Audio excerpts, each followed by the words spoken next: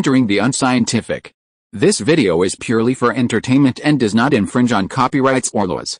The rights to the novel and image belong to the original author. We do not claim ownership. Don't like waiting and want to listen to this fanfic in full now? Subscribe to our Patreon, where you'll find the best fanfics. Chapter 126.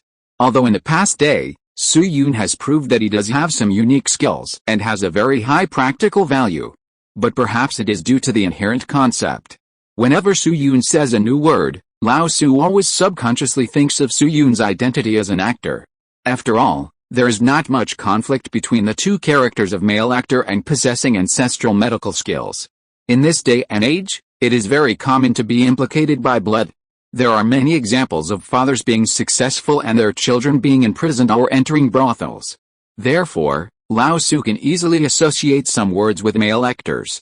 Who asked Soo-yoon to just dictate the pronunciation instead of writing Chinese characters directly, for example, really stabbing. For example, injecting the stem vein. For example, this time biting the microstem. Then Lao-soo imagined the scene. Hiss. Of course. This naughty idea came and went quickly. The next second, Lao-soo realized that what Soo-yoon was talking about was probably some new tool. Although this was the nth time that he had heard something new from Soo-yoon, old Soo still looked quite curious. Zio Wang, I wonder what kind of object is the microscope you are talking about? Soo-yoon thought for a moment and asked, Master, have you heard of? Old Soo was stunned when he heard this, and then his eyes showed a thoughtful look, with a somewhat sad expression. Of course I have seen it. When Sehonggang was still blind, someone presented this thing to him. I have heard Sehonggang praise this thing more than once. Unfortunately, when Sehonggang later contracted an eye disease, and eventually lost its use, Soo-yoon nodded in understanding. He had also heard what old Soo said. This word may be a bit difficult to pronounce, but what it refers to is very common, that is, reading glasses in later generations. That's right. Reading glasses had already appeared during the Song dynasty. For example, in the Dongshan Kinglu written by Zhao Zigu of the Southern Song dynasty, there is a clear record. The old man cannot distinguish fine books, so he covers his eyes with this to make them clear. In addition, in the Xia diary of the Song dynasty, there is another example. Shi Heng judged a case and took dozens of crystals. He didn't understand it at first, but then he knew that the case files were dark, so he could see them by shining crystals on them. Crystals are crystals. Shi Heng was a fellow villager and friend of Su Sun of the Northern Song dynasty. When he was a law enforcement officer, he had presbyopia, so he used glasses made of crystal to read case files. However, the glasses at that time should not be like the double lens glasses with frames that we are familiar with today. According to relevant descriptions, ancient reading glasses should be single lenses, without frames. They need to be held in hand when used, which is somewhat similar to the use of magnifying glasses. As for Wenzhonggang mentioned by Lao-soo, it is naturally Ouyang Wenzhong, that is, Ouyang Xiu, one of the 8 great masters of Tang and Song dynasties. He was also a good friend of Lao-soo. He was deeply affected by visual impairment in his later years and has been dead for almost 30 years. By the way, there was another famous myopic unlucky guy in ancient times, named by Zhu Ai. He also wrote a poem for this. In my early years, I was tired of studying hard, and in my later years, I was sad and cried a lot. I didn't know that the damage to my eyes was all caused by myself, and I realized what I wanted after the disease became serious. At night, it seemed as if the lights were about to go out, and in the morning, it was dark and I suspected that the mirror was not polished. Thousands of medicines and prescriptions cannot cure it, so I should just close my eyes and learn from the monks. It can be seen from this. Lao Bai not only suffers from myopia, but also has a high probability of astigmatism and dry eyes. The vision returns to its original place. With the example of the ancient reading glasses, Soo-yoon explained the concept of microscope much easier. Microscope, as the name implies, is a mirror that can show tiny things in the eyes. If is to magnify a word several times, then the microscope can magnify tiny things dozens, hundreds or even thousands of times. With a microscope, microorganisms naturally have no way to hide and can be observed. Lao-soo listened to these words quietly, his expression thoughtful. To be honest, there is nothing wrong with Soo-yoon's logic, that is, to explore tiny objects by magnification. In fact, many years before Soo-yoon appeared, Lao-soo had thought about the possibility of using crystal to make magnifying equipment. After all, In the new instrument and imagery method, Lao Tzu personally drew 14 star maps and recorded 1,464 stars. This is also the earliest star map preserved in China among the all-sky star maps collected by later generations.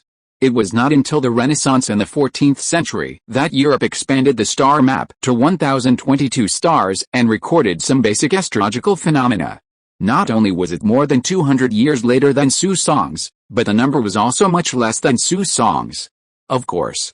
Another star map of Dunhuang in the Tang dynasty, which was engraved with 1,350 stars, was a little earlier than Suzong's star map.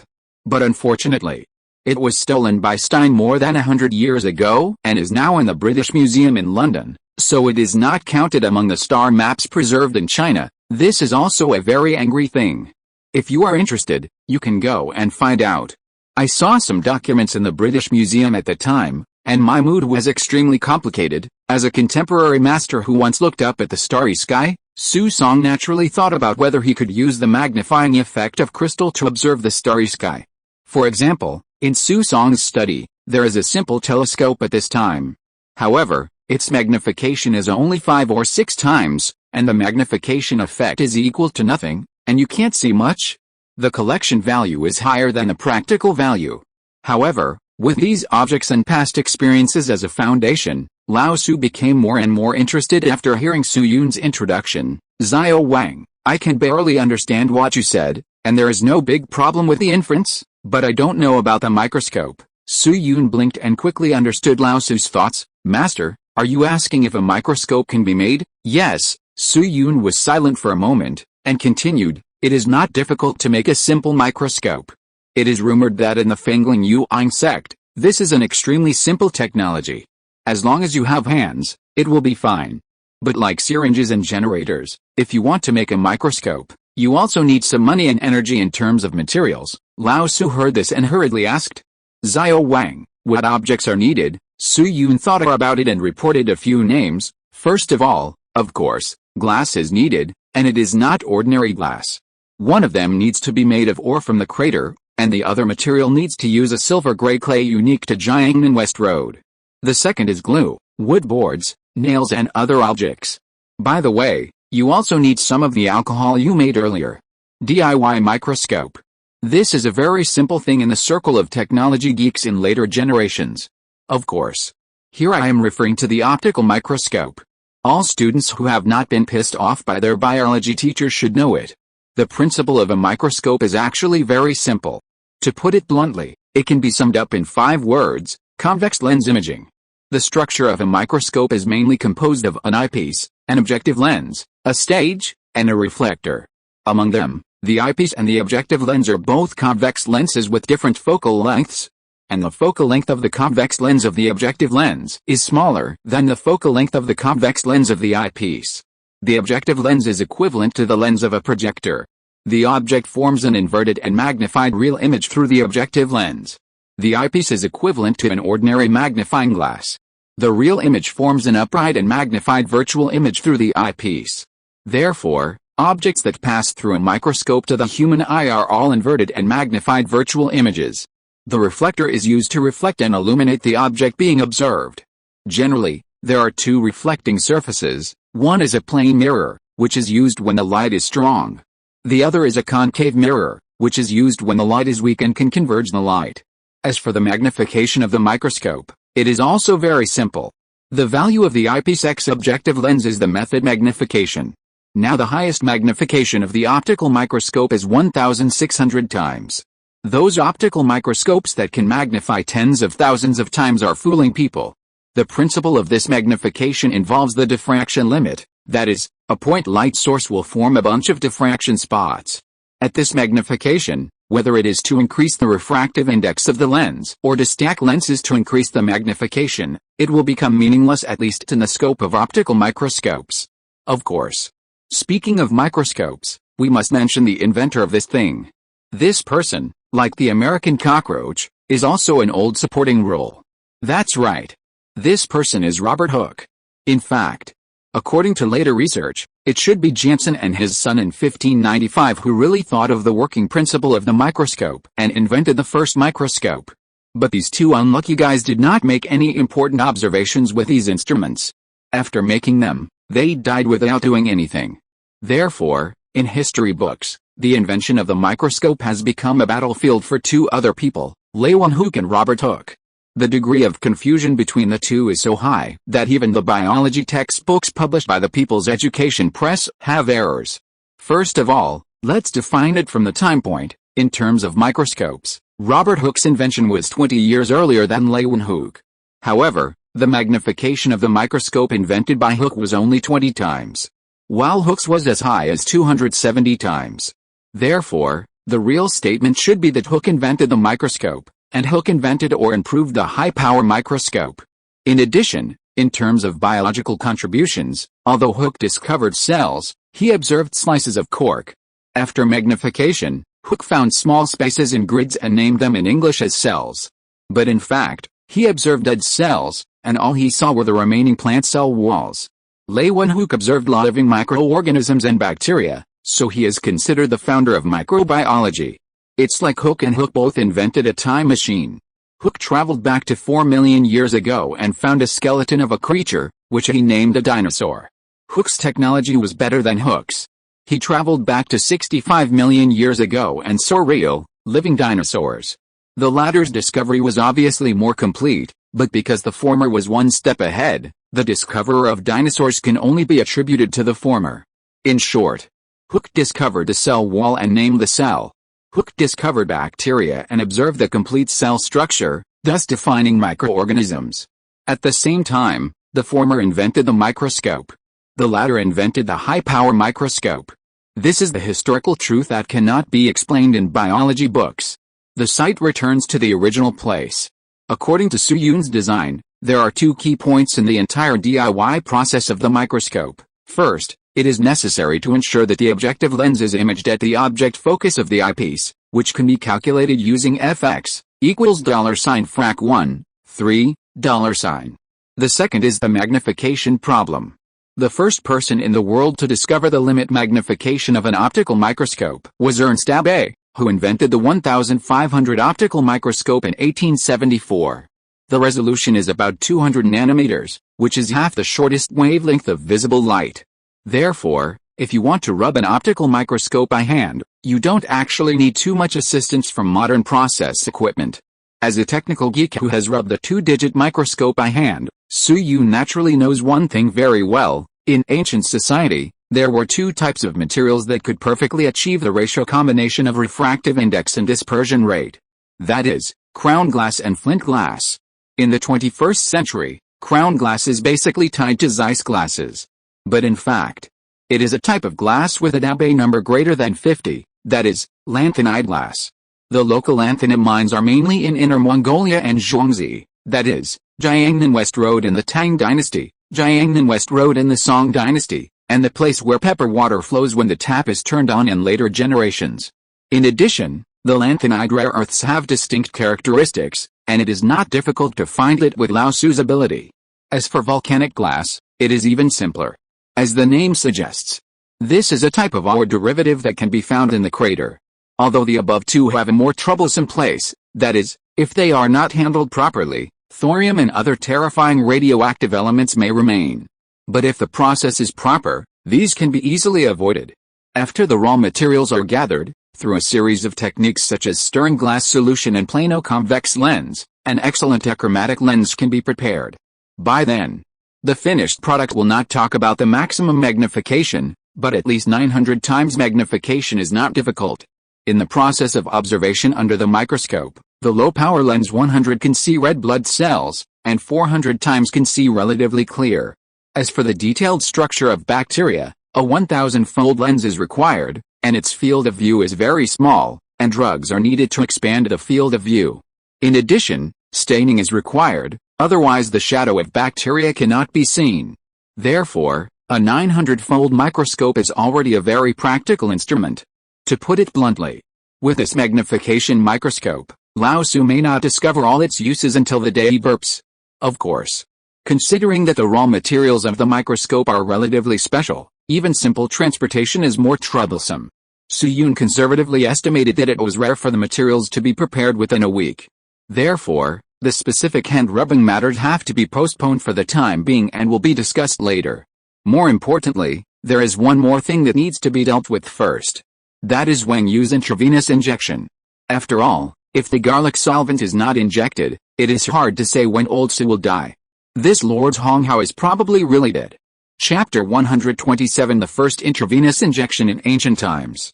Although Su Yun had controlled Wang Yu's injury through external application not long ago, this was only a temporary measure.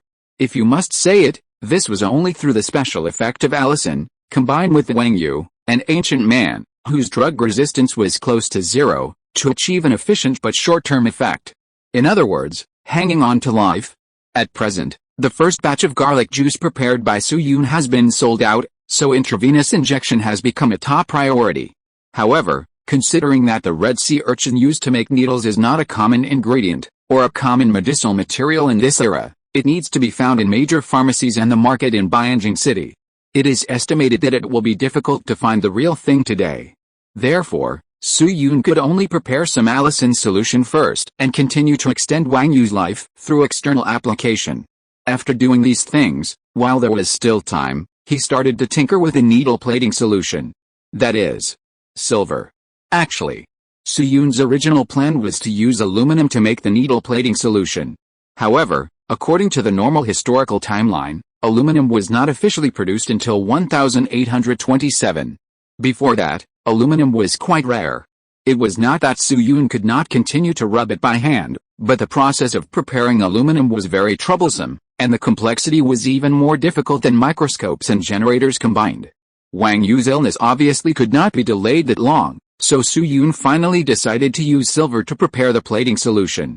Anyway, the plating solution only needs to ensure that the upper part of the sea urchin's spines is not broken by the elastic force of piercing the skin.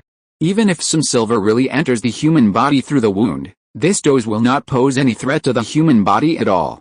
At most, some proteins around the wound will deteriorate, causing the scab to appear darker.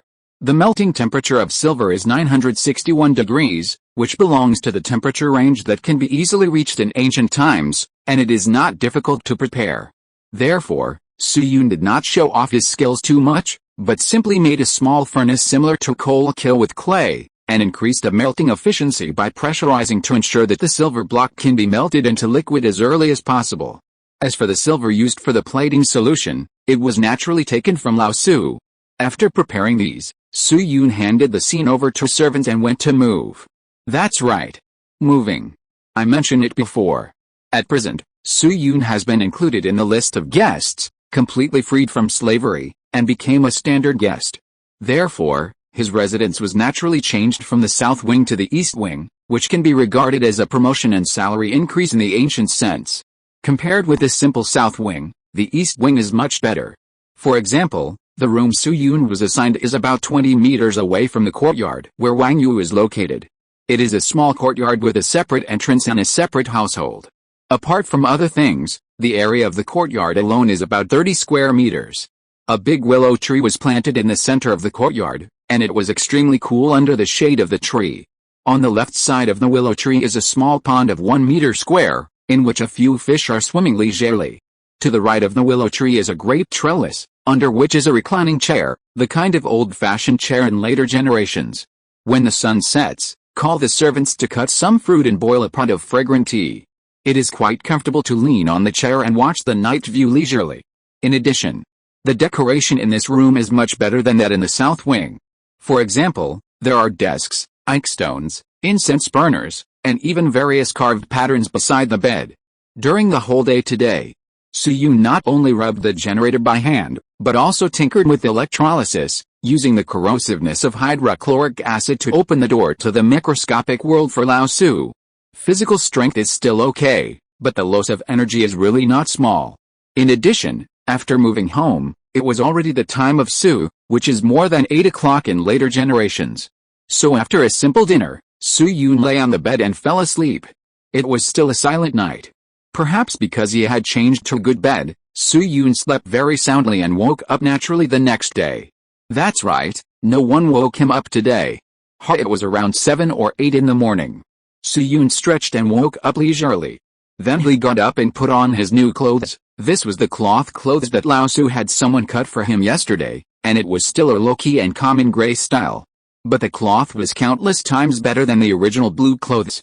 After getting dressed, Su-yoon walked to the sink by the door and turned a switch similar to a faucet. In less than a moment, a stream of cool well water gushed out from it and gradually filled the basin. Su-yoon washed his face with the water, opened the door, and planned to go find Lao Su. As a result, he had just taken a few steps. A familiar voice with a little timidity came to his ears. Wang Gear. Su-yoon looked over and found another acquaintance standing outside his door. Hey, San Gear, that's right. The person who came was Zhang San. It was not difficult to tell from the little boy's title that Yongzhu had probably told him something. Then Su-yoon walked quickly to Zhang San's side and patted his somewhat gray shoulder without hesitation. Third brother, where have you been these days? I haven't seen you. Seeing that Su-yoon's attitude towards him was the same as before, Zhang San's expression gradually relaxed a little. Of course, there was still some restraint, but it was not as outrageous as a layer of pathetic thick barrier. My sister's child was 1 month old yesterday. I went to help my brother-in-law's family with some things, so I asked for a few days off. Wang. Brother Wang, I heard that you were able to curry favor with the master and moved to the East Garden. Su-yoon nodded at him and hummed. Zhang San was originally a child, and he had not seen what he had done in the past 2 days. Therefore, if it was not unexpected, the currying favor in his words was probably the gossip he heard from other servants. After all, he was a thief who was just pulled out of the water a few days ago, and the next day he became a low-ranking servant, a complete unlucky person. But within a week, he became a guest of honor of Old Su, and those servants should even call him Prince Wang according to normal address. Except for young people like Zhang San, most of the servants would definitely feel jealous and say a few sarcastic words. Then Su-yoon smiled and said to Zhang San, "It's just luck. Anyway, whether you are a retainer or a servant, don't they all work for the master?" No, that's different." Hearing Su-yoon's words, Zhang San shook his head seriously and counted on his fingers. "Let's not talk about the old steward and sister Yulian. The monthly salary of ordinary servants is only 4 to 6 strings of money, which is almost the maximum. But the offerings of retainers are different. I heard that retainers start with at least 10 strings of money, and some even have 20 or 30 strings of money. For the same 1 month of work, retainers can do as much as we do for 5 months. Looking at this little boy who is talking about monthly salary since the first time they met, Su-yoon smiled and rubbed his head, jokingly saying, "In this case, if there is a chance, I will teach you a few tricks so that you can also become a retainer. How about it?" According to Su-yoon's idea, he and Zhang San are quite predestined, and their personalities are relatively compatible. If there is a chance, it would be okay for him to teach him some methods to change his fate. Unexpectedly, Zhang San secretly glanced at Su-yoon's lower body and shook his head quickly. No, I'm fine being a servant. By the way, go and have breakfast.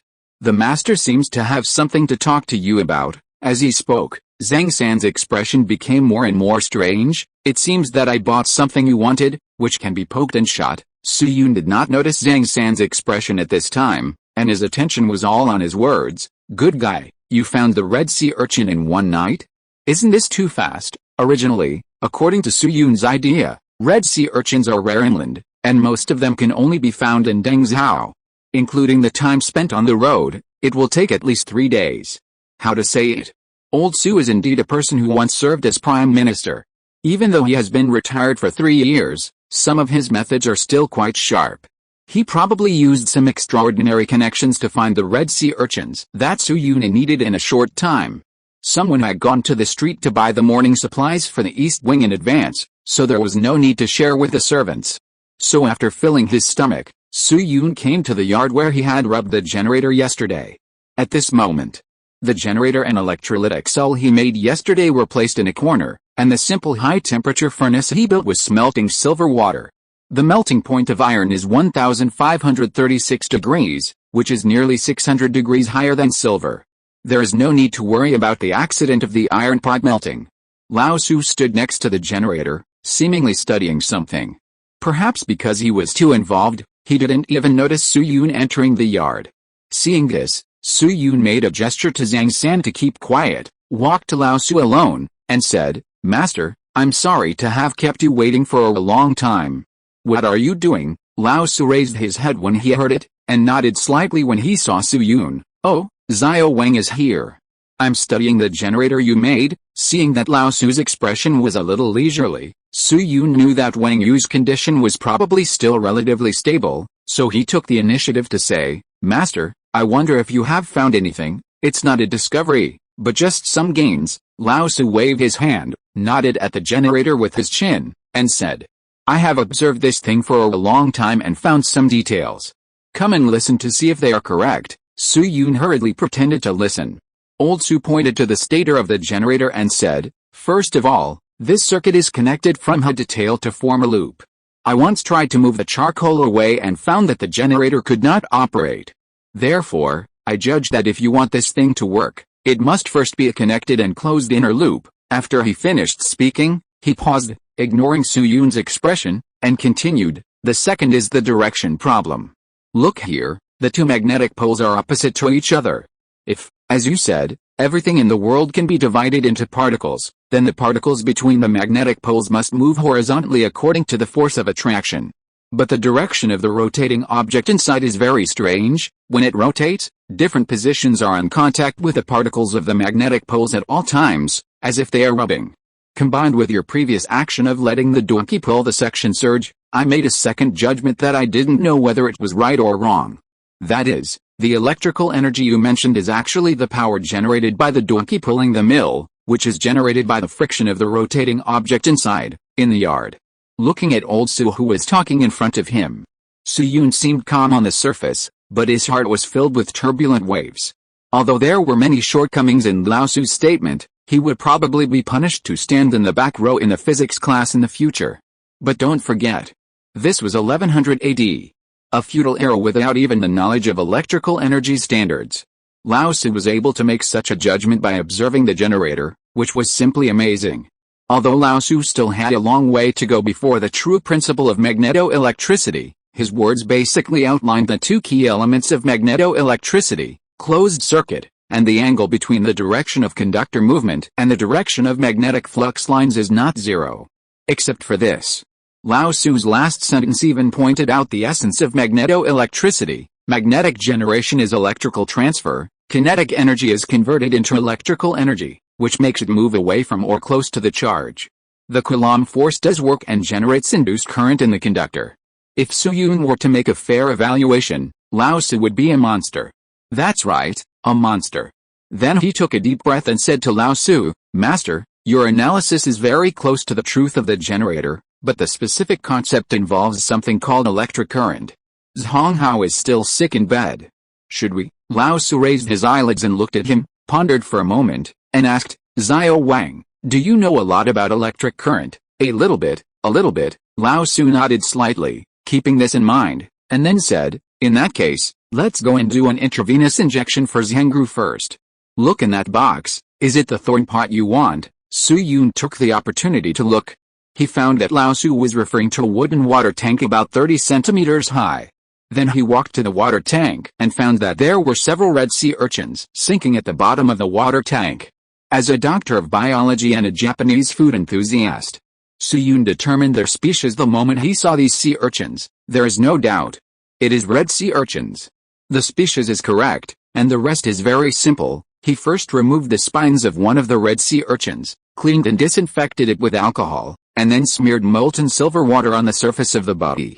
Then, while the silver water was condensing, 120 milligrams of the advanced allicin alcohol solution was taken out, mixed with 1,000 milliliters of saline, and stirred evenly. That's it. A bottle of simple allicin injection was prepared. After another quarter of an hour or so, the silver water plating solution was condensed.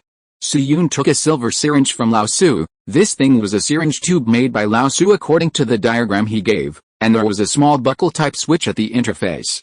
Su Yun turned on the switch and put the needle tip in from the top of the tube. Under the infiltration of the plating solution, the needle tip was made into an inverted cone with a thick top and a thin bottom.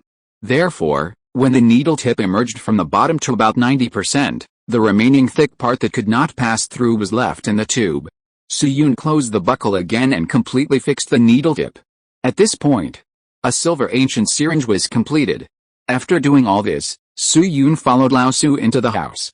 Wang Yu was still sleeping at this time, but it could be seen from his complexion and breathing frequency that this Lord Hong Hao was no longer in danger. He could even hear some snoring. Obviously he was having a sweet dream. Seeing Su Yun and Lao Su come in, Wang Bing, who was accompanying him at the bedside, quickly stood up and bowed to them. "Uncle, Xiao Wang, you are here." Su Yun returned the greeting, then shook the syringe in his hand and said, "Captain, the injection solution has been prepared. Can we start the injection now?" Wang Bing quickly made way. His trust in Su Yun had reached a very high level. "Please go ahead." Su Yun stepped forward and gave Wang Yu a simple skin test first. 20 minutes later, there was no abnormality in the area where Wang Yu's skin test was performed. In other words, the skin test was negative, and there was no allergy. Seeing this, Su Yun glanced at Lao Su and Wang Bing. "Master, Captain, the body of Hong Hao can accept intravenous injection, so, I will start." Lao Su nodded. "Let's start." Su Yun took a deep breath and sucked the liquid medicine with a syringe to expel the air. At the same time, he tied a simple tourniquet on Wang Yu and took Wang Yu's left hand. He found the vein and gave it a push. The spines of the Red Sea urchin easily pierced Wang Yu's skin and inserted into the blood vessels. Su Yun's push speed was very slow, and he was extremely careful throughout the process. A few minutes later, after the injection of a shot of allicin injection was completed, Su Yun's expression did not relax at all. He knew that now was the most dangerous moment. Although intravenous injection is a way for antibiotics to take effect quickly, it also comes with a high risk. For example, it may cause infusion reactions, and too many drug particles may cause local blockage and insufficient blood supply, and further lead to tissue hypoxia, edema and phlebitis, etc. Wang Yu's only advantage is that he is an ancient soldier. The physical fitness is much higher than that of ordinary people, and there is no drug resistance in later generations. A quarter of an hour passed. Wang Yu was normal. 2/4 of an hour. Half an hour. 1 hour. 2 hours later, Wang Yu still did not show any abnormality. Lao Su even took his pulse personally and found that his pulse was becoming more stable. Obviously, the intravenous injection was successful. Chapter 128 Wang Yu wakes up. To be honest, the difficulty of Su Yun's intravenous injection this time is much higher than the ordinary push injection in later generations, and the risk is quite high. After all, according to the requirements of later generations, intravenous injection has many links related to asepticity that need to be followed. But you have to know, Wang Yu is now at a critical juncture and there is no other way to go. External application of allicin can only keep him alive, and any other means are far less successful than intravenous injection. Therefore, the current situation has long been out of the scope of whether the means are compliant, and it can be said to be a gamble. Moreover, intravenous injection originated in the 19th century, which is the early time point of modern medicine. In 1818, London completed the first documented blood transfusion. In 1831, a cholera epidemic broke out in Scotland, and Thomas Latta used the injection of saline for the first time. The time points of these two examples were very early, and they were also injections without much sterilization equipment and means.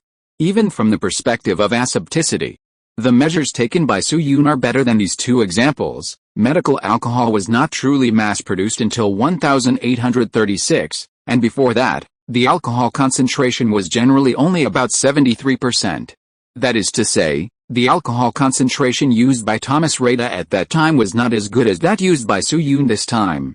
Therefore, combined with Wang Yu's physical fitness, intravenous injection is completely feasible in theory. In short, a sterile environment is indeed very important, but it is a progressive requirement. That is to say, it is naturally best to have it, but it does not necessarily mean that it will fail completely if it is not achieved. Okay. Let's return to reality. Intravenous infusion drugs will directly enter the blood circulation, and the speed of taking effect is much higher than external application, which is one of the fastest means. Therefore, not long after Lao Su took his pulse, Wang Yu responded. Cough cough. Wang Yu coughed twice and woke up slowly from the bed. Justice, Su Bogong Wang Bing hurried forward and helped him up carefully, trying to keep his movements to a minimum. After all, in addition to the infection, Wang Yu also had a deep wound on his body, and it was still quite difficult to move.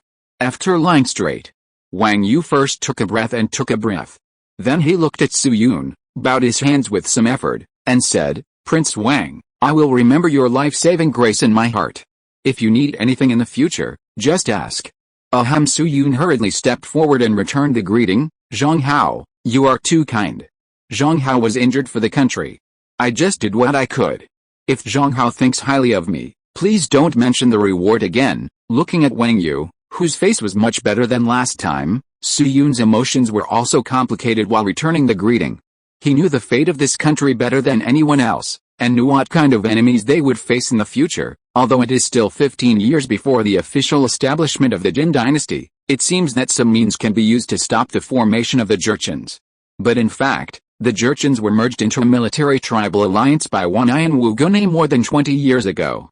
At present, Hilibo of the Jurchens has been dead for 8 years. And Wanai and Aguda has already gained power, and it is definitely impossible to suppress him.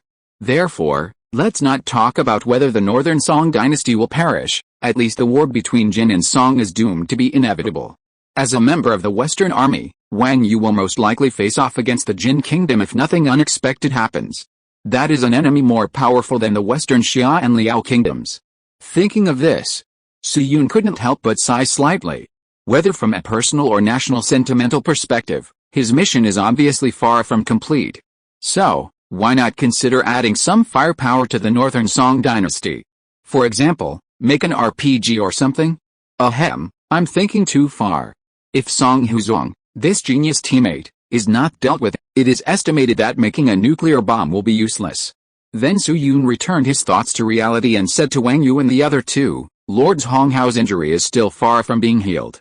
He needs to be injected twice a day, morning and evening, for at least 3 days. When everything is normal after 3 days, Lord Hong Hao can be considered to be completely out of danger. Old Su stroked his beard and nodded slightly, agreeing, this is also my judgment. Zhangru's pulse is a mixture of deficiency and excess, and the internal heat has not subsided. The injury is still uncertain.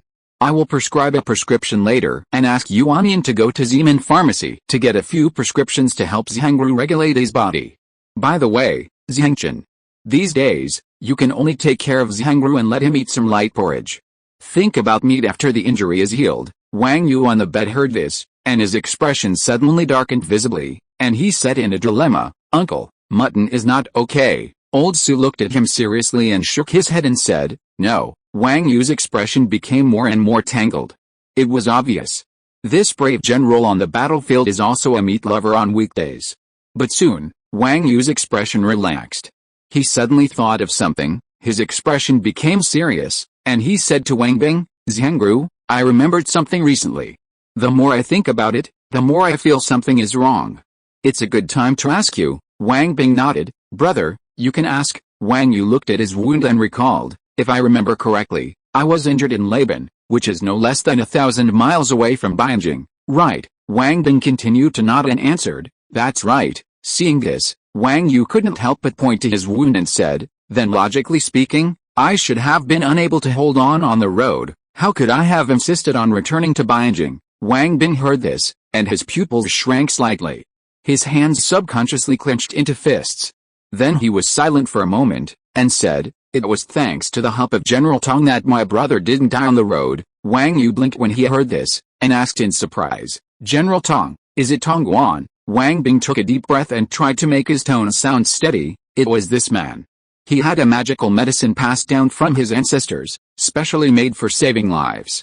Duke Chongguo had spent a lot of money to buy it but failed.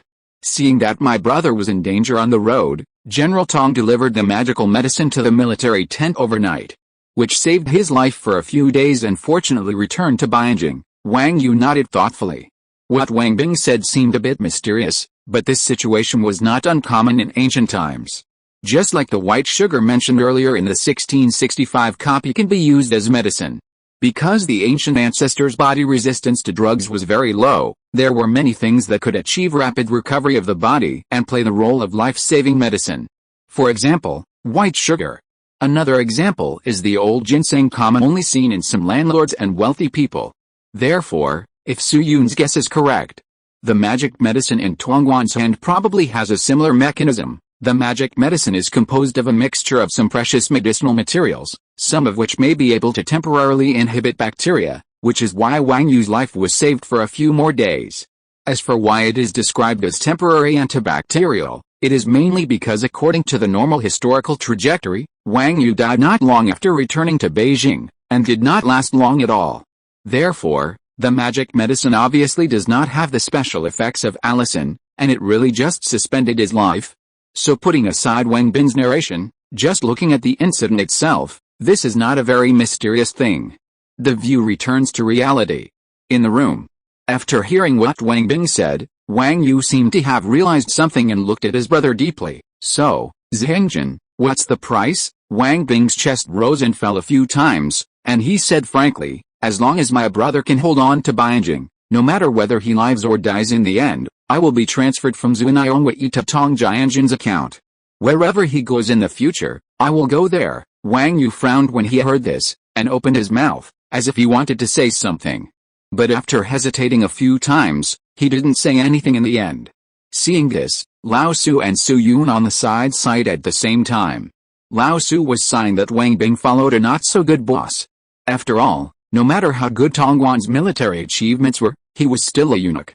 In this dynasty that values civil officials over military officials, it is not a particularly glorious thing to obey eunuchs. And Su Yun sighed that another historical mystery has been revealed.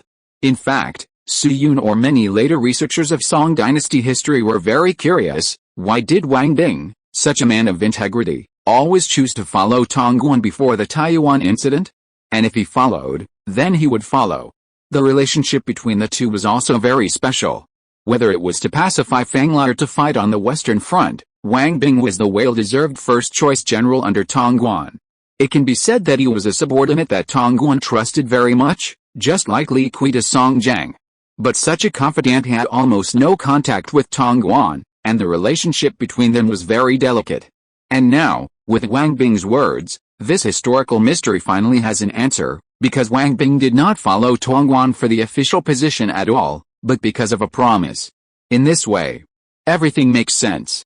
Perhaps because he felt the atmosphere was a little silent, Wang Yu brought up another topic. By the way, Zhengru, I wonder how the war on the Western Front is going. Wang Bing's expression straightened slightly, knowing that his brother intended to change the subject, and said, "Don't worry, brother.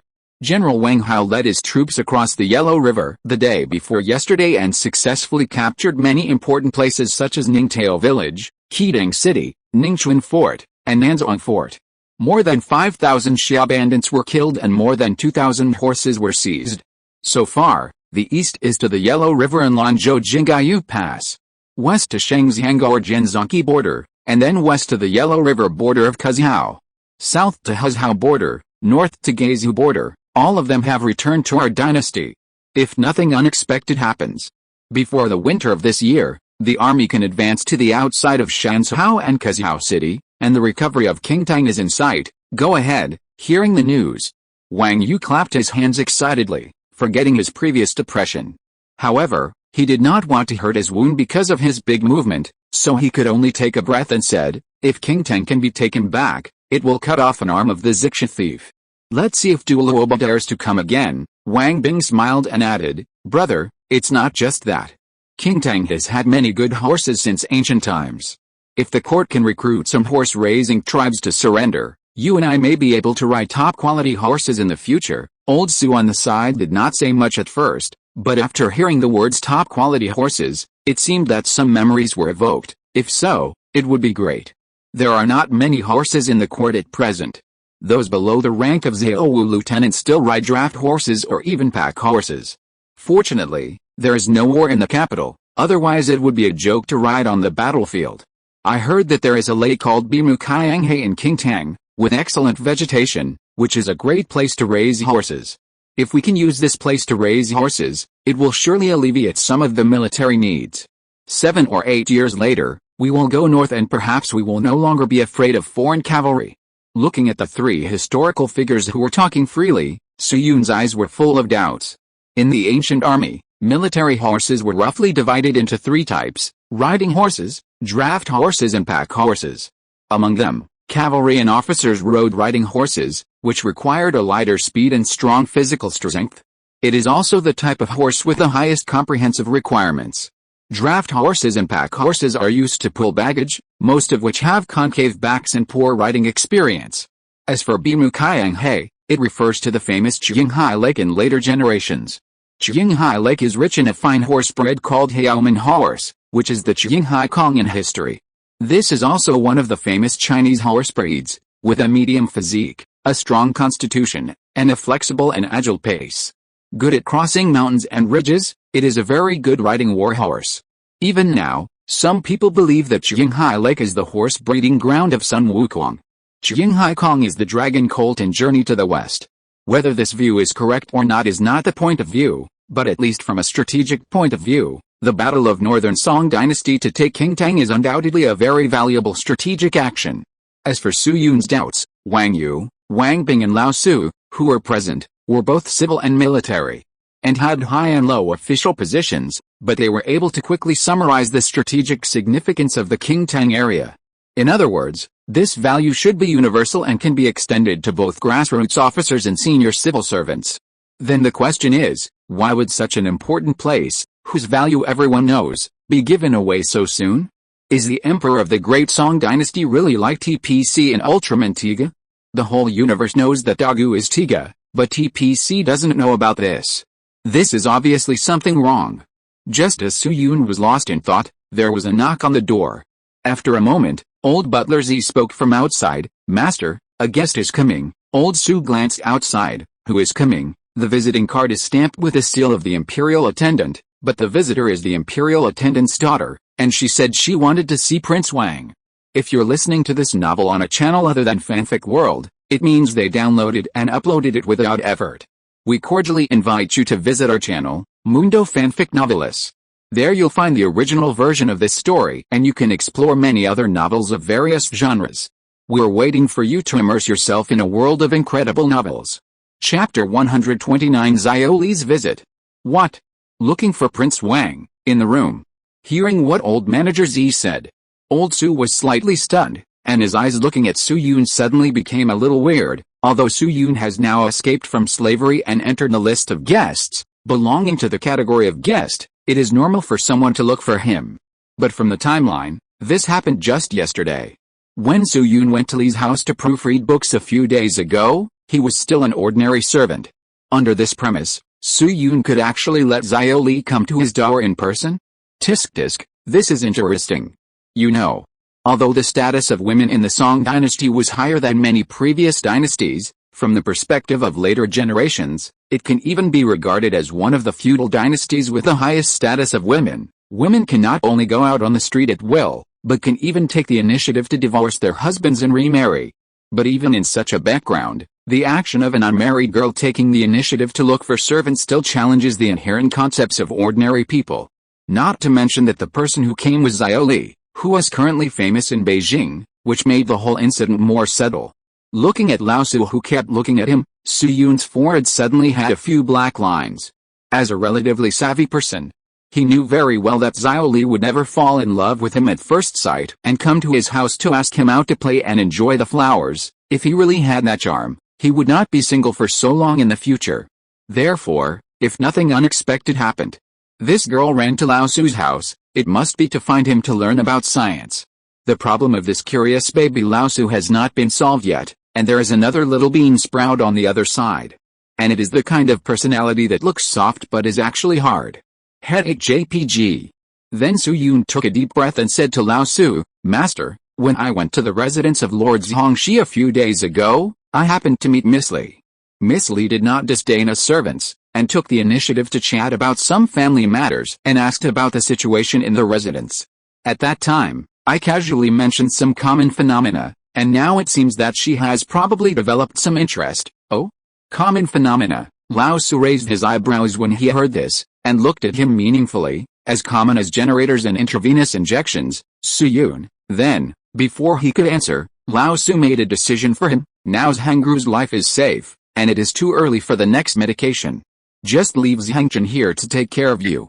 In this case, I will go with you to see King Zhao.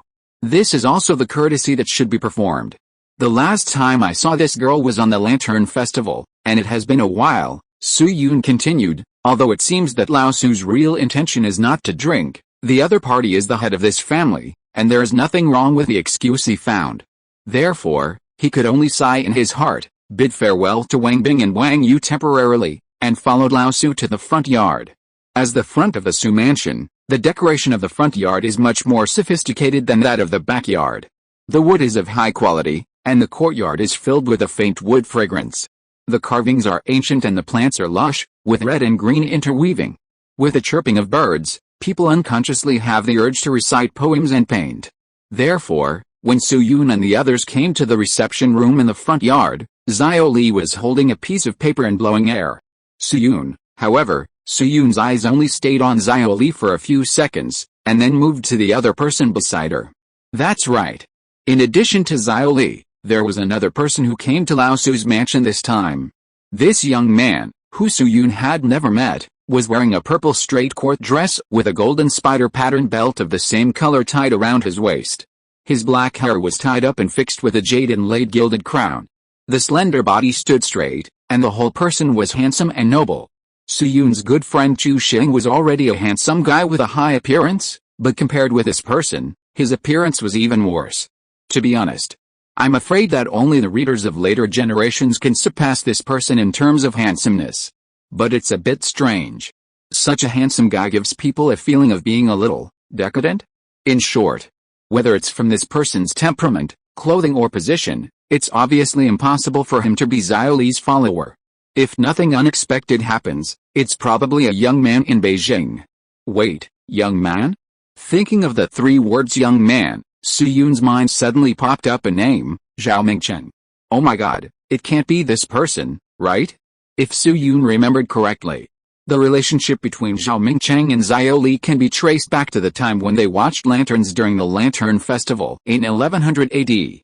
At first, it was Zhao Mingcheng's unrequited love, and then after about a year of warming up, they got married the following year, that is, in 1101.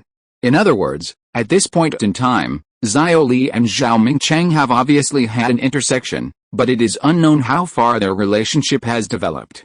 Considering the character of this girl, maybe she will really bring Zhao Mingcheng to Lao Su's house? Good guy.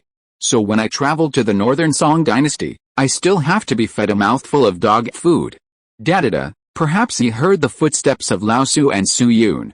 Xiao Li turned his head subconsciously, and his eyes lit up when he saw Su Yun. Of course. Although Xiao Li has a flamboyant personality, he still has the proper manners.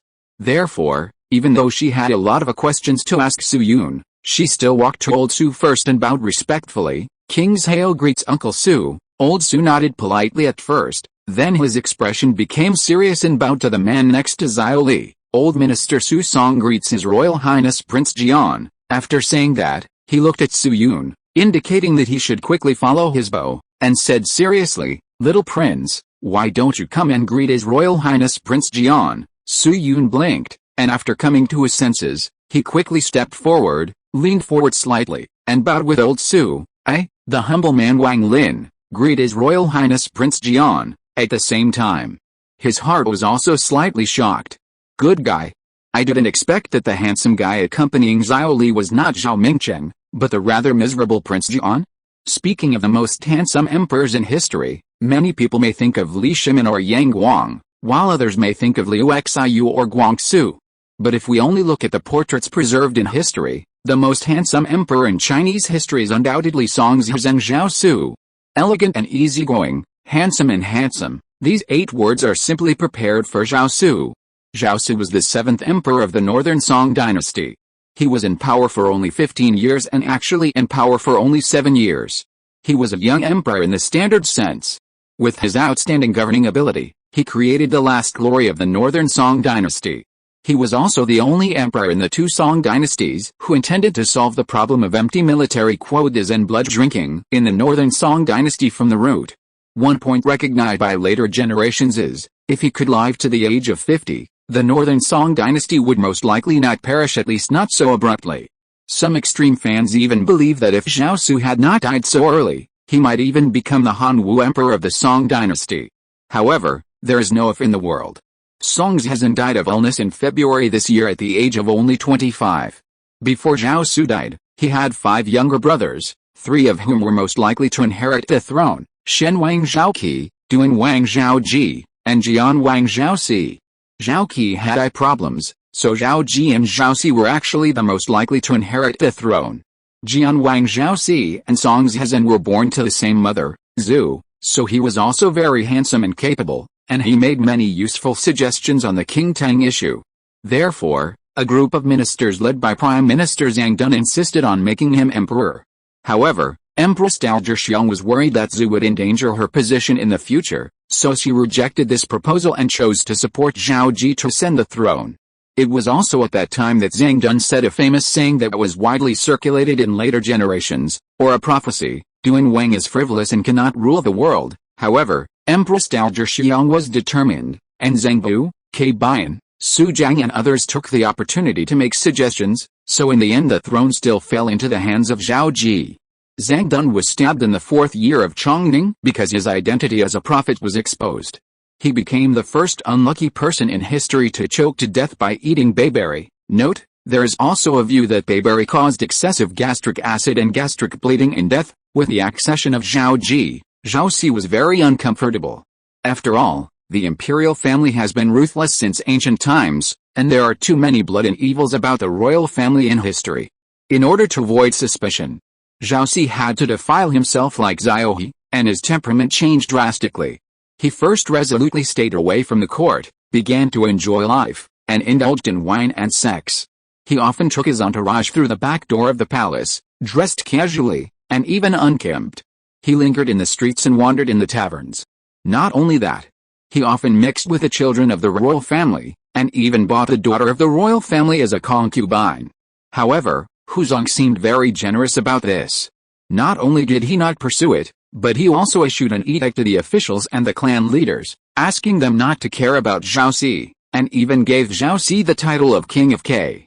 But as Empress Dowager Xiang and concubine Zhu died one after another, Song Huzong began to retaliate against Zhaoxi, who had competed for the throne, and set off a prison case in the Prince of K's mansion. At that time, someone accused Deng Duo, a minor official in Zhaoxi's Prince of K's mansion, of rebellious remarks, so Song Huzong threw Deng Duo into prison and arrested a large number of Zhaoxi's direct subordinates. The next day, the left censor Jiang Guangwang submitted a memorial to persuade Song Huzong not to kill his brothers and not to doubt Zhaoxi. As a result, Jiang Guangwang was dismissed and Deng Duo was executed. Minister Liu Zhangfu continued to plead for Zhaoxi and cited the story of Emperor Wen of the Western Han Dynasty and Zhu Weinan King killing their brothers.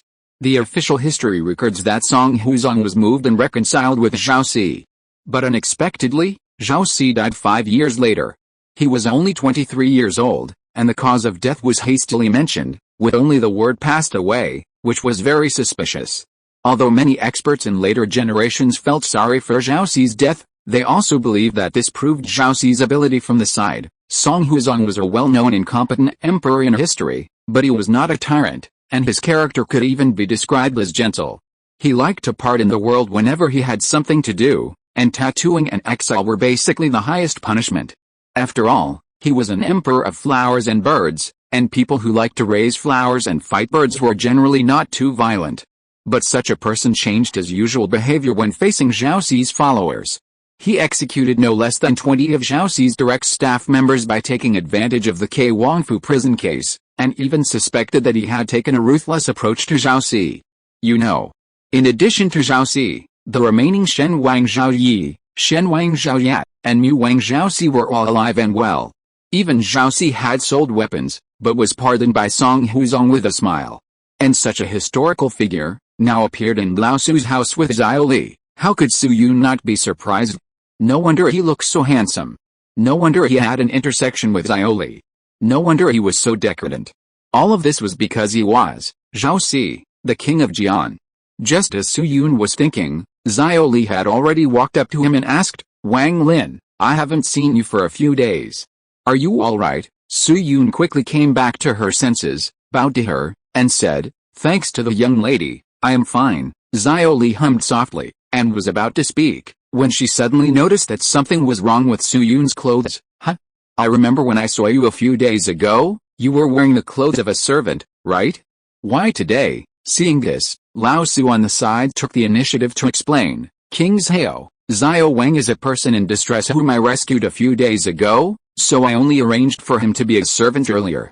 Now that he has made new contributions, he has been included in the list of guests in the mansion, so he can no longer wear those clothes." Xiao Li nodded suddenly, and then raised the piece of paper in his hand to Su Yun. "Wang Lin, do you remember this?" Su Yun's eyes showed a trace of helplessness. "Of course I remember." Xiao Li looked at him gloomily, and said with a face full of resentment, "Wang Lin, do you know that after hearing about the path of science from you a few days ago, my daughter couldn't sleep for several days?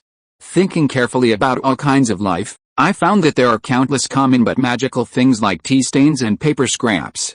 Yesterday, I went to the wine shop to drink, cough, to buy wine for my father, and unexpectedly met His Royal Highness Prince Jian. After a conversation, His Royal Highness Prince Jian also had expectations for the path of science. Therefore, I came to Uncle Su's house today to find you, and I hope you can solve the doubts for me and His Royal Highness Prince Jian. In fact, according to Zhao Xi's guess, Su Yun may not be the source of knowledge. After all, Lao Su is a master of the times." Xiao Li was also a little skeptical about this at first, but after hearing that Su Yun had just entered the house a few days ago, she immediately ruled out the possibility of Lao Su. Sure enough, after hearing the word science, Lao Su on the side also showed obvious surprise and a hint of expected expression. He said meaningfully, "It is indeed a common phenomenon, Su Yun." Then old Su glanced at Su Yun again and couldn't help but said, "Is it also a secret of the Fengling Yuan sect?" Su Yun nodded with a stiff face. "Yes, tell the truth." Before he showed off his skills to Xiao Li that day, he actually considered the consequences of doing so. However, in Su Yun's view, Xiao Li is a senior literature lover, and his status is far different from his. Therefore, even if this girl is interested, she will probably not have any intersection with him again. Unexpectedly, this little bean sprout did not play by the rules at all, and came to the door with great fanfare today. It can only be said that some common physical phenomena in later generations have a much greater impact on people of this era than Su Yun expected. Moreover, it would be fine if this girl came to the door in person, but she actually brought Zhao Xi, the younger brother of Song Huzong, with her. Women are really annoying JPG. But as the saying goes, too many lice don't itch, and more debts don't worry. When the number of curious babies increased from Lao Su to 3, Su Yun found that he seemed to have become more open-minded. Then he thought for a while and said, "Since Miss Li and His Royal Highness Prince Jian are here in person, I naturally have no reason to refuse. Master, could you please prepare something for me?" Lao Su had already had a great deal of trust in Su Yun in these days, so he didn't ask much and agreed immediately. "What do you need?" Su Yun thought for a while and said, "A room, a little lime, a mold for making syringes, and a piece of wood covered with black paint. This is not difficult, and it will be ready within half an hour." Lao Su confidently gave a time, and then asked curiously, "Little prince, are you going to teach the way of science?" Su Yun shook his head and said modestly, "I don't dare to teach, I just share and communicate. Besides, there are many types of science, and today we will only talk about one of them." "Which one?" Su Yun was silent for a moment, his eyes deep. "The study of things." Chapter 130 Lao Su's Reasonable Imagination. More than an hour later, in a relatively remote courtyard. At this moment, old Su was holding a short stick in his hand, writing 100 family names on a black painted wooden board with interest. Zhao, Jin, Sun, Li, Zhou, Wu, Zhang, Wang. After a while, click, perhaps because of the too hasty writing, the short stick broke. Old Su stopped, then turned his head, looked at Su Yun with shining eyes, and asked hurriedly, "Xiao Wang, what is this thing called?" Su Yun looked at the short stick that had been half used by old Su, and while he was glad that he had made a few more, he couldn't help but say, "This thing is called Chuck." More than an hour ago, after old manager Z gathered all the things, Su Yun officially started to rub his hands and started to make the simplest thing since he traveled through time. Chuck. This is a very common teaching tool in later generations, and the difficulty of making it yourself is also very low. In the 21st century, just add water to clay and talcum powder and knead them into dough, then put them into a tube and let them sit for a few hours, and a simple white chalk will be ready. Although there is no such thing as talcum powder in the Song dynasty, there is still pig fat. After Ziliota got everything together, Su-yoon mixed lard and lime together, added water and kneaded them into paste. Then he stuffed them into the mold used to prepare the syringe, and cooled them with saltpeter, the crystal ice bought from the sour plum shop. After waiting for less than an hour, a few simple chalks were made. However, facing such a simple object in the production process, Lao Su burst out with unprecedented enthusiasm. Since a quarter of an hour ago, he has been writing and drawing on the black lacquered wooden board with chalk. Sometimes he writes poems, sometimes he draws circles and triangles. Emotionally, he is even more excited than when he saw Allison and the generator. As for the reason why Lao Su was excited, it was very simple. Although he's a well-known contemporary physical medicine expert, he is actually a thorough scholar.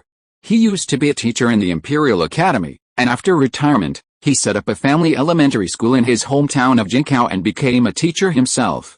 Therefore, the moment he saw the effect of chalk, Lao Su realized the value of the combination of this little thing and the blackboard. This is a set of human education artifacts. Although the economy of the Song dynasty was quite prosperous, and the court was also a standard emphasis on culture over military, the Song dynasty was not much more advanced than other dynasties in terms of teaching methods. Basically, it was a cramming education method where the teacher recited while the students repeated. In terms of writing, many elementary school teachers will only tell you how to read the word, but will not tell you how to write it, because there is no tool like a blackboard. The closest thing to the combination of chalk and blackboard at the moment is a thing called an iron cone pen. It is made of an iron pestle and has a sharp tip. In life, it is mostly used to engrave seals and hard metal objects. In the classroom, it is combined with stone walls or wooden boards, and the teacher engraves on them to teach. This model, apart from the reading experience of students, is a huge test for the physical strength of teachers. Not to mention the sharp sound made when such a sharp object contacts the wooden board. You can imagine the sound of fingernails scratching the blackboard, which can make your toes clench tightly. Therefore, the popularity of iron cone pens has always been limited, that is to say, in the field of popular teaching, there is basically no tool similar to the blackboard. Only some more responsible teachers will occasionally let students gather around them and demonstrate the stroke order to them. In this case, if you stand at the back, you may miss the teaching of the stroke order. After the course is over, students with conditions can purchase copybooks for copying, and the copybooks will clearly tell you the stroke order. As for students without conditions, it is miserable. If you meet a better classmate, you may ask for advice on how to write, but if the relationship with classmates is average or you did not ask during the elementary school period, when you were young in the elementary school period, you may not have this awareness.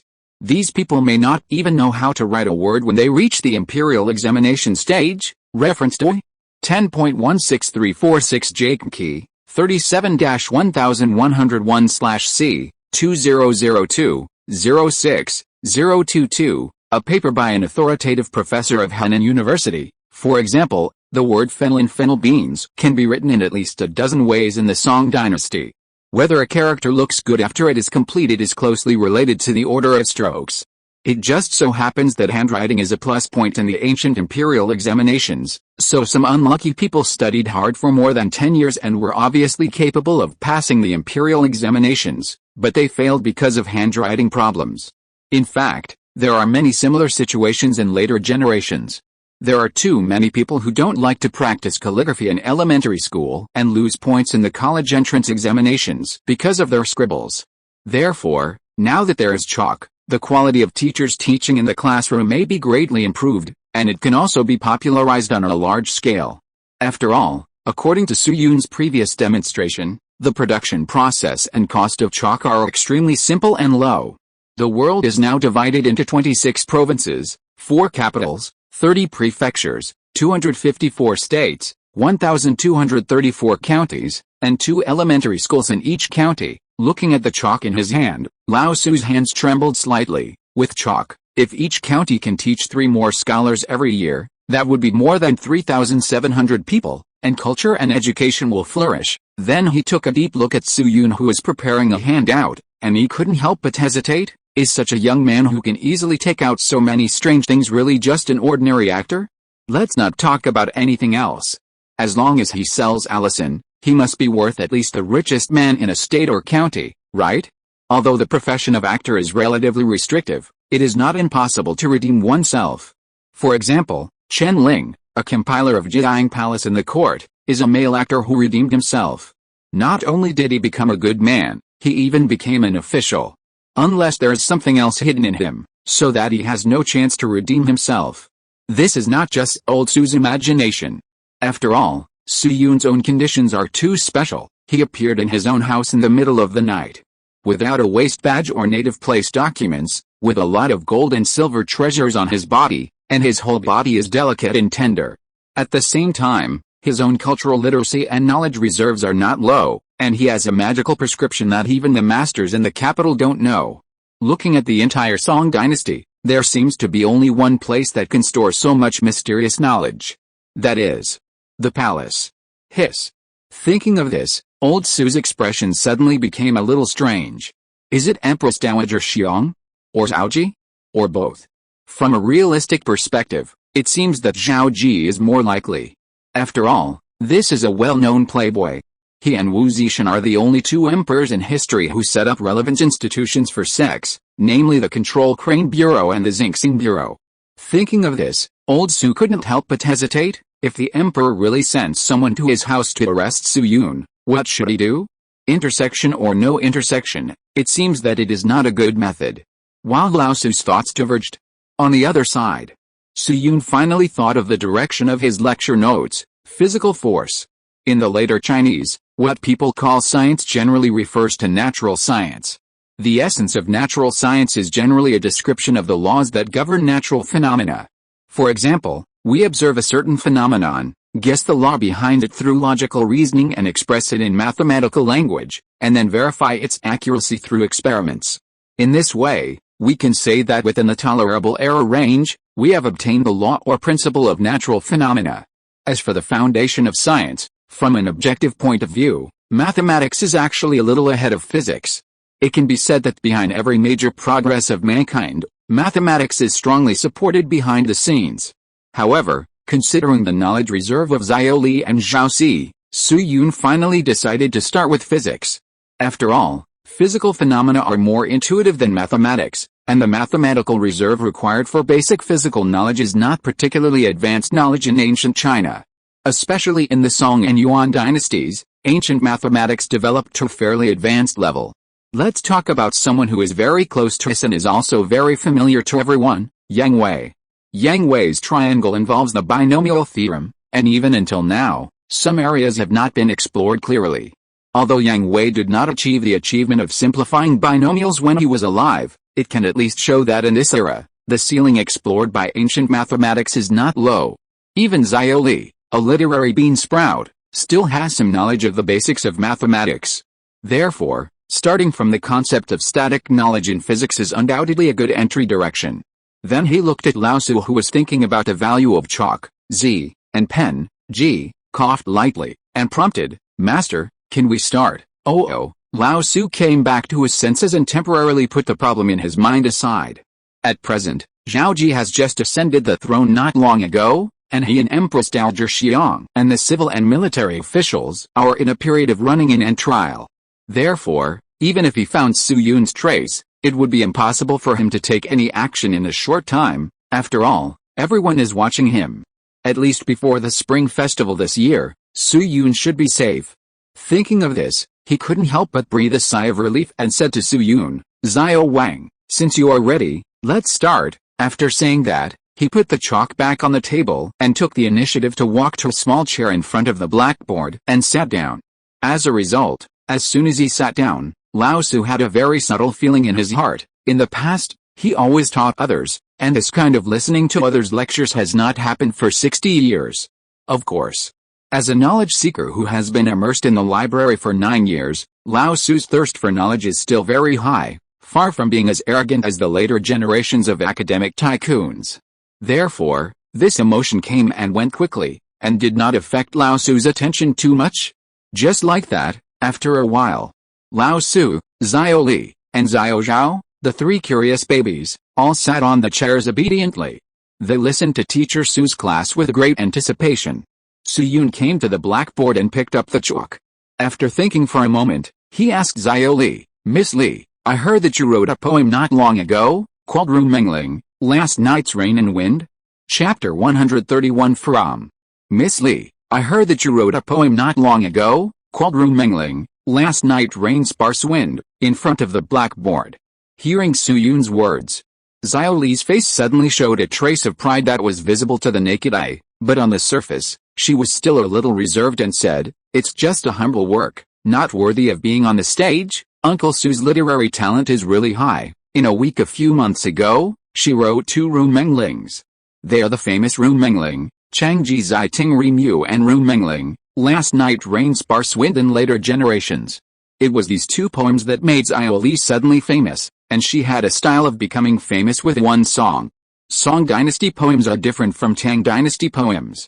Tang poems can be recited directly, but song poems are used to sing, and the name of the sea is the so-called song tune. But Soo-yoon's intention at the moment was to give an example, so he just recited it softly. Last night, the rain was sparse and the wind was strong, and I couldn't sleep off the hangover. I asked the person who rolled up the curtains, but he said that the crab apples were still the same. Do you know? They should be green, fat, and red, thin. After reciting, he clapped his hands and said admiringly, "Please don't say anything humble. Miss Lee's literary talent is really admirable. I admit that I am not as good as you. Especially the last sentence, Miss Lee. I heard that you asked the maid." Little Lee nodded gently, as if she thought of her somewhat careless maid, and the corners of her mouth curled up slightly. "Yes, I got drunk that day. Before I fell asleep, I vaguely remember that it was raining lightly and windy outside the house, and the shouts were like the roars of tigers and dragons. After waking up, I thought that the crab apples in the courtyard and the garden were not covered, so I asked Winner about the situation outside the house.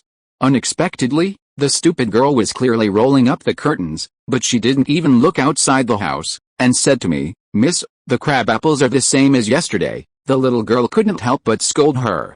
After all, when the wind blows, the flowers will certainly be blown to the ground, and there will probably be only some leaves left on the trees." Soo-yoon raised his eyelids and glanced at her, with a somewhat sad expression. In this era, it is a blessing for a maid to follow a lady like Xiao Li. But soon. He then changed the subject and said, "Then Miss Lee, may I ask you another question?" Little Lee raised her eyelids and looked at him, and said seriously, "Wang Lin, you are already a guest of Uncle Soo's house. Now that you have become a slave, you should not call yourself a humble man. Just speak frankly." Soo-yoon bowed slightly to her to express his gratitude, and then asked, "Miss Lee, since you know that the crab apples outside the house are green, fat, and red, have you ever thought about why there is such a scene?" A question mark suddenly appeared on Little Lee's face. Looking at the somewhat confused Little Lee, Soo-yoon continued to ask, "Miss Lee, let me ask you, where did the fallen crab apple flowers go?" Little Lee blinked, and the answer came out of her mouth, "Of course they fell to the ground." Soo-yoon nodded slightly, then pointed to the sky, then pointed to the ground, and said, "Then Miss Lee, let me ask you, why don't these crab apples fly to the sky, but fall to the ground?" Little Lee was stunned, and subconsciously wanted to answer, because, after saying because for a long time, the girl was suddenly surprised to find that she couldn't answer this question that seemed to be so common that it couldn't be more common. Objects at a certain height from the ground will fall to the ground after losing support. This is a common sense that even a 3-year-old child knows. But it seems that no one has ever told her why this phenomenon occurs, as if it was tacitly accepted. And just as Xiao Li was lost in thought, the 2 people beside her, Lao Su and Xiao Zhao, also had different expressions. Among them, Xiao Zhao and Xiao Li were similar, with a blank look on their faces and slightly open mouths, not knowing how to start, and their concepts seemed to have been slightly impacted. But Lao Su was different. Although his face was filled with a little surprise, it was more of a thoughtful look. After a while, he slowly said, "Xiao Wang, I had the honor of meeting Mr. Hunkwa more than 40 years ago. At that time, the 2 of us hit it off at first sight, and we talked many times by candlelight at night, astronomy, geography, ancient and modern humanities, and everything was talked about. Once when we were talking about the general trend of mountains and rivers, we started with a saying water flows to the lower place and briefly talked about why objects fall. At that time, Mr. Hunkwa believed that there was a kind of magnetic force in the Earth's soil that would actively lead objects to our feet. However, this magnetic force is difficult to see with the naked eye, and this was just a casual topic at the time, so we never went into it too deeply." Hearing what Lao Su said, Su Yun was slightly stunned. Immediately, a question in his mind was silently revealed. When Lao Su was studying the operation of the generator, he had proposed an overview of the principle of force when he met Su Yun the next day. That overview, in a certain level, was infinitely close to the truth of magneto-electricity. At that time, while Su Yun was surprised, he was also vaguely confused. That is, Lao Su's angle of entry seemed to be a little too positive, directly locking the core point of magnetic work. However, considering that Lao Su is now a complete body, unlike the young version of the Mavericks in the 1665 copy. Therefore, Su Yun once thought that he just relied on experience to think of this level. After all, there are too many precedents of flashes of inspiration in the history of science. But now it seems, Lao Su's exploration of force, or the prototype of cognition, should have started more than 40 years ago. Mr. Hengui refers to Zhangzai. Zhangzai is a famous thinker, educator, and one of the founders of Neo-Confucianism in the Northern Song dynasty. He is also the most famous of the 5 sons of the Northern Song dynasty. He developed the idea of key monism and was the master of the 2-1 theory of ancient Chinese dialectics. Of course, compared with Zhangzai's name, a sentence he said may be more well known: establish a mind for heaven and earth, establish a destiny for the people, inherit the lost knowledge of the past sages, and open peace for all generations. That's right. This famous saying that appears in 90% of the time travel texts before the Song dynasty came from Zhangzai. At the same time, Zhangzai was also a relatively rare supporter of the Earth's spherical theory in ancient times. Speaking of the Earth's spherical theory, later generations generally believe that in the 6th century BC, the ancient Greek mathematician Pythagoras first proposed the concept of the Earth. In the 3rd century BC, Eratosthenes, a scientist living in Alexandria, used geometric methods to establish the concept of the Earth and calculated the diameter of the Earth. In ancient China, there were also many supporters of the Earth's spherical theory. The most famous one is a sentence in Zhang Heng's annotations to the Hunai in the Eastern Han Dynasty: the celestial body is like a chicken egg. The celestial body is round like a bullet, and the Earth is like the yolk of a chicken egg, isolated in the sky. The sky is big and the Earth is small. There is water inside and outside the sky. The sky surrounds the Earth like a shell surrounds a husk. The sky and the Earth each stand on air and float on water. At the same time, there is also a record in the 5 movements theory in the Yellow Emperor's Classic of Internal Medicine. Su Wen, the emperor, asked, "Is the Earth below?" Kibo said, "The Earth is below people, in the middle of the void." The emperor asked, "Is it lifted?" Kibo said, "It is lifted by the great atmosphere." That is, Huangdi asked what was under the heaven and earth.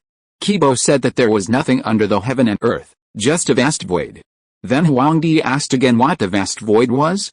Kibo said that the heaven and earth were the spaces floating in it.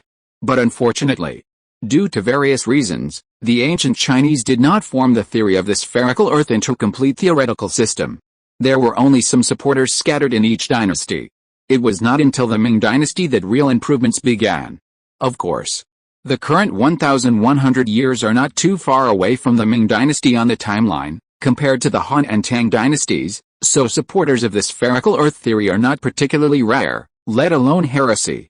Zhangzai, whom Lao Su mentioned, was the most famous scholar of the spherical earth theory in the Song dynasty. Zhangzai once said a few words in his most important work, Zhengmeng: the pure yin of the earth is condensed in the middle, and the floating yang of the sky revolves outside. This is the normal body of heaven and earth. The fixed stars are motionless, purely connected to the sky, and they revolve endlessly with a floating yang. The sun, moon and 5 planets move against the sky and encompass the earth. The earth is in the air, and although it rotates counterclockwise with the sky, the stars it is connected to follow it. Of course, the star in the second sentence does not refer to a star, but a fixed celestial body.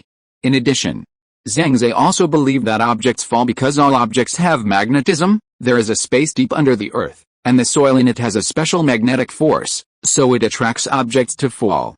And people are not completely sucked into the center of the earth because they are blocked by the surface soil. So he warned future generations not to dig too deep into the ground, so as not to dig up all the surface soil and cause everyone to be sucked into the ground. To be honest, from the perspective of later generations, Zhangzai's arguments actually have many errors. For example, it is not the magnetic force that attracts objects to fall, and for example, the surface under our feet is extremely deep, as more than 6 0.000 kilometers. Even the Kola Supardeep drill of the later Bear only dug 12,262 meters underground. If we assume that the Earth is a 30-story building with 20 steps between each floor, then people in later generations are just standing at the entrance of the top floor and walking down one step. So let alone digging the ground down, even if the Earth is doing nothing for you to dig, humans cannot hollow out the Earth. But the same thing still applies. It is meaningless to comment on a certain viewpoint 1,000 years ago with a relatively mature cognitive system in later generations. These views of Zhangzi can be said to be the ceiling of this era, and they have touched the scope of gravity and nature. Unfortunately, Zhangzi is not a professional physicist, and he has not even received much education in physics knowledge. Therefore, after putting forward his views, he did not have the ability to prove his reasoning, but instead inferred Neo-Confucianism. However, influenced by Zhangzi, Lao Tzu obviously has certain relevant cognition, which is obviously a good thing. Therefore, after hearing what Lao Tzu said, Su Yun nodded slightly at him, and said with some admiration, Mr. Hank was a scholar, and although the magnetic force he proposed is not accurate, it is very close to the truth. He then stepped on the ground with his feet, and the cloth shoes made a solid and dull sound when they touched the ground. According to notes of the Fengling Yuan sect, the land under our feet is called the Earth, which is a nearly round sphere. And the force that attracts objects to fall is a force called gravity. Chapter 132 Newton, so love will disappear, right? In front of the blackboard. After listening to Su Yun's words, Lao Tzu bent down slightly, picked up a small stone from his side, and let go of it. There was a click. The stone naturally fell back to the ground. Gravity. Then Lao Tzu repeated the word with a thoughtful expression. The name is quite interesting, but Zia Wang, I wonder how to explain the word heavy and gravity. Su Yun thought for a moment and gave the answer he had prepared long ago. The word heavy and gravity refers to the weight of an object. That is, any object with mass, no matter how small it is, will generate gravity. Lao Tzu's eyes went blank, and he replaced the stone with sand in his mind to simulate it.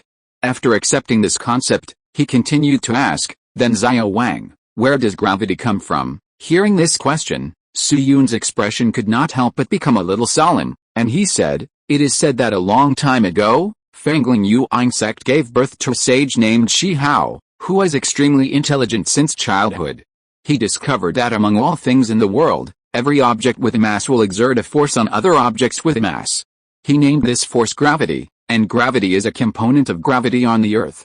Gravity is vertically downward, so that all objects will fall freely after leaving the support. After saying this, Su Yun couldn't help but look at Lao Tzu, fearing that this big guy would ask another question. What is the essence of gravity? After all, the essence of gravity is a concept that has never been specifically determined in later generations. As we all know, although Zhao discovered gravity, what he discovered was actually the mathematical definition of gravity, not the physical concept of gravity. The answer to the physical concept had to wait until Einstein proposed the theory of relativity, and then people would have a further understanding of gravity. The essence of gravity is the curvature of space, or it is not just the space that is curved, but the four-dimensional space-time. For the theory of relativity, space-time is a whole. To describe it in physics terms, the flat space-time is called Minkowski space. The curvature means that the metric of the flat Minkowski space has changed. At the same time, general relativity believes that it is the massive matter that causes the curvature of space-time. Objects move along the shortest route of four-dimensional space-time, geodesic motion, and the form of their motion is manifested as gravity. Let's take Su Yun as an example. Su Yun fell to the ground. Zhao said, oh, this is because the gravity of the Earth pulled Su Yun to the ground. Einstein said, no, it is the mass of the Earth that causes the four-dimensional space-time around the Earth to bend, so Su Yun fell. Su Yun, a test particle in physics terms, fell from a tree. From the perspective of four-dimensional space-time, Su Yun traveled the shortest distance from a certain point on the tree at a certain time to a certain point on the ground at a certain time.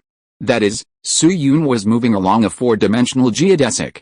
The projection of this four-dimensional geodesic motion in three-dimensional space is the trajectory of Su Yun falling from the tree. Therefore, in later generations, the explanations of universal gravitation in the three mechanics were completely different. In the classical mechanics of mavericks, gravity is considered to be a basic force generated by mass. Einstein's general theory of relativity believes that gravity is caused by the curvature of space-time. Quantum mechanics believes that gravity is generated by the exchange of gravitons between matter. It is unknown which of the above views is right or wrong, and it is still being debated today. In 2018, on the occasion of the 125th anniversary of its founding, Science also classified this issue as one of the 125 most challenging scientific problems. That's right. Just like bicycles, this is a problem that will be mentioned in junior high school physics, and the scientific community today still has no specific conclusion. Among the above 3 points, classical mechanics has a relatively limited qualitative range for gravity, and classical mechanics is often not even applicable. Therefore, some people always complain that general relativity denies classical mechanics, which is actually a very shameless statement. Even in a novel written by Su Yun in his previous life, the protagonist traveled through time and met mavericks, and some people commented, "Why do you go to Newton? Classical mechanics is nonsense." In fact, the way to judge whether classical mechanics is right is actually very simple. Just see if it has practical value. It allows you to build airplanes, drive tanks, build tens or even hundreds of meters high buildings, and dive very deep into the water. It can be used in various fields of our macroscopic world, so it is very successful. At least in the macroscopic world we can see now, you can absolutely believe it. Remember the pendulum experiment? Replace the pendulum with a beheading knife and then release it. Then put the neck 0.01 centimeters higher than its original position. Do you dare to do it? Anyway, Su Yun dared to do it, and he really did it. But he used an iron ball as big as a human head. Compared with classical mechanics, relativity and quantum mechanics discuss a broader scope. In other words, the high-speed microscopic world is often a matter of 8 or 9 times 10, so classical mechanics is not very useful. In short, the three have their own fields of application, and classical physics is still strong and necessary in life. Considering that it might be possible to understand the microscopic world in the Northern Song dynasty, but to understand relativity and quantum mechanics, unless Lao Tzu can recite poems until he's 130 years old, it is impossible.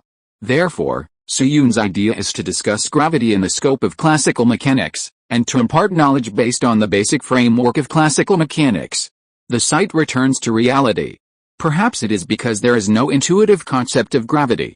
After listening to Su Yun's explanation, Lao Tzu did not delve into the origin of this force. Instead, there is a new doubt.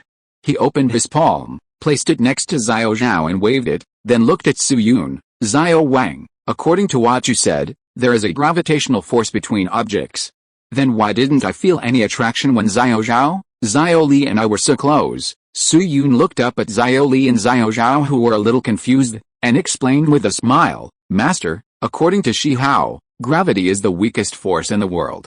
This force is difficult to detect, even weaker than the touch of mosquito bites in summer, so it's normal that you can't feel it." After hearing Su Yun's explanation, Lao Tzu didn't react yet, but Xiao Zhao, who had been silent, couldn't help but speak. "Master Wang, since this so-called gravity is so small that it can't be detected, how do you know it really exists?" Su Yun immediately cast an approving look at the supporting actor, and then he pointed to a simple prop that was assembled beside him and said, "Of course it's with this. This set of props is about 40 to 50 centimeters high and is also made with tools found by Zilao Dokwan."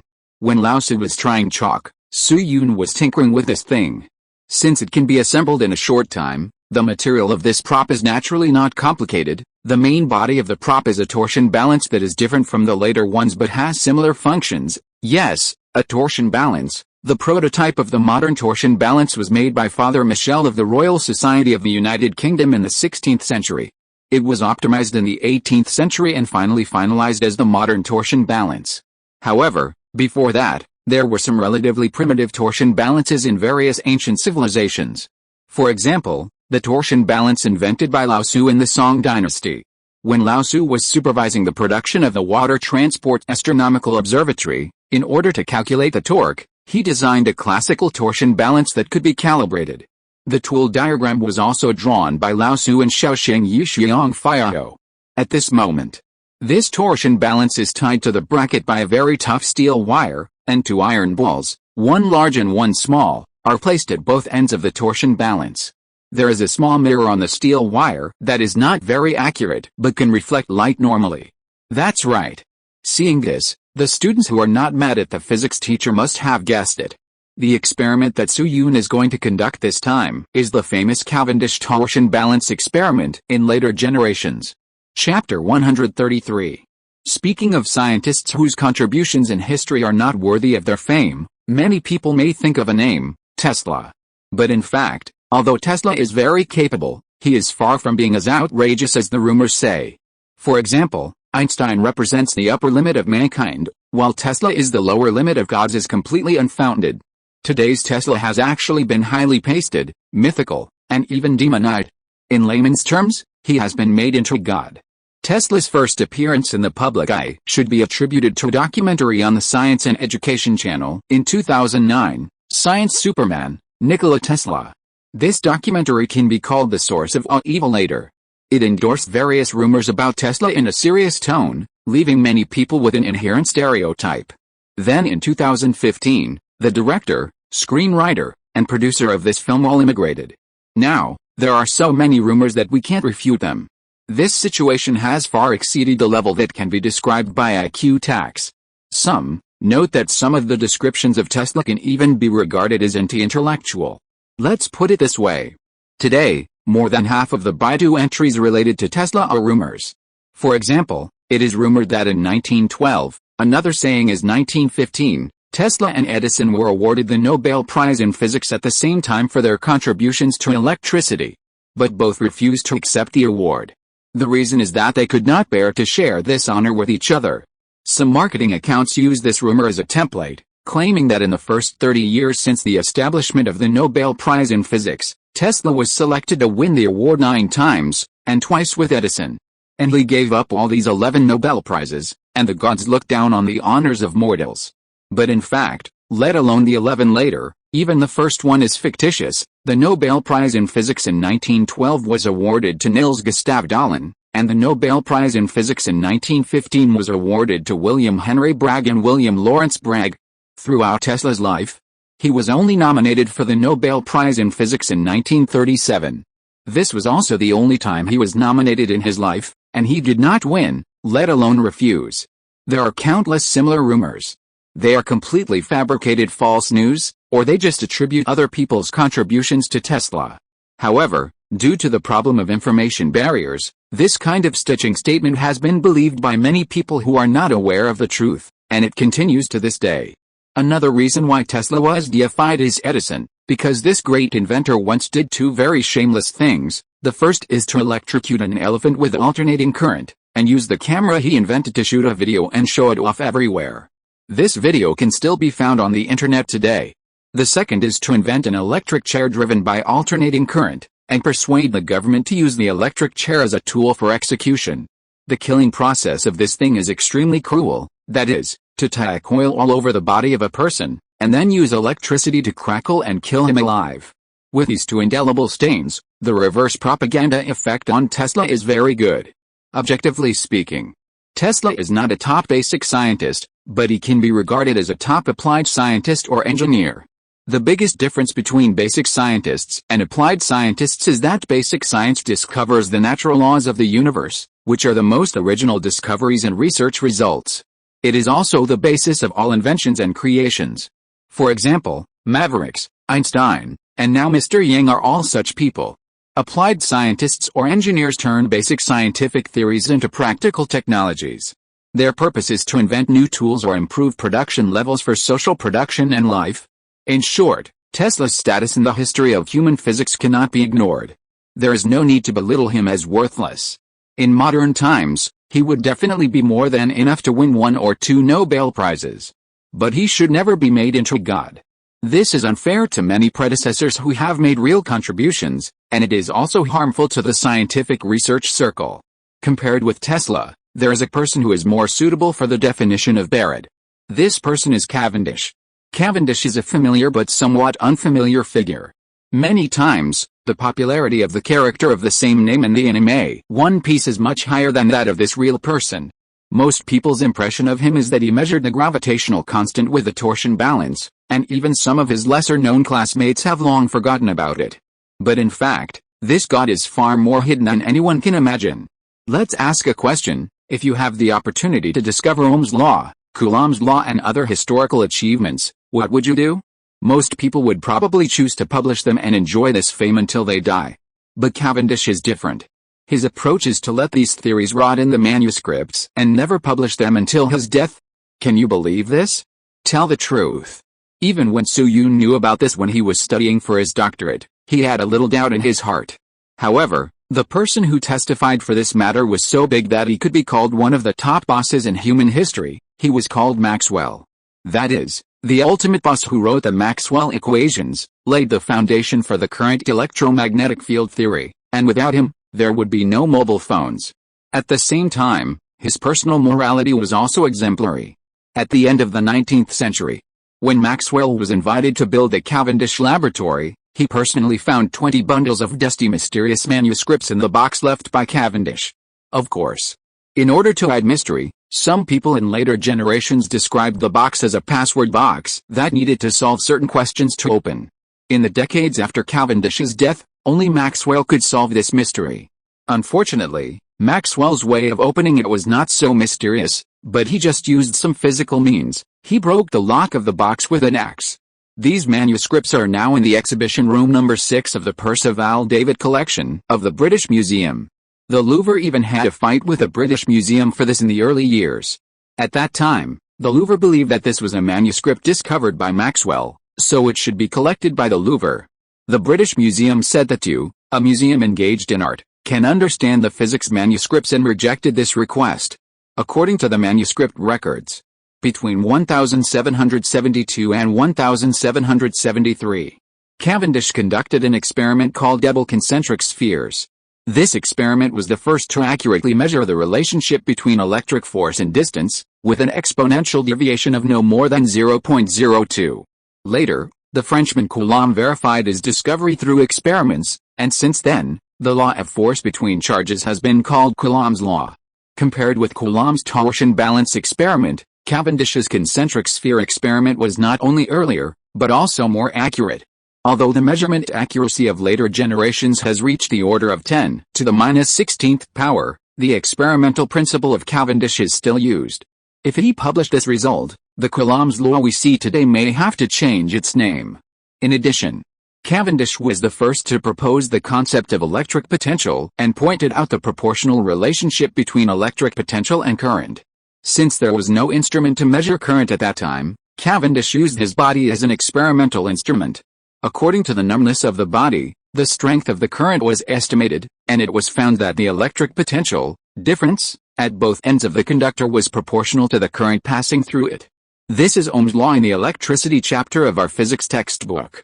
At the same time, Cavendish and Faraday jointly advocated that the capacitance of a capacitor will change with its different dielectrics and is related to the material inserted into the plate. He also proposed the concept of dielectric constant based on this. And because he did too many electrical experiments, he also proposed that there is electricity around each charged body, which is very close to the electric field theory. Isn't it awesome? This is not the end. In an accidental experiment, Cavendish accidentally discovered a situation. Some metals react with acids to produce a kind of flammable air. This flammable air is hydrogen. However, there was no general understanding of the gas generated by this reaction at that time. Robert Boyle uniformly called all the generated gases artificial air. But Cavendish disagreed. He insisted that this was a new substance. So he used the most commonly used drainage gas collection method to collect some hydrogen. After drying and purification, he successfully measured the density of hydrogen. Of course, the most important thing about this experiment is not the determination of the density of hydrogen, but the discovery that the mixture of two gases actually generated water. This caused quite a bit of controversy at the time, because the chemical community generally believed that water was one of the elements that made up everything. The four elements theory at the time, including water, earth, air, and fire, believed that water could no longer be decomposed. Cavendish was even deprived of part of his title because of this, and his annual income suddenly dropped to the equivalent of 50 or 60 million today. Well, 50 or 60 million. What a sad story. Cavendish was born in a large family, and because he chose the right team, he was basically no different from a Jebel, so Cavendish was able to do so many experiments.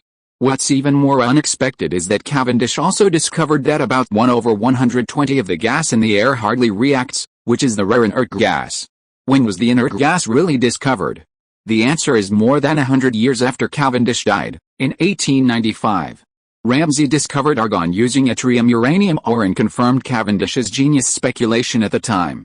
In addition to the above many contributions, Cavendish is most famous for the torsion balance experiment. But it is quite interesting. On the contrary, Cavendish's most famous torsion balance experiment was misunderstood by the world. The torsion balance he used was actually designed by Michel, that is, Father Michel mentioned earlier. Cavendish was not the real inventor. After Michel's death, the device changed hands several times before it was handed over to Cavendish. Then Cavendish made several fine modifications to the device before starting a 25-year measurement. And it is worth mentioning that he did not measure the gravitational constant with the torsion balance. He actually intended to measure the density and mass of the Earth for the popular astronomical research at the time, and to verify the existence of gravity. The operation of this experiment is not complicated. First, use light to illuminate a small mirror in a stationary state, and the light will be reflected to a very far place. At this time, immediately mark the position where the light spot appears after the light is reflected. Then there is gravity between objects, so just place two iron balls C and D with the same mass near the two iron balls A and B on the side of the torsion balance. Then a gravitational force F1 will be generated between A and C, and a gravitational force F2 will be generated between B and E. The magnitude of the two gravitational forces is different, which is somewhat similar to the tug-of-war in later generations. So the torsion balance will deflect slightly at this time, and the far point of reflection will also move a larger distance. According to Cavendish's experimental records, he calculated that the density of the Earth is 5.481 times the density of water, that is, 5.481 grams per cubic centimeter. Compared with the data of the 21st century today, there is only a 0.65% error. As for the gravitational constant g, Cavendish did not actually calculate it. After all, the cognitive system at that time was still not completely sound. But in his experimental records, the data for calculating g is quite complete, but it is just a conceptual cognition. Even high school students today can easily calculate the gravitational constant, and it is quite accurate. So in order to commemorate this great experimental physicist, people in later generations finally decided to give Cavendish the title of measuring the gravitational constant g. In fact, with Cavendish's talent, if he chose to publish his results, his fame would definitely be much greater than it is now. If you have to find a reason, perhaps it was because God spent too much time and effort on describing his wisdom, so that he could not draw a better character for him. For example, although he was rich, he only wore a faded velvet coat and an outdated tricorn hat all year round. He was withdrawn and taciturn, and he hardly dared to talk to strangers and the opposite sex. Even when communicating with his hired housekeeper, he only passed notes to avoid embarrassment. He was the largest depositor in the Bank of London, but he didn't care about his property at all. For decades, he only let the investment consultant buy the same stock until his death. When the servants' parents had a fever, he directly gave the equivalent of 300,000 medical expenses in later generations. And he complained more than once in letters to friends that he had too much money and didn't know how to spend it. In fact, there are many big guys like Cavendish in history, such as Gauss, who is also a typical example. After Gauss's death, he left a pile of manuscripts that were not published. In the next 50 years, whoever can explain his manuscripts is a big shot. The site returns to the original place. The core of the entire Cavendish torsion balance experiment can be summed up in two words: magnification. Cavendish used three magnifications in the experiment. First, he changed the force into torque to magnify the force. Second, he used the law in geometric optics that the plane mirror rotates Greek letter theta and the reflected light rotates twice Greek letter theta to magnify the angle. Third, he used the variable angular displacement as linear displacement, measured the displacement of the reflected light radiation point with a ruler, calculated the rotation angle, and magnified the macroscopic displacement. These three magnifications are the innovation of this experiment. Indeed, with the tools that Su Yun can find at present, there may be a large error in the torsion balance experiment in the Northern Song dynasty. But don't forget, there is also a gap between his goals and Cavendish's. Cavendish conducted the torsion balance experiment first to verify universal gravitation, and secondly to calculate the density and mass of the Earth through data. The information collected can also deduce the gravitational constant. At present, Soo-yoon only needs to restore the phenomenon and prove that there is gravity between objects, and he does not need to calculate specific values. As for the thin and long light required for the experiment, it is not difficult. Some marketing accounts in later generations said that he used lasers when introducing Cavendish's experiment, which seemed to be no problem. But as long as you know something about the history of science and technology, you will know, the principle of laser was invented by Einstein in 1916. Therefore, Cavendish's real operation was to first transfer the equipment to a dark room and fix the position. Then, using the inverse relationship between the divergence angle and the spot radius of W0x2 Greek letter theta 0 equals W0x2 Greek letter theta 0 equals 2 Greek letter lambda Greek letter pi as the design basis, a simple glass lens can be made to solve it. A quarter of an hour later, the whole set of equipment was debugged. Soo-yoon asked Zileo to stand outside the house, and a device similar to a selfie stick was inserted on the ground beside him.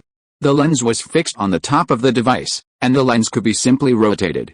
After a few minutes, Soo-yoon said, "Old Dugwon, it's time to start." Zileo nodded, and had no objection to Soo-yoon's command. Understood. Then he slowly rotated the lens according to Soo-yoon's previous instructions and began to correct the light.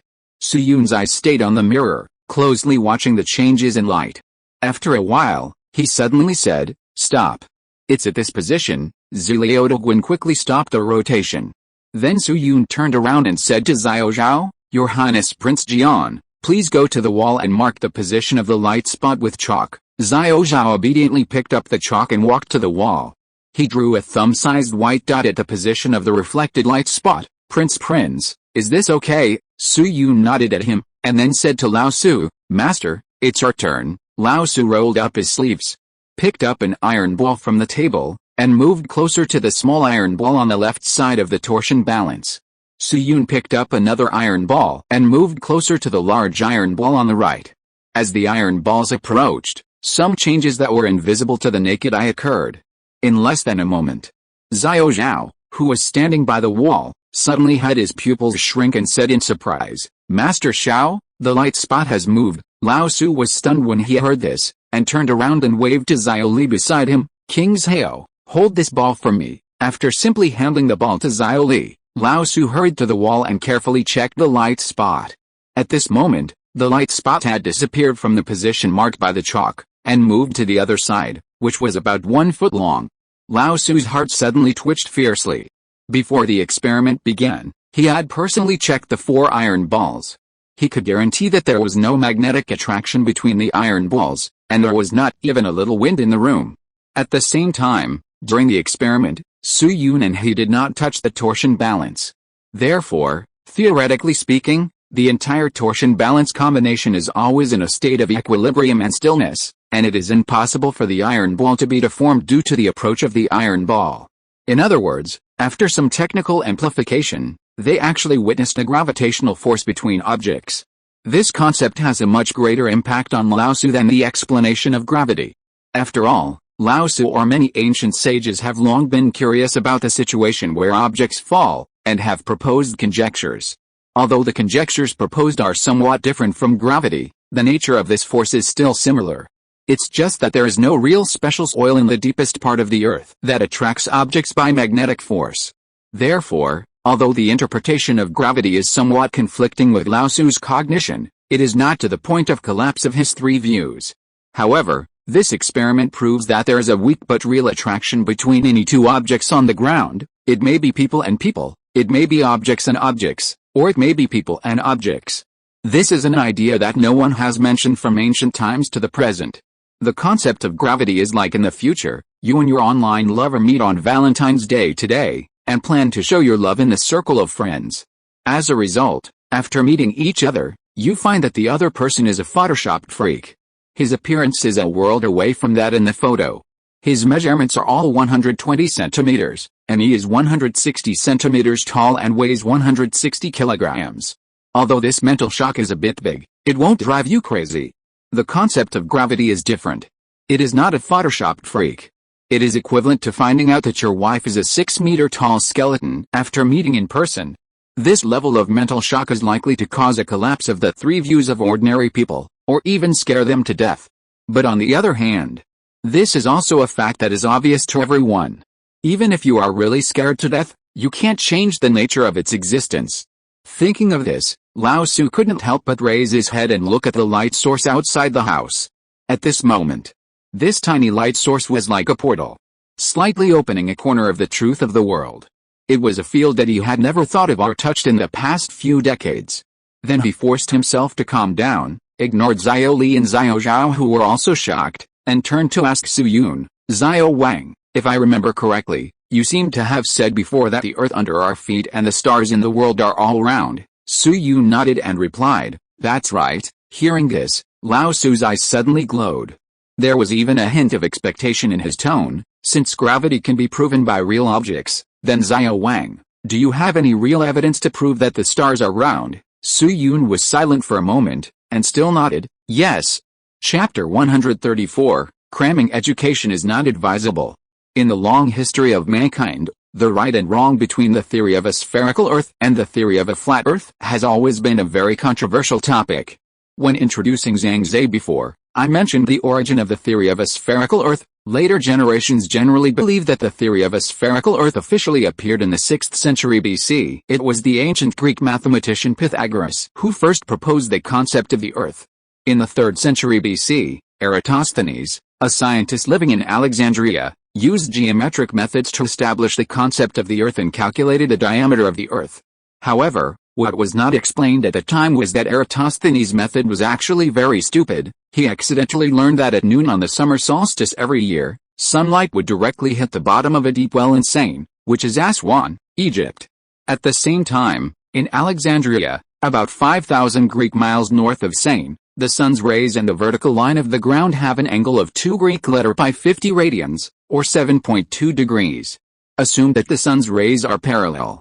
Then, according to the calculation formula of the circumference of a circle, a value can be obtained, that is, the circumference of the Earth along the meridian passing through the north and south poles equals 5,000 x 2 Greek letter pi percent 2 Greek letter pi 50 equals 250,000 Greek miles. This is just a theoretical deduction, which can only be said to unify the cognition of some people. In fact, the theory of the spherical Earth did not knock out the theory of the flat Earth with one punch as the data or formula was solved. Throughout human history, there were people who did not believe in the theory of the spherical Earth in almost every dynasty and generation. Even in the 21st century, there are still many supporters of the flat Earth theory.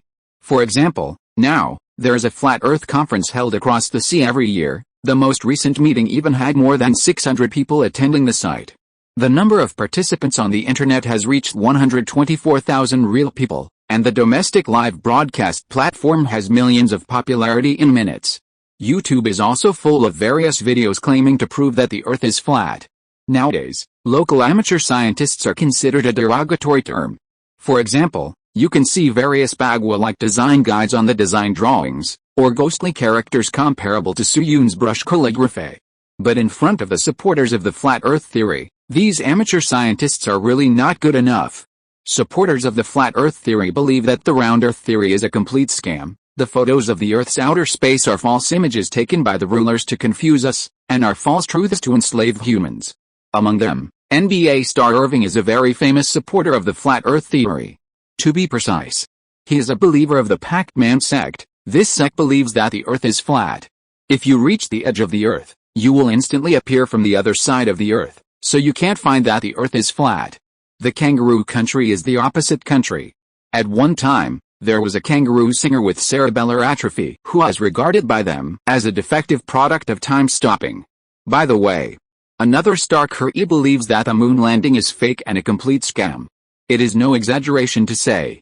In the flat Earth sect, there are countless strange and bizarre statements.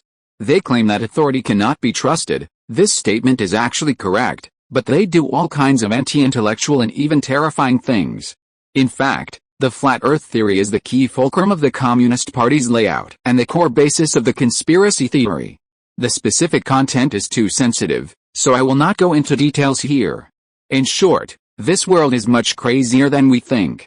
This is the case in later generations, not to mention the ancient times when the round Earth theory was not an axiom. Let's talk about the three people in the room at this time. Lao Tzu, as a professional astronomer who has drawn star maps, is more accepting of the round Earth theory than others. He even has some tendencies to believe that the Earth is round. But Xiao Li and Xiao Zhao are different. Although these two young people are very interested in science, they have never received any systematic and correct scientific education. Therefore, when Su Yun mentioned earlier that the Earth is round, they naturally had some doubts in their hearts. If they hadn't found that Lao Tzu listened with relish, Xiao Li might have interrupted Su Yun and raised questions angrily. In the room, looking at the enthusiastic Lao Tzu and the confused Xiao Li, Su Yun pondered for a moment and said, "Master, have you ever been to the seaside, I mean the endless sea?" Lao Tzu nodded and recalled, 9 years ago, I was ordered to go to Dengzhou to check the Navy's food and salary issues, so I have seen the ocean. The sky is connected to the water, and the water is connected to the sky. I was shocked on the spot. Dengzhou. It is Penglai city in Ludong province in later generations. There is the famous Dengzhou port here, which is also the core place for the Song dynasty to station the navy. Penglai is close to the Bohai Sea and the Yellow Sea, and it is indeed endless. Then Su Yun turned his head and looked at Xiao Li and Xiao Zhao. Xiao Li thought for a moment and shook his head. My father was an official in Huangzhou earlier. He only crossed the river but never saw the sea. Xiao Zhao, who was standing by, glanced at Xiao Li and said slowly, I am different from Miss Li. 2 years ago, I went to Changguo County to buy medicinal materials for my brother. Changguo is adjacent to the East China Sea, so I was lucky enough to see the majesty of the sea. Changguo in the Song dynasty is today's Zhoushan, Zhejiang province. It is connected to the East China Sea and is also an entrance to the vast world. 3 people, 2 have seen the sea. Although this is not perfect in terms of proportion, it is much higher than Su Yun expected. Then Su Yun pondered for a moment and asked Lao Tzu and Xiao Zhao, Master, Your Highness Prince Jian, I wonder if you have seen a sailboat coming from afar while enjoying the sea view. The time when sailboats appeared in ancient China has always been controversial in later generations, mainly divided into 2 views, the Spring and Autumn period and the Han Dynasty. However, no matter which of the above situations, the timeline is much earlier than the current Song dynasty. So sailboats are very common now, especially at the seaside. So Xiao Li and Lao Tzu just looked at each other and nodded, of course I have seen it. Su Yun nodded slightly to the 2 of them, took a deep breath, and threw out his trump card. In this case, I wonder if you 2 have ever noticed one thing when you saw the sailboat. What is it? Which part of the sailboat first appeared in your field of vision? Hearing Su Yun's words, Lao Tzu and Xiao Zhao were both stunned. Which part? Xiao Zhao saw the sea only 2 years ago, so his impression was naturally relatively deep. So he said first, if I remember correctly, when I climbed up to see the sea that day, the first thing I saw seemed to be the white sail, and then the hull. After hearing what Xiao Zhao said, Lao Tzu also recalled some scenes. He couldn't help but nodded slightly in agreement. But as he thought about it, he suddenly realized something. He suddenly widened his eyes and looked at Su Yun, his mouth trembling slightly. Xiao Wang, are you saying that we see the sails first because the earth is round, so the sea blocks the hull behind? Su Yun was silent for a moment, and nodded solemnly and firmly. That's right, the sails are seen first and then the hull on the sea. This is the strong evidence that Aristotle mentioned when he proved the shape of the earth. Of course, in real life, it is actually quite troublesome to verify this statement with the naked eye alone. Because according to R plus D equals R plus H, it can be calculated that a person with a line of sight height of 1.75 meters can see the horizon at a distance of 4.65 kilometers. If you stand on a mountain or a high-rise building, the range you can see is even farther. With a visual range of more than 10 kilometers, it is actually difficult for ordinary people to distinguish between the sails, masts and hulls. In this case, the so-called first side of the sail is largely due to the conspicuousness of the sail, which has nothing to do with the sea level. But it is worth mentioning. Dengzhou and Changguo are very special, different from ordinary coasts. They are both important naval bases of the Song dynasty, and also the locations of famous sea markets in the Song dynasty. Now is the most developed period of Song dynasty sea markets, and trade is not connected to the mainland, but to the surrounding countries. And all ships for transoceanic trade are often unusual in size. For example, the famous Song dynasty ancient ship, Hua Guangjiao No. 1, which was excavated and restored. The remaining length of the entire ship is 20 meters, the width is about 6 meters, and the side depth is about 3 to 4 meters. This is only the size of a medium-sized ship in the Song dynasty. Like Dengzhou and Chengdu, these two sea markets and military strongholds. If you are lucky, you can even see a 2,000-ton sail-assisted vehicle ship. As for the so-called 2,000-ton, it is about 45 meters, 11 meters wide, and 5 meters deep. That is, a displacement of 1,000 tons, which is about 40% of the largest treasure ship in Zheng He's fleet. For large ships of this size, as long as the weather is good, it is not difficult to distinguish the sails and hulls from a very far distance. Lao Su and Xiao Zhao, one is the former prime minister, and the other is the younger brother of Song Zhezhen. They are among the top people in the Song dynasty. When they went to Heishi, it was as easy as drinking water to see this kind of ship. Of course, in the eyes of later generations, seeing the sails first does not necessarily mean that the earth is round. Because from the perspective of possibility, there is actually a possibility of a donut model. But at this time, Lao Su obviously couldn't think of so much, and his mind was almost completely focused on what Su Yun said. As the top astronomer in China or the world at present, there is no other one. Lao Su's obsession with stars has almost reached a crazy level. As mentioned before, Lao Su once made a telescope that could only magnify 5 or 6 times, and the observation effect of this telescope was only a little higher than that of the naked eye. In 1084 AD, in order to observe a star in the west, Lao Su even took this useless telescope to Tubo. That's right. Tubo. You know. The Tubo of the Song dynasty was not like later generations. At that time, Yutzing and the Central Plains could be regarded as two different regimes, and there were even some small-scale conflicts between them. The journey from Beijing to Tubo was long and the risks were amazing. But in order to pursue the truth, Lao Su did it without hesitation. The result was the 17 stars on Su Song's star map.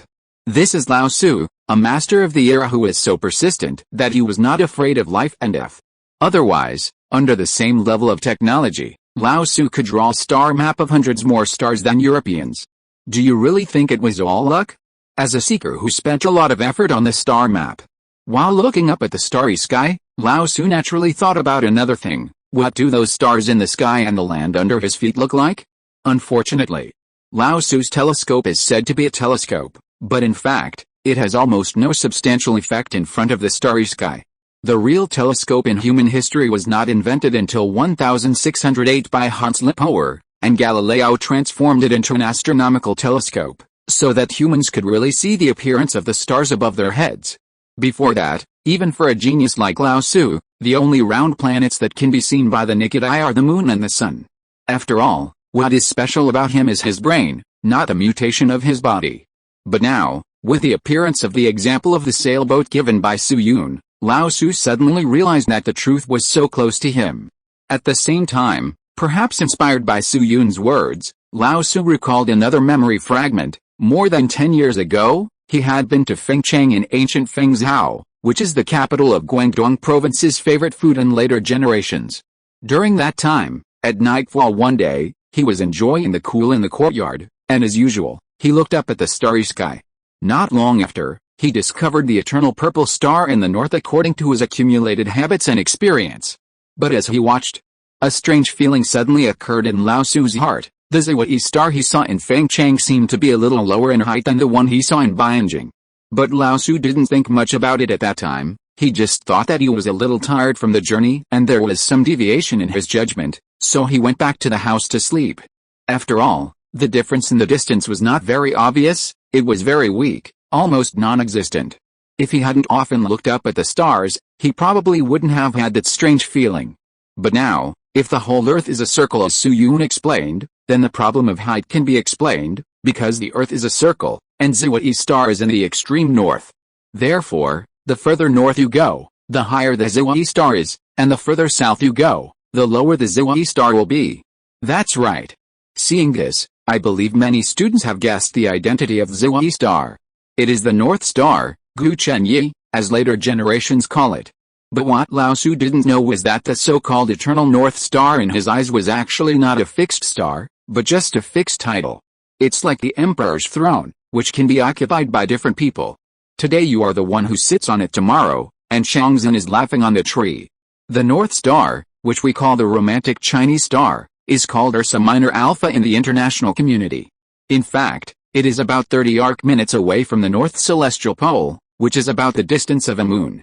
As we all know, due to the precession of the equinoxes, the direction of the Earth's rotation axis on the celestial sphere has been changing. Therefore, every once in a while, a planet will come to that position. For example, friends who have lived from 12,000 BC to the present should know that the North Star at that time was not Alpha Gudgeon, but Vega. The North Star in 3000 BC was Alpha Draconis, also known as the right pivot. It is a dim fourth magnitude star and is very inconspicuous in the sky. In contrast, Alpha Gudgeon is a second magnitude star, and Vega is a zero magnitude star. By the year 4000 AD, the North Star will become Gamma Cephei. From a theoretical point of view, there may be only 3 long-distance runners on Earth who have the opportunity to live to that time. By the way, the South Pole also changes on the celestial sphere. For example, there are no bright stars near our South Pole now. But in 8000 AD, a bright South Pole star will appear, Iota Carini, also known as Iota Apollo, which is also a second magnitude star. In 9000 AD, the South Pole star will be the brighter Delta Vela, also known as Iota Apollo. However, Lao Tzu did not know this mystery at this time, and he only had another question in his mind. Xiao Wang, although the examples you cited seem to be able to explain the theory of the Earth's roundness, it is still not as good as seeing it with one's own eyes. He stared at Su Yun and clenched his fists tightly. So, do you have a way to let me and others see the appearance of the stars with our own eyes? Su Yun glanced at him and nodded. Yes, plop. Lao Tzu's heart suddenly jerked heavily, his eyes widened, and he blurted out subconsciously, what method? Astronomical telescope. Astronomical telescope? How to make it? Hearing Lao Tzu's words, Su Yun spread his hands to him innocently. I don't know, you don't know. Lao Tzu's voice suddenly rose a few decibels, and his expression was full of strong doubts. How could you not know? Hearing this, Su Yun glanced at Lao Tzu with a very puzzled look, and spread his hands innocently. Master, you don't think I know everything? Lao Tzu was stunned. Seeing that his words seemed to have some effect, Su Yun continued, Master, I have only seen this kind of tool in the books of Fengling Yuan sect, and I can barely remember the principle.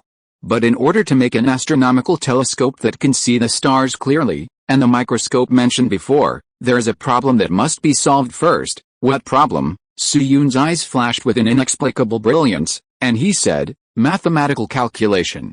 Chapter 135 Calling for Help. In the astronomical world of later generations, there are many types of astronomical telescopes. According to technical principles, they can be divided into many models, such as reflecting telescopes, refracting telescopes, radio telescopes, etc. The first astronomical telescope in human history made by Galileo was a very standard refracting telescope.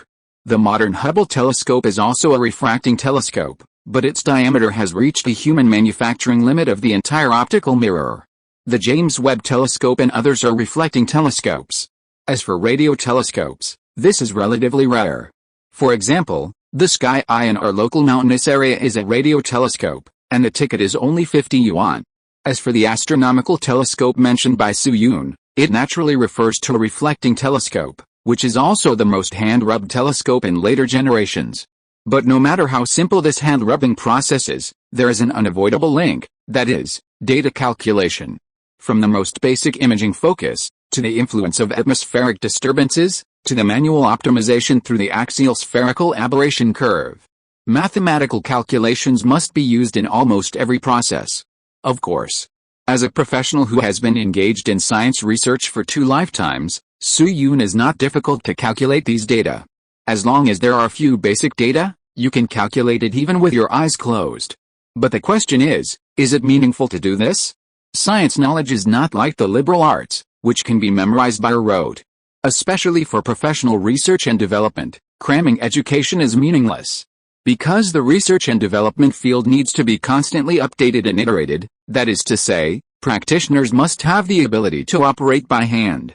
The preparation of Allison was for emergency, so Su Yun did not have time to explain the deeper knowledge. But now it is a regular physics teaching scenario. If everything is explained actively, it may not be a good thing for Lao Tzu and others. Even in the teaching of later generations, teachers sometimes let students do experiments to verify the phenomenon. Hands-on operation, use practice to break through cognitive barriers. This is much better than pure one-way knowledge indoctrination. Therefore, this time, Su Yun chose to be a nobody. He was silent for a moment, and said to Lao Su, "Master, according to notes left by Fengling Yuan sect, the structure of telescopes and microscopes is not much different.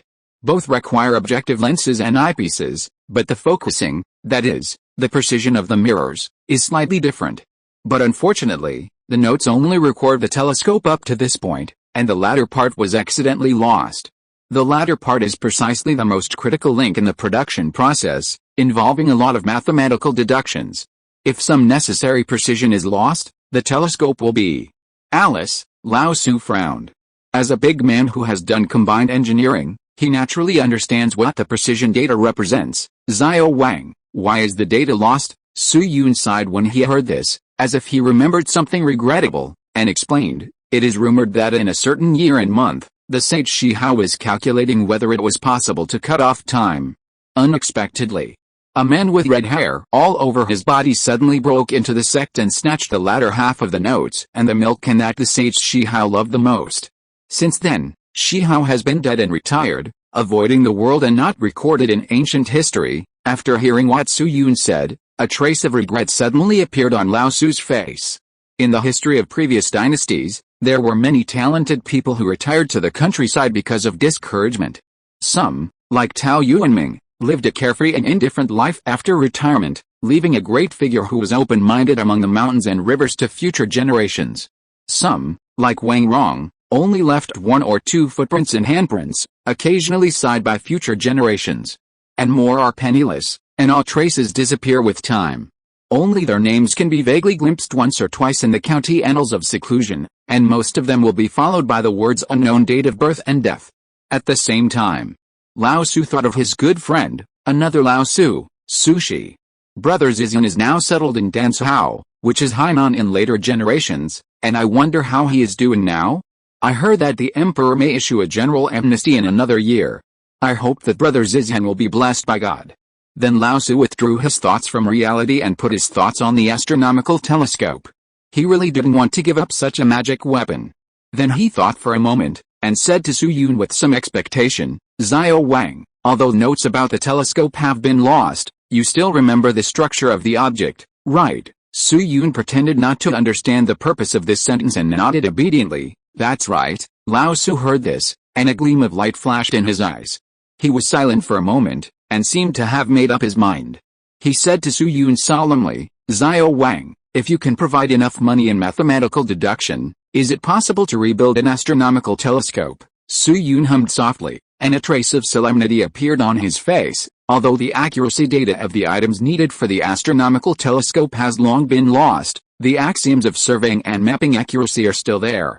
If we can find some manpower and complete materials, and combine the axioms to reverse deduction, there is still a chance to build an astronomical telescope again. Hearing Su Yun's words, Lao Su's eyes suddenly showed joy, and he turned around and looked at Xiao Li and Xiao Zhao. After a moment, old Su took a deep breath, made up his mind, and said to Su Yun decisively, "In this case, let's try and see if we can restore the astronomical telescope again. It's a pity that this instrument that allows mortals to look up at the sky is buried so quietly." He paused and continued to say to Su Yun, "Xiao Wang, I wonder what kind of people or things are needed to make an astronomical telescope." Su Yun thought for a while and said, "First of all, it is naturally a mirror maker, and it must be a master of the time. Whether it is a microscope or an astronomical telescope, the real core is actually the objective lens in the eyepiece. Especially for telescopes, if the glass mirror is accurate enough, you can just cut a bamboo to make the mirror body. Therefore, high-quality glass raw materials and craftsmen are indispensable. Of course, further processing and polishing are also required later. By the way, the donkey must also be prepared. In the strange DIY circle of later generations, hand-rubbing telescopes are a very common thing. The commonness is even much higher than hand-rubbing generators. After all, homemade generators are generally useless, but homemade telescopes can see far away or look at stars. Therefore, in the DIY circle, Masturbators and telescopes are basically the two most common items. There are generally three ways to make your own telescopes. One is to buy parts directly from the package and assemble them yourself, which means saving brand fees and processing fees. The second is to buy a cheap convex lens, grind the lens to make a silver mirror reaction, and grind and assemble it throughout the process. The third is to list the equations through Gaussian optics, and use the three surface curvatures as variables to calculate the spherical aberration coefficient, which is the standard pure hand rubbing. Of course, the third method seems to be based on calculations throughout the process, but when making and grinding lenses, the requirements for manpower and materials are definitely the higher the better. Therefore, after listening to Su Yun's request, Lao Su pondered for a moment and turned to Xiao Zhao. "Your Highness Prince Jian, I'm afraid I need to trouble you this time." Xiao Zhao put his hands behind his back and agreed very readily. "No problem, just hand over the craftsmen who make the utensils to me, and list the required materials together. They will be gathered within 7 days." Hearing this, Su Yun hurriedly arched his hands to Xiao Zhao. "Then I'll trouble your Highness Prince Jian." "Thank you." Xiao Zhao raised his eyelids and glanced at Su Yun, with a slightly sarcastic smile on his lips. But he seemed to restrain something and finally did not speak. At present, Zhao Ji has just come to power. Except for a few confidants, there is almost no high-ranking authority that can be trusted.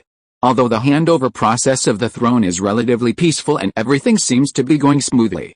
But for the royal family, not having their own people in the court is basically equivalent to being in danger. Even Zhao Ji, a tyrant in later generations, is quite sensitive in this environment. Therefore, if Xiao Zhao took the initiative to propose that he needed craftsmen and money to build a toy for watching the stars, and the whole process was completed under the eyes of Song Huzhuang, then Song Huzhuang would not only not refuse, but might double his efforts to meet Xiao Zhao's requirements and give him whatever he wanted. After all, looking at all the brothers, Xiao Zhao was the one who posed the greatest potential threat to him. If he indulged in playing, it would mean that Zhao Ji would have more energy to develop his own confidence. At worst, he could get more power from the Queen Mother. In fact, this was also one of Lao Su's goals. He hoped that the relationship between the two brothers of Emperor Zhezhen could be eased to a friendly one as soon as possible. But is this possible? Thinking of this, Lao Su exhaled a breath of turbid air with some disappointment, forcing himself not to think about these political issues. After all, he had resigned from office and retired. Some things were just done to the best of his ability out of emotion. There was no need and no energy to get involved too much. Then he looked at Su Yun and asked, "Xiao Wang, besides money and craftsmen, what else do you need to prepare?" Su Yun looked at Lao Su, who had an expression of "My family is big enough, I can say that," and after a moment's hesitation, he replied, "Besides finance and craftsmen, there is only one thing left, that thing, a famous person who can do mathematical deduction." Mathematical deduction, Lao Su repeated the word, but he was not too surprised. After all, Su Yun had said before that the accuracy of the telescope must be calculated before it can be prepared. Although everyone at the moment has basic mathematical knowledge, it is obviously still a certain distance from the level of such preparation calculation. Even Lao Su himself does not have a particularly deep understanding of mathematics. This is also a very common phenomenon in later generations. In fact, there are few intersections between top physicists and top mathematicians. The mathematical literacy of many physicists is just better than that of other people except mathematicians. This is the case with mathematics and physics with complete systems in later generations, not to mention ancient China. It is impossible for even Lao Su to dabble in two of the most profound science majors at the same time. Afterwards, old Su thought for a while, and a figure suddenly flashed in his mind. He was shocked and said to Su Yun, "Xiao Wang, I have a good friend named Han Gonglian, also known as Mr. Yang Wei. In the early years, when I was ordered to inspect the armillary sphere used by the Taishi Bureau, I met this person by chance. This person is very fond of mathematical deduction in his life, and his ability in numbers is extraordinary, and he can even be said to be among the top 5 in Beijing. He is currently studying mathematics in Beijing. If I ask, this person will definitely be happy to help. If you're listening to this novel on a channel other than Fanfic World, it means they downloaded and uploaded it without effort. We cordially invite you to visit our channel, Mundo Fanfic Novelis. There you'll find the original version of this story and you can explore many other novels of various genres. We're waiting for you to immerse yourself in a world of incredible novels. Chapter 136. It's not just Han Gonglian. Han Gonglian? Hearing this name, Su Yun's expression was stunned. I didn't expect it. The candidate given by Lao Su turned out to be him? Han Gonglian. This is a mathematician in the Northern Song dynasty who left very little information. Later generations didn't even know what his name was. Only in his birthplace ancient Ping County strange records did there briefly mention that he called himself Mr. Yang Y. After all, the nicknames of this era are like the nicknames of B Station in later generations. Anyone can take it. In addition to those well-known users, the ordinary people who can be recorded are only a few people such as the Agreed Book and Mongolian top laner. However, just from the few words that remain, later generations can still simply judge Han Gonglian's ability. In the first year of Yuan Iao in the Song dynasty, Han Gonglian served as a guard official in the Ministry of Personnel, with the lowest rank of Zhangjiu. At that time, Lao Su was the Minister of Personnel, and was ordered to inspect the armillary sphere used by the Taishi Bureau and others, and prepare to make a new instrument. As a result, during the visit, Lao Su heard that Han Gonglian was proficient in mathematics and astronomy, and was a master of mathematics and Bianjing. Lao Su went to his house in person and told him the outline of the instrument method of previous astronomers Zhang Heng, Liang Lingzhen, Zhang Sixen and others. He hoped that he could find out the root and imitate it. Han Gonglian wrote a volume of 9 chapters of Pythagorean test of Hunpian book for this purpose, and made a wooden mold of the machine wheel. After reading it, Lao Su thought that although it was not exactly as the ancients said, the design of the water-transported wheel was unique and had high feasibility. Therefore, he selected this plan and submitted it to the court, which was approved. In the second year of Yuan Iao, Han Gonglian was appointed as the system official and began to make a new instrument. In the 7th year of Yuan Iao, the instrument was finally completed and named Yuan Iao Hunbian Yixiang. At the same time, in history, Han Gonglian was also considered to be the most critical person in the production process of Yuan Iao Hunbian Yixiang, except Lao Su. So it can be seen from this. Although Han Gonglian's writings and history books are not much, his ability in mathematics is obviously far superior to that of ordinary people. In a way, he is actually very similar to a Portuguese player named Eder in later generations. He was unknown before, and almost no one had heard of his name, and he had never played on the field. As a result, he came on as a substitute in the 2016 European Cup final and helped Portugal win the championship with a single sword. After that, he was silent again. There is no way. Although mathematics in the Song dynasty developed very rapidly, the feudal dynasty was ultimately dominated by personnel struggles. Many mathematicians did not have many opportunities to show their skills, let alone be recorded in history books. Of course. Although this is the truth. But if he is really a top-notch mathematician, he should be able to leave some records in history books. For example, Qin Jiazhao. For example, Yang Wei. For example, the man who kidnapped Nobel's wife. Well, this does not count. So to say a more objective positioning, Han Gonglian should be a high-level or even top-level talent in mathematics. But the distance from the ceiling of the era is probably still a bit far. Therefore, Su Yun thought about it. He was ready to ask Lao Su again to see if he could find a few more talents like Han Gonglian. After all, the calculation workload this time was still quite large, and eggs could not be placed in only one basket. Master, if it is as you said, Mr. Yang Y is obviously a very good candidate. However, the calculation steps required for the astronomical telescope are extremely complicated, and it would be time-consuming and laborious for one person alone. Therefore, if the master has other candidates, you might as well find a few more mathematical talents to assist, which is also a precautionary measure. Lao Su nodded while listening, and seemed to accept this suggestion. He had seen Su Yun tinkering with generators and electrolytic cells, and knew that some of the knowledge of Fengling Yu insect was extraordinary. I am afraid that there are some discrepancies with the existing cognition, and it may even be necessary to refresh the inherent cognition. If only Han Gonglian was invited, it would be fine if the other party could understand the axiom. But if there is a freeze or doubt, then the entire recovery process of the astronomical telescope is likely to be delayed or even stagnant. Then he carefully recalled the mathematicians he knew. After half a minute, his eyes suddenly lit up. Xiao Wang, can you describe the mathematical knowledge you mentioned in words? Su Yun looked at him strangely, somewhat puzzled by Lao Su's purpose, but nodded. This is not difficult. After all, I just read it from a book, and it is easy to summarize some key points. Lao Tzu waved his hand and said excitedly, "That's great. You can go to the study with me later, write a letter and send it to my ancient prefecture. There is a contemporary mathematical master who lives in a hut in the countryside of the prefecture. If he can be persuaded to come to Bianjing to help, the mirror accuracy will be achieved." Looking at Lao Tzu, who showed such excitement and admiration for the first time, Su Yun immediately became interested. "Which master is he?" Lao Tzu was silent for a moment, organized his words, and said with some respect, "This person's surname is Jia Mingxin, and he studied under the master Chu Yan of Jiazhang Tuabu." Before Lao Tzu finished speaking, Su Yun's eyelids twitched violently. "Oh my God! It's Jia Xian? This monumental figure in the history of ancient mathematics is still alive at this time?"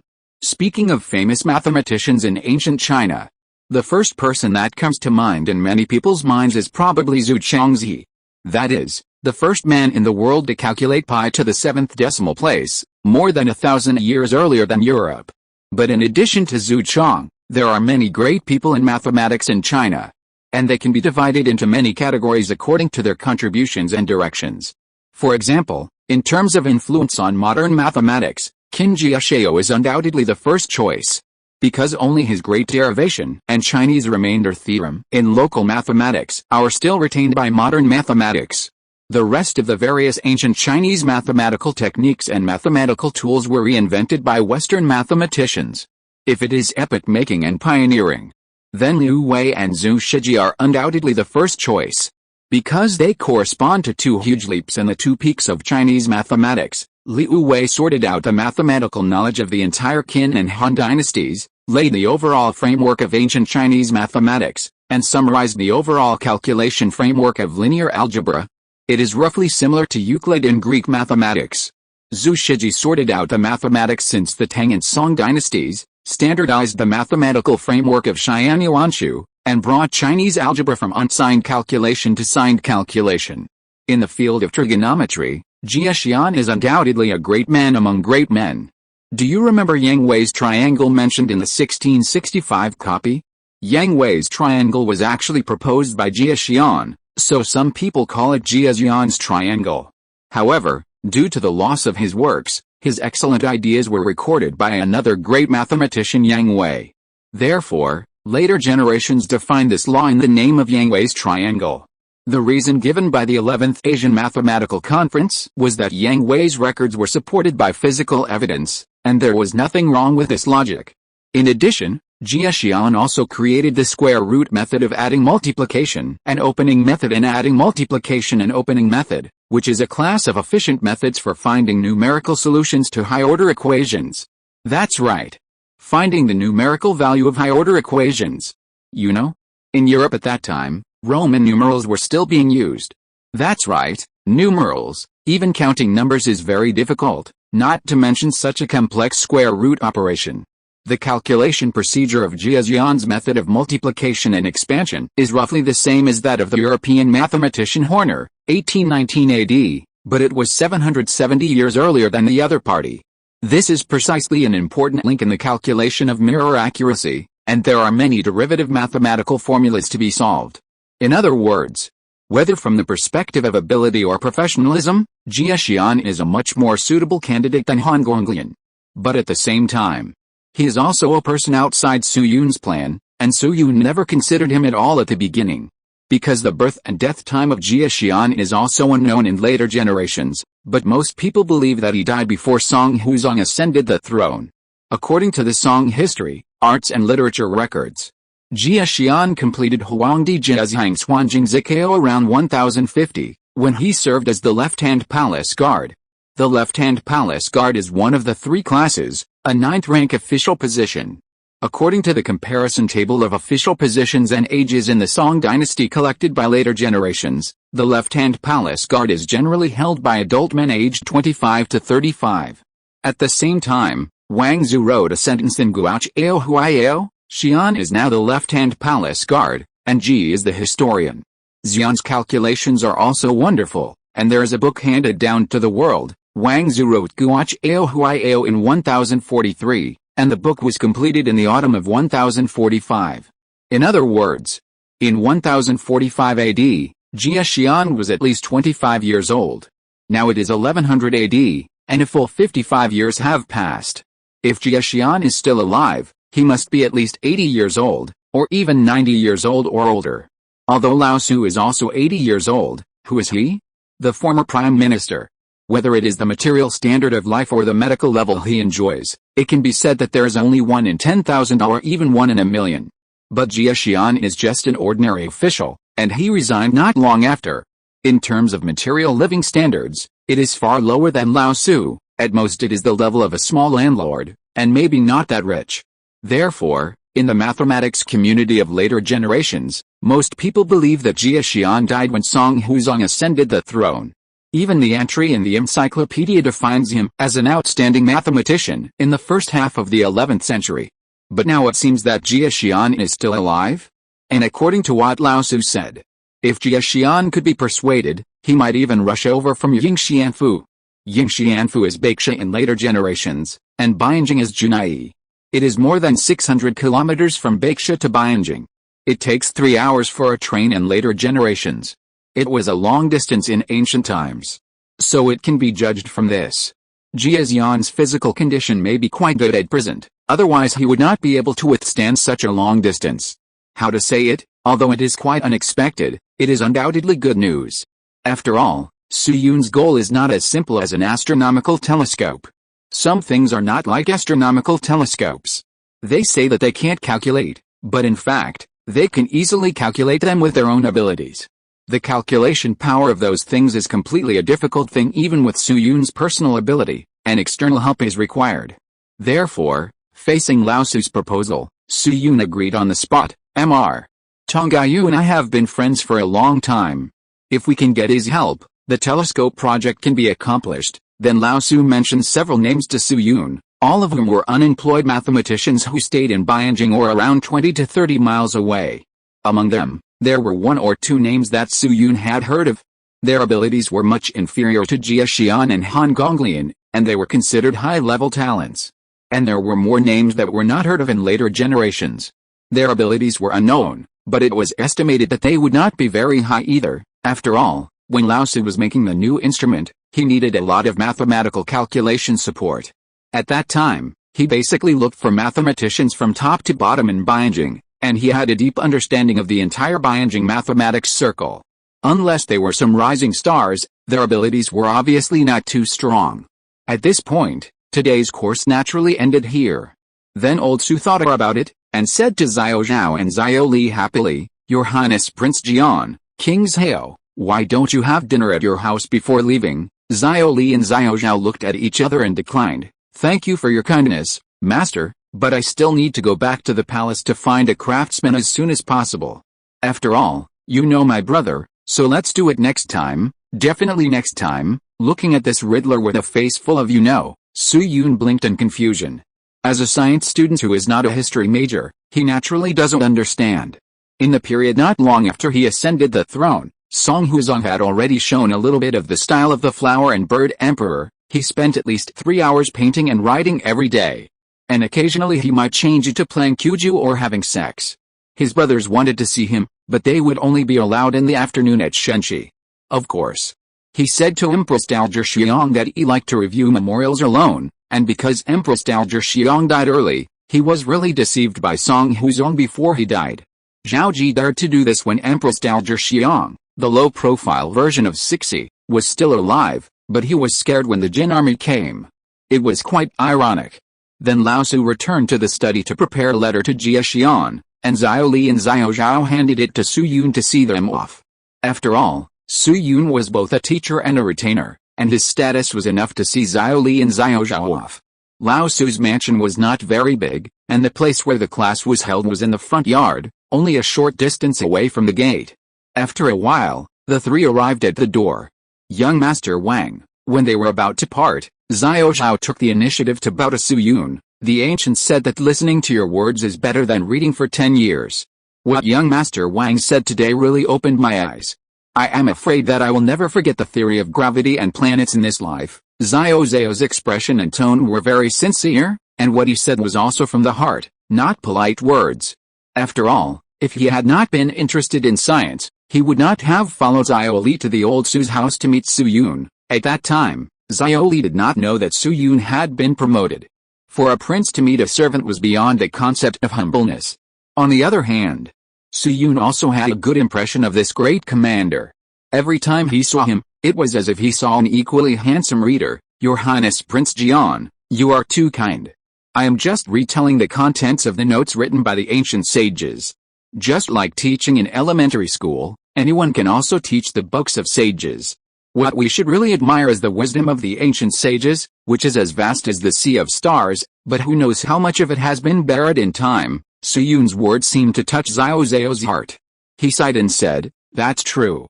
If it weren't for Prince Wang mentioning it, I'm afraid I would never know until my death that there is such a mysterious sect as Fengling Yuan sect in the world. By the way, Prince Wang, are you the only one left in Fengling Yuan sect now? Su Yun heard this, a trace of sadness flashed in his eyes, and his face showed bitterness and heartache. The Fengling Yuan sect has long disappeared over the years. I was just lucky and got the inheritance by chance. Just like the astronomical telescope, many inheritances have been fragmented now. We, the younger generation, have only heard of it but never seen it. Alice, Xiao Zhao shook his head with regret, then he coughed lightly and comforted, Prince Wang, people should look forward and stop talking about sentimentality. As for the craftsmen and property matters, I will take care of them after returning to the palace, and strive to restore such a rare item as the astronomical telescope as soon as possible. Su Yun nodded, subconsciously trying to persuade His Royal Highness Prince Jian to move out of the palace. However, considering that it was not appropriate to talk about deep things with a simple friend, he could only turn into turbid air and frustration. Then he looked at Xiao Li beside him and smiled, Miss Li, let's say goodbye for now. At this time, Xiao Li was drooping her eyebrows and waved at him in a depressed manner. I'm sorry, Wang Lin, I can't help you with the astronomical telescope this time. Hey, what's that? Su Yun made an indifferent gesture to her and said with a smile, Miss Li, don't worry, we have plenty of time, maybe in the next chapter. Ahem, next time I will have something to trouble you. Xiao Li still nodded listlessly, and soon thought of something else. With a little expectation and nervousness, she said to Su Yun, Wang Lin, when the astronomical telescope starts to be made, can I still come to watch? Su Yun nodded heavily and agreed happily. Of course. Xiao Li regained some spirits after hearing this and breathed a sigh of relief. After all, although the status of women in the Song dynasty was not low, it was still a challenge to the inherent concept for an unmarried girl to mix with a bunch of men. Xiao Li herself was not worried, and her father, Comrade Lao Li, had already accepted his fate. Therefore, the biggest obstacle came from Su Yun and Lao Su. After all, scholars think highly of themselves, and people like Lao Su are more afraid of losing their integrity in their later years, and they might find a way to reject themselves. Seeing that Su Yun personally agreed to let him watch the production of a telescope, it also meant that the biggest obstacle was removed. Then the three of them exchanged a few simple polite words and parted outside the door. Su Yun followed a courtyard and returned to the east wing. He planned to rest for a while and summarize the knowledge points he was going to write to Jia Xian. If there was still time, he would consider how to go next. As a result, he walked to the edge of his courtyard and had not yet entered the gate. He saw Wenbing, a cold-faced man, with his arms folded, standing at the gate of his courtyard like an iron tower. Seeing this situation, Su Yun subconsciously startled in his heart. Could it be that Wang Yu has a problem again? After all, he had only passed the period with the greatest possibility of accidents before, and it was far from being completely out of risk. In the Song dynasty, where the medical environment was not complete, something could go wrong at any time after injecting antibiotics. So he hurriedly stepped forward, bowed to Wang Bing, and said anxiously, Captain, you are here? Is there any change in the condition of Zhong Hao? Seeing Su Yun worried about Wang Yu, Wang Bing's heart suddenly warmed up, and he smiled and waved his hand. Little Wang, don't worry, my brother is in good condition. I came here mainly for you. Su Yun was stunned and pointed at himself with his index finger. Me. Wang Bing nodded and took out a few thread-bound books from his body. If it weren't for you, little Wang, I and my brother would have been separated by the yin and yang by now, and I can't repay you for saving my life. I thought about it this morning, and suddenly I felt that your figure seemed a little thin, so, here are a few martial arts secrets. Although they are not superior martial arts, They can be quickly mastered in a short time. Are you interested? Chapter 137 Pingxian Sword Technique. Students who have been transvestites know that transvestites in later generations generally take some female hormones to give themselves certain feminine characteristics and make it easier to attract customers. The same is true for male actors in the Song dynasty. They will be required to take some drugs rich in female hormones for a long time, so as to force male actors to look more seductive. Therefore, men who are born as male actors are generally not in good physical condition. But it is precisely for this reason. After learning about Su Yun's origin from Lao Tzu, Wang Bing thought about it for several days before he thought of a good entry point, help Su Yun strengthen his physique. Although the martial arts in the Song dynasty were not as mysterious as described in martial arts novels, the court atmosphere even valued civil over martial arts. But just like the folk remedies mentioned earlier, almost everywhere in the folk, you can see all kinds of martial arts secrets, or martial arts halls. Seeing this, some students may have objections. That's not right.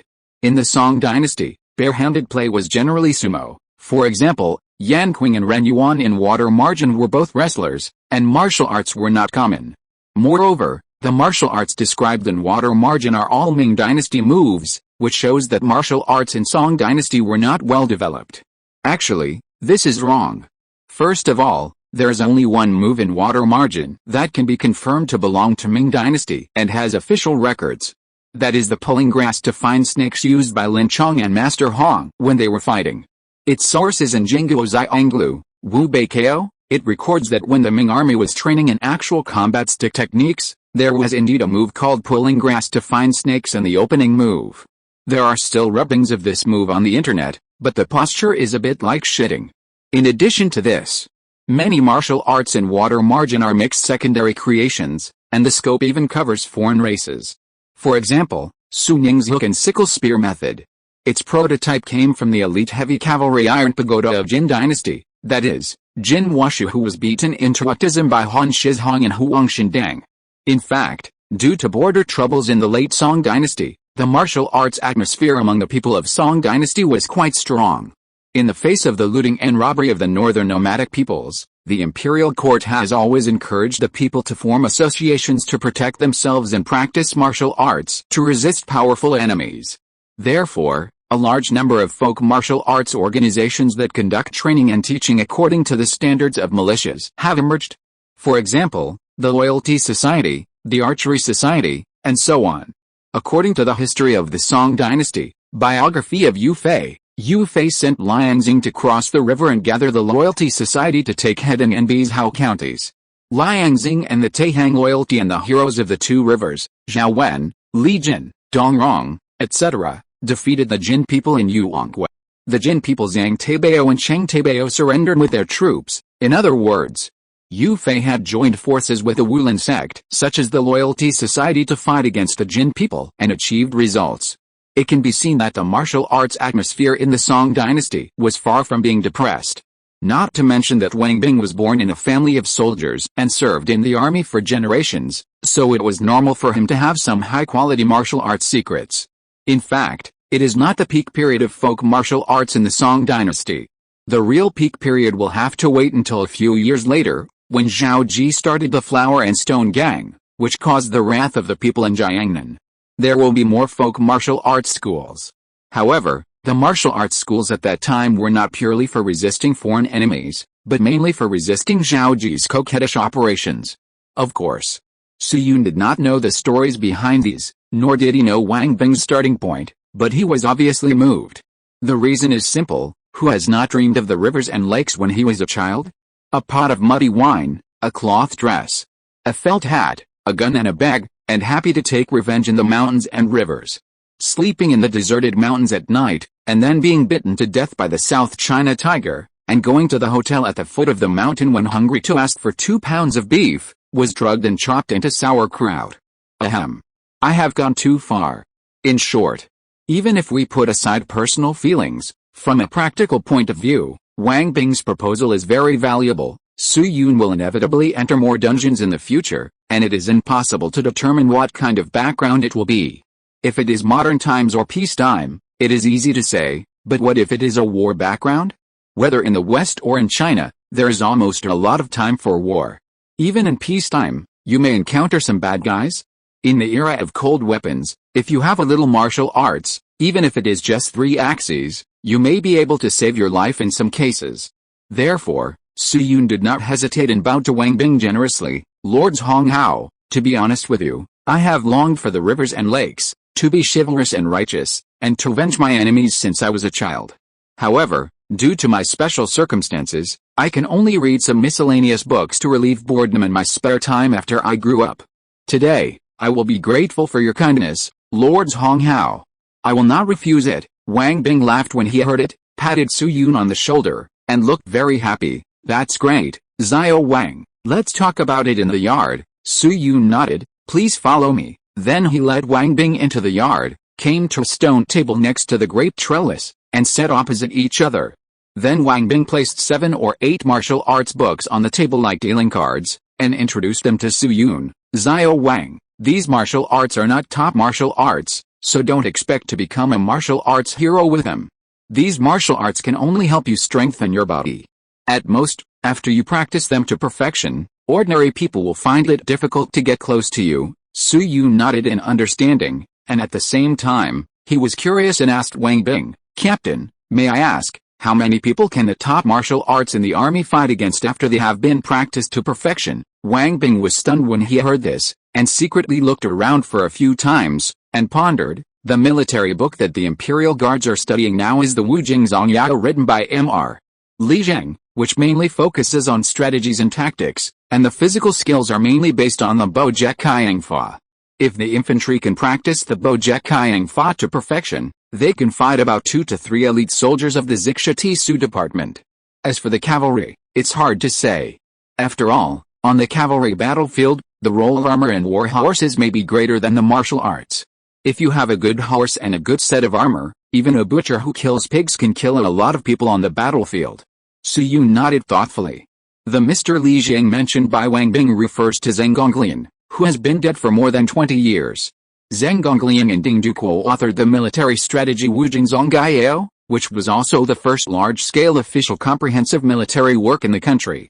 Now Wujing Zongyao has become the official military book of the Song Army, which can be regarded as an encyclopedia of military strategists. From the perspective of rank, it can be regarded as a textbook for later generations, and you must go to university to study it. As for the Tixia tribe mentioned by Wang Bing, it is an elite tribe on the Western Front. There are about 40,000 tribesmen with strong combat power, and they are also one of the main enemies on the front battlefield of the Western Front. After that, Su Yun thought for a while and asked again, what if we don't bring weapons and fight civilians with our bodies? Wang Bing blinked. Civilians? Su Yun nodded. He didn't want to miss this opportunity to understand the combat power of the ancient army. It's just ordinary adult men. Both sides are unarmed. Wang Bing thought for a lot longer this time, and he slowly said, the difference is huge. For example, Mr. Zhang Jingli has 100 battles battalion under his command, and all the soldiers in it practice Bojejin. If you fight against ordinary farmers, if you have space to display your body skills, there will be no problem in dealing with 7 or 8 people. Su Yun nodded slightly. I see. Su Yun has a friend in real life who once won a provincial fighting medal and was interviewed on TV. He currently opened a fighting club in Shanghai, and business is pretty good. This person has been practicing fighting for about 10 years. In the early 2000s, when the public security was not good, Su Yun had seen this person solo 4 gangsters at a barbecue stall in his hometown. Later he told Su Yun, if there were no knives, the opponent had not practiced much fighting, and he was not hit in the bullseye by a crotch kick, he could theoretically take on 6 to 7 people alone. Of course.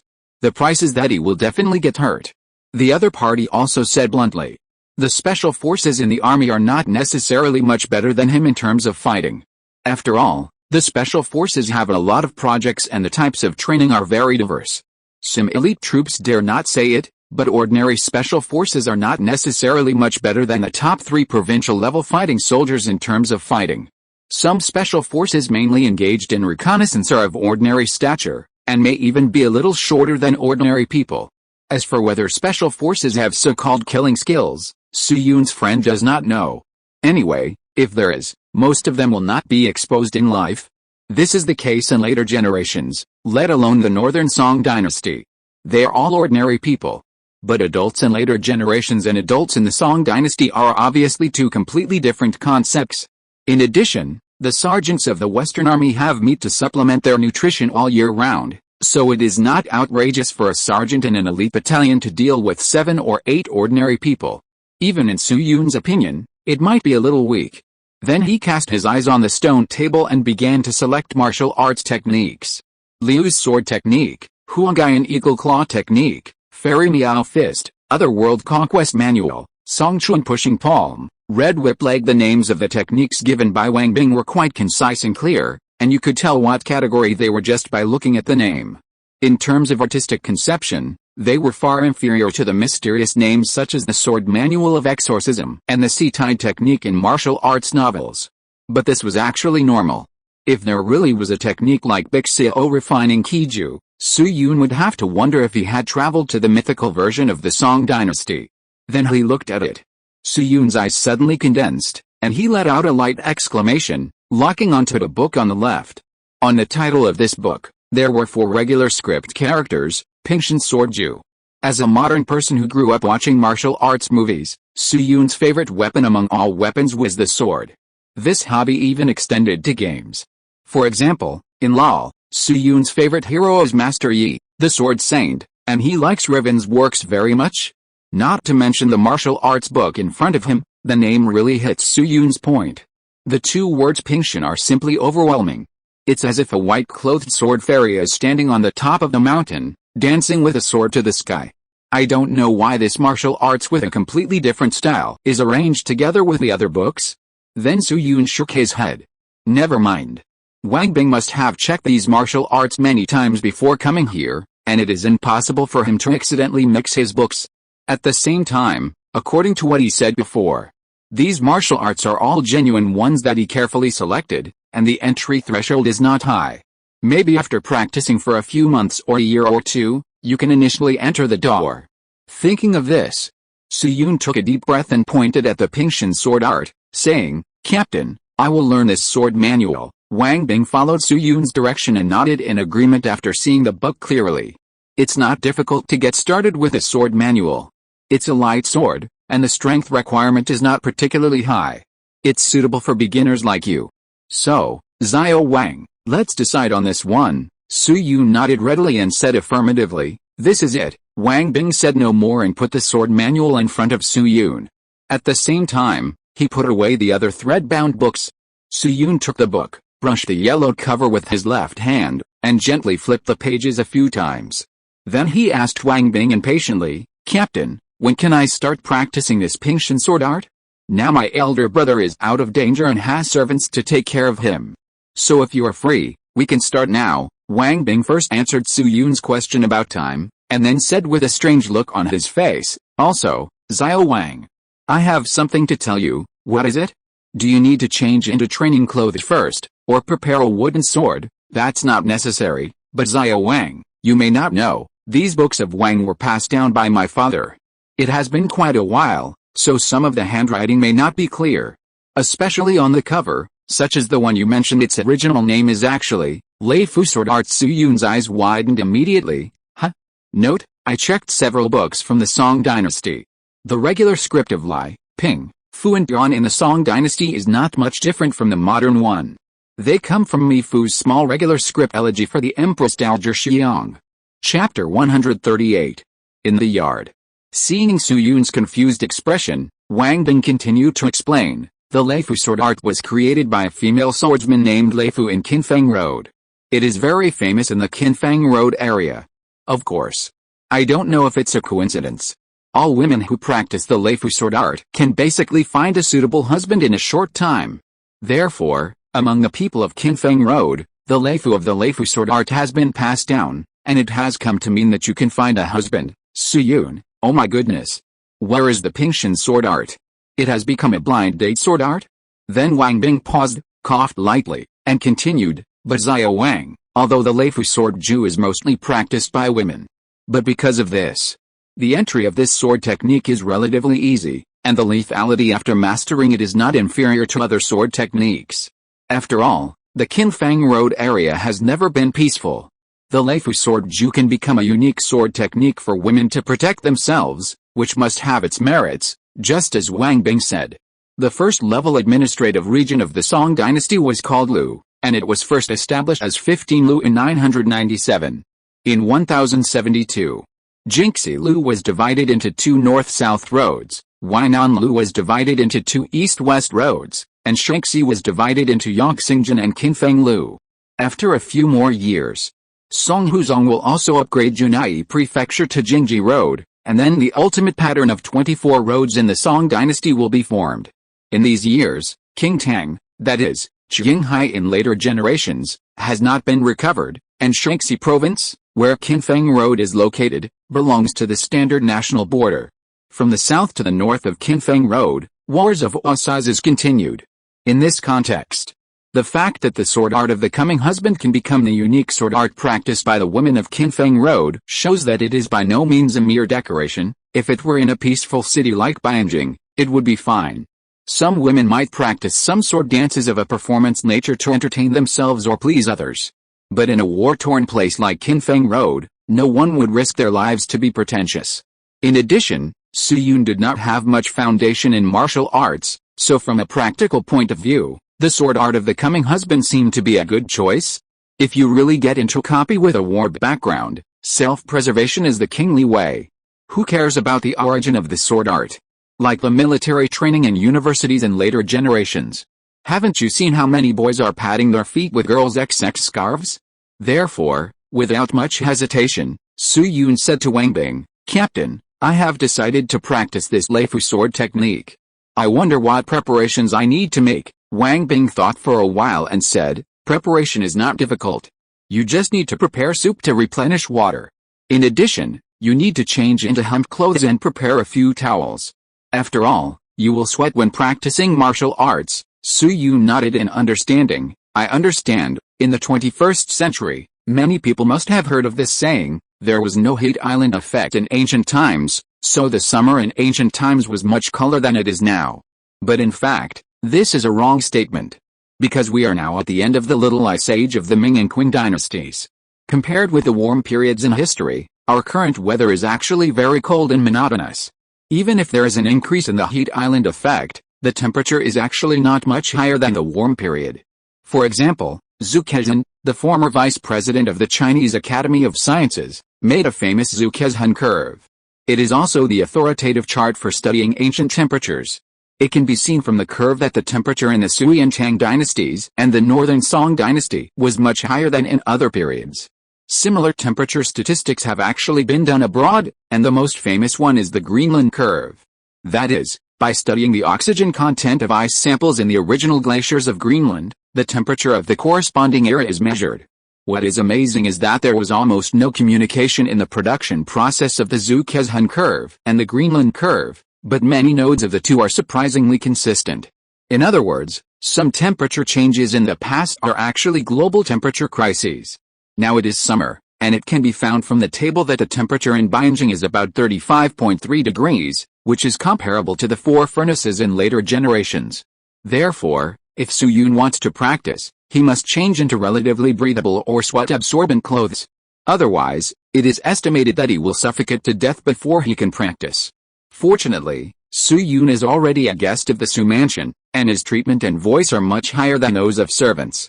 Therefore, in less than a quarter of an hour, Su Yun changed into half-sleeve, that is, a short-sleeved hemp clothing. Then, under Wang Bing's guidance, Su Yun began to do the horse dance. That's right. The horse dance. In the way of sword, the spirit is manifested in the sword, and the soul is returned to the footwork. If the lower body is unstable, it is easy to be top-heavy. At this moment, Wang Bing was holding his hands behind his back, returning to his previous cold look, and talking to Su Yun. The footwork is divided into horse stance, parallel stance, resting stance, kneeling stance, cross stance, empty stance, etc. Among them, the horse stance is the most basic method. He glanced at Su Yun's lower body again and nodded slightly. "Xiao Wang, you are past the most suitable age to learn sword. If you want to learn the Leifu sword art, you must do the horse stance for at least half an hour every day." Su Yun heard this, and the corner of his eye twitched slightly. A long, long time ago, when Soo-yoon was in the first and second grades of elementary school, he had participated in a martial arts class in a school. Now 2 lifetimes have passed, and he has long forgotten what he taught in the martial arts class and what the teachers and classmates looked like. He even forgot whether the martial arts class was an interest group in the school or an extracurricular training class that required payment. But there is one action that he still remembers vividly, and he will probably never forget it in his life. That is the horse dance. This thing is basically the same as riding a bicycle. After mastering it, you can remember it even with your eyes closed. Therefore, after Wang Bing made the request, Soo-yoon quickly made a standard action. Of course, the action standard is the standard, but the physical exertion is still very torturous. After only a few minutes, Soo-yoon's legs began to tremble vaguely. However, Wang Bing had no intention of relaxing the requirements. Facing his brother savior, he continued to maintain a stern attitude. Xiao Wang, your legs can't move, stand up your waist, breathe steadily, follow me, take a deep breath, exhale slowly, and then take a deep breath, hold on. Only those who endure the most hardships can become the best, just like that. Under Wang Bing's encouragement, Soo-yoon's first horse dance in the Song dynasty finally lasted less than 10 minutes. To be honest, this time is actually not short. Students who don't believe it can try it yourself. If you haven't been in contact with the related movements for a long time, your body may show some feedback in less than half a minute. Wang Bing obviously understood this, so when he felt that the time was about right, he stopped insisting. Okay, Xiao Wang, you can stop. Hearing this, Soo-yoon's body suddenly relaxed, and he sat on the ground with a snap, rubbing his thighs with gritted teeth. I have to say, Wang Bing's vision is still very accurate. At present, Soo-yoon's body has reached a critical point. If he persists, he may be able to stand for another minute or two, but there is a high probability that his muscles will be strained. Then Wang Bing handed him a water bag and patted his body. Come on, moisten your throat first. Soo-yoon took it and gulped down a big sip. A second later, Soo-yoon couldn't help it and spit out a big mouthful of poo-ha. He wiped the corner of his mouth, feeling the slightly stimulating taste in his mouth, and said to Wang Bing with a wry smile, Captain, how can this be wine? Wang Bing laughed out loud, obviously in a good mood. A man who wants to travel the world, how can he not drink? I heard from old man Su Boguang that you have also made some alcohol, right? Su Yunjin said, helplessly arched his hands to Wang Bing, and then held the neck of the water bag or wine bag in front of him. He hesitated for a moment, and continued to drink. After all, the concentration of alcohol in the Song dynasty was not high, and Wang Bing chose a slightly sweet rice wine. In the case of preparation, it is actually quite delicious. Looking at the person sitting on the ground drinking, Wang Bing pondered for a moment and continued, Little Wang, in addition to footwork, the most important thing about swordsmanship is the sword moves. Let me show you a few. After that, he picked up a wooden sword from the side, stood in a good position, and stabbed forward first. In a few breaths, with a flick of his wrist, he raised his sword quickly. This is called dragonfly skimming the water. He then swung his sword in the air and continued to attack from bottom to top, but it was actually a feint. When the sword rose 1 foot, his hand followed his arm and slashed horizontally from east to west. This is called turning over horizontally. Wang Bing demonstrated while speaking, using his hands and feet, and sand and stones flew. The wooden sword seemed to have a chilling aura blowing towards him, and the wooden sword seemed to have life in Wang Bing's hand. And unlike the performances of later generations, Wang Bing was a real battlefield general. The moves were filled with a very fierce killing aura, and were moves that could truly defeat the enemy. After demonstrating several sets of moves, Wang Bing took the wooden sword and gathered his breath. The above moves are the core killer moves of Leifu sword art. Although they are not as mysterious as Falling Rain Thousand Silk Sword, they save physical strength and are not afraid of ordinary thieves. Soo-yoon nodded slightly. Although he was just an outsider, he could still feel a sense of agility. Wang Bing did not mention the concept of internal force. As for whether it was because of the insufficient level of swordsmanship or other reasons, Soo-yoon did not know. But the same thing. Maybe Leifu sword art is not the best swordsmanship, but it is the most suitable choice for Soo-yoon. After adjusting his breathing, Wang Bing suddenly thought of something and said to Soo-yoon, Oh, Xiao Wang, if you want to travel the world, there is one thing you have to solve first. Soo-yoon blinked blankly. What is it? You have to have a nickname. Nickname? Su Yun was stunned when he heard it, but he soon reacted. Wang Bing should be talking about the nickname of the world. Just like the literati like to give themselves the nickname of Mr. XX, the people in the world also like to give themselves some domineering names. For example, Rui Unlong, Zhiduoxing, Zhu Xiaorintu, etc. But what is a little more shameless than the literati? When the people in the martial arts world introduce themselves, they often prefix their nicknames with Jiang Hurinqiao, which makes it seem as if they were given by others. However, considering that I will stay in this dungeon for a long time, I may come into contact with ancient dungeons in the future. It is necessary to have a nickname. Maybe I can scare people at any time. Therefore, Su Yun thought for a while and said, Captain, it is said that before the Fangling Yuan sect was destroyed, every disciple in the sect who wanted to join had to become a coder first and pass a difficult test. The coder's job was to burn text day and night without a break for a quarter of an hour. Every day, they could only eat steamed buns and drink clear soup. At least 4,000 words a day, and those who are efficient can write 6,000, and those who are even more efficient can write more than 10,000 words a day. Now the Fangling Yuan sect has long disappeared, but as a descendant, I should not forget the basics. Then Su Yun paused and continued, so the nickname I want to take is called 30,000 words a day. What do you think? When he said this, Su Yun's expression was very calm. Anyway, the one who updates 30,000 words a day is Wang Mezi. What does it have to do with him, Su Yun? Chapter 139, Follow the Internet to urge for updates. In ancient China, nicknames were usually associated with animals or famous figures from ancient times. Representatives of the former include Yu Qilin, Han Jianglong, Jin Maohu and the like. Representatives of the latter include Xiao Wenhao or Sai Ringui, etc. However, although Su Yun's 30,000 words a day is somewhat different from the above two default rules, and has nothing to do with some other scattered rules. But considering that Su Yun is not a man of the martial arts world, the intention is also to commemorate the Fangling Yuan sect that has long disappeared. Therefore, after a brief silence, Wang Bing still agreed to his nickname. Wang Xiaoqin, who updates 30,000 words a day, is finally settled. Anyway, slogans are slogans. This is just a beautiful expectation, and Su Yun said he is not panicking at all.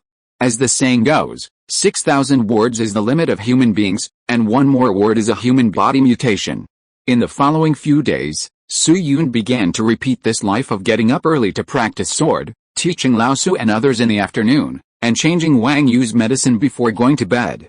In a sense, it is quite fulfilling. At least I can adapt to this life without mobile phones. 8 days later. Still in Wang Yu's guest room.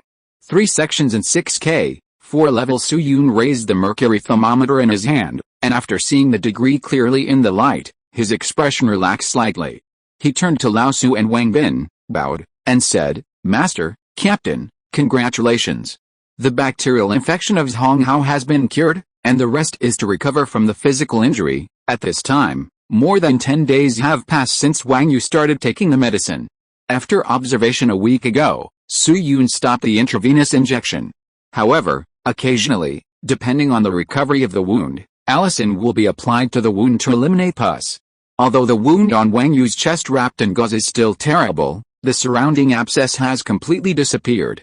From the perspective of the whole person's mental state, he has already been much better than before, and his energy and spirit have recovered a lot. Even with the support of Wang Bin, he has recovered a certain degree of mobility. Of course, it is obviously still a long way from recovery or going to the battlefield. After hearing Su Yun's final words, Wang Yu, who had been impatient for a long time, suddenly looked happy. Can I eat mutton? Su Yun shrugged and looked at Lao Su beside him. After all, compared with Lao Su, he was not a professional doctor and could only make some superficial judgments. You have to ask the master about this. Lao Su stepped forward to feel the pulse, pondered for a moment, and shook his head. What Xiao Wang said is right. Zhengru's condition is out of danger. But mutton. Don't worry for now, I think everything should be stable. You can drink some mullet soup first. Anyway, your life is not lost. It will be easy to eat mutton in the future. Hearing this, Wang Yu couldn't help but sigh in annoyance, and the expression on his face instantly became depressed. He subconsciously bared his teeth, as if he wanted to resist, but in the end he didn't say anything. After all, Lao Su was his elder, and secondly, it was for his own good, and he still understood this truth. Therefore, there is nothing to refute, both emotionally and logically. As for the mullet soup mentioned by Lao Tzu, it refers to the black fish of later generations. The soup made from black fish is thick and white, which is of great help to the recovery after childbirth or surgery, and is considered a high-quality food supplement. Therefore, in later generations, many Kitian authors would cook a bowl of mullet soup after cutting books. As the saying goes, spring breeze brings new life. Then Lao Tzu turned his eyes and cast them on the thermometer in Su Yun's hand, saying, "Xiao Wang, can I take a look at this?" Su Yun handed the thermometer to Lao Tzu respectfully, and then raised his hand with a well-behaved expression. This mercury thermometer was made by a craftsman a few days ago, and the cost was quite cheap. After all, the principle of the mercury thermometer is actually very simple. To put it bluntly, it can be said in one sentence, because mercury is the only metal that is liquid at room temperature, it is used as the material of the thermometer. In the entire process of making the thermometer, the most difficult part is the capillary in the thermometer. In theory, the thinner the better.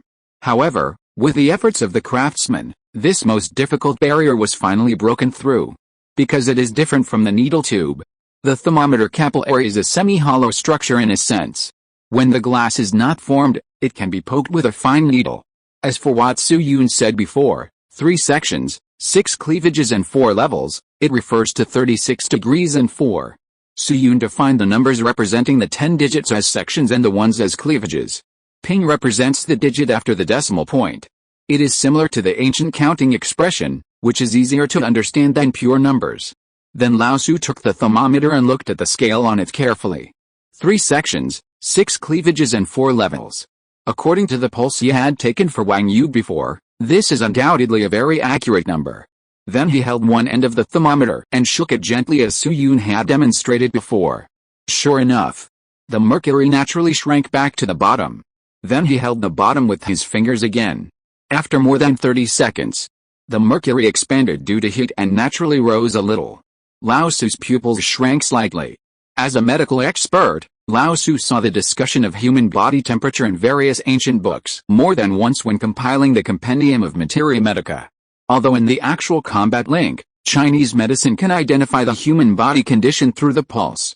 But this belongs to the category of inside. Not all doctors can accurately judge the patient's condition. Otherwise, there would be no such word as quack doctor. But if you don't rely on the pulse and rely on the touch, it will be more difficult to judge. Especially in terms of accuracy. For example, 36.7 and 37.2 degrees, it is actually difficult for doctors to sense it by touch alone. Because the doctor cannot guarantee that his body temperature is normal, it is easy to misdiagnose. In the medical concept, 37.2 degrees can be regarded as a precursor to high body temperature. Maybe it looks fine, but the disease will break out after nightfall. Therefore, from a medical point of view, the thermometer made by Su Yun is even more important than chalk. Of course. Considering the toxicity of mercury, the popularization of thermometers must be stricter than chalk. Wind Spirit Moon Shadow Sect. Old Su couldn't help but mutter, "What kind of sect is this?" In the past few days, he has looked through the information. However, among all the books he could find, no ancient book recorded the news of this sect. But on the other hand, this sect is likely to exist, because apart from the hidden sect, there is no other explanation that can reasonably explain Su Yun's ability. Of course. From a metaphysical point of view, the born with knowledge of the reincarnation of immortals and gods can also explain Su Yun's situation. But judging from a rational point of view, the identity of a descendant of a hidden sect is undoubtedly more reasonable than the immortal god. After all, in the long history of thousands of years, there are too many things that have been lost. For example, the wooden kite made by Gong Shuzi. It is rumored that this thing can fly in the air for 3 days and 3 nights without stopping without any external force. But now hundreds of years have passed, Guang Shubin's skills have long been lost, and future generations can only rely on their imagination to make up for the style of such a strange thing.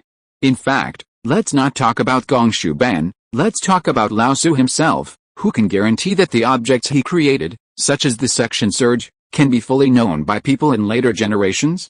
Time can erase everything. Therefore, it is not unacceptable that there is such a hidden and destroyed ancient sect in history. It's just that the heir of the sect is a bit miserable and has become a plaything in the hands of some people. He escaped not long ago. Then Lao Su took a deep breath and looked at Su Yun. Xiao Wang, the various materials you mentioned earlier are almost ready, including the volcanic glass stone you mentioned. If nothing unexpected happens, the materials will be ready in about 2 to 3 days. Su Yun nodded in understanding. Not long after Xiao Zhao left the mansion not long ago, Song Huzong agreed to Xiao Zhao's request and approved a large number of materials and funds. In addition to Lao Su's own manpower and material resources, it means that in 2 weeks, all the materials needed by Su Yun were prepared. In terms of efficiency in this era, this time consumption can even be regarded as a miraculous effect.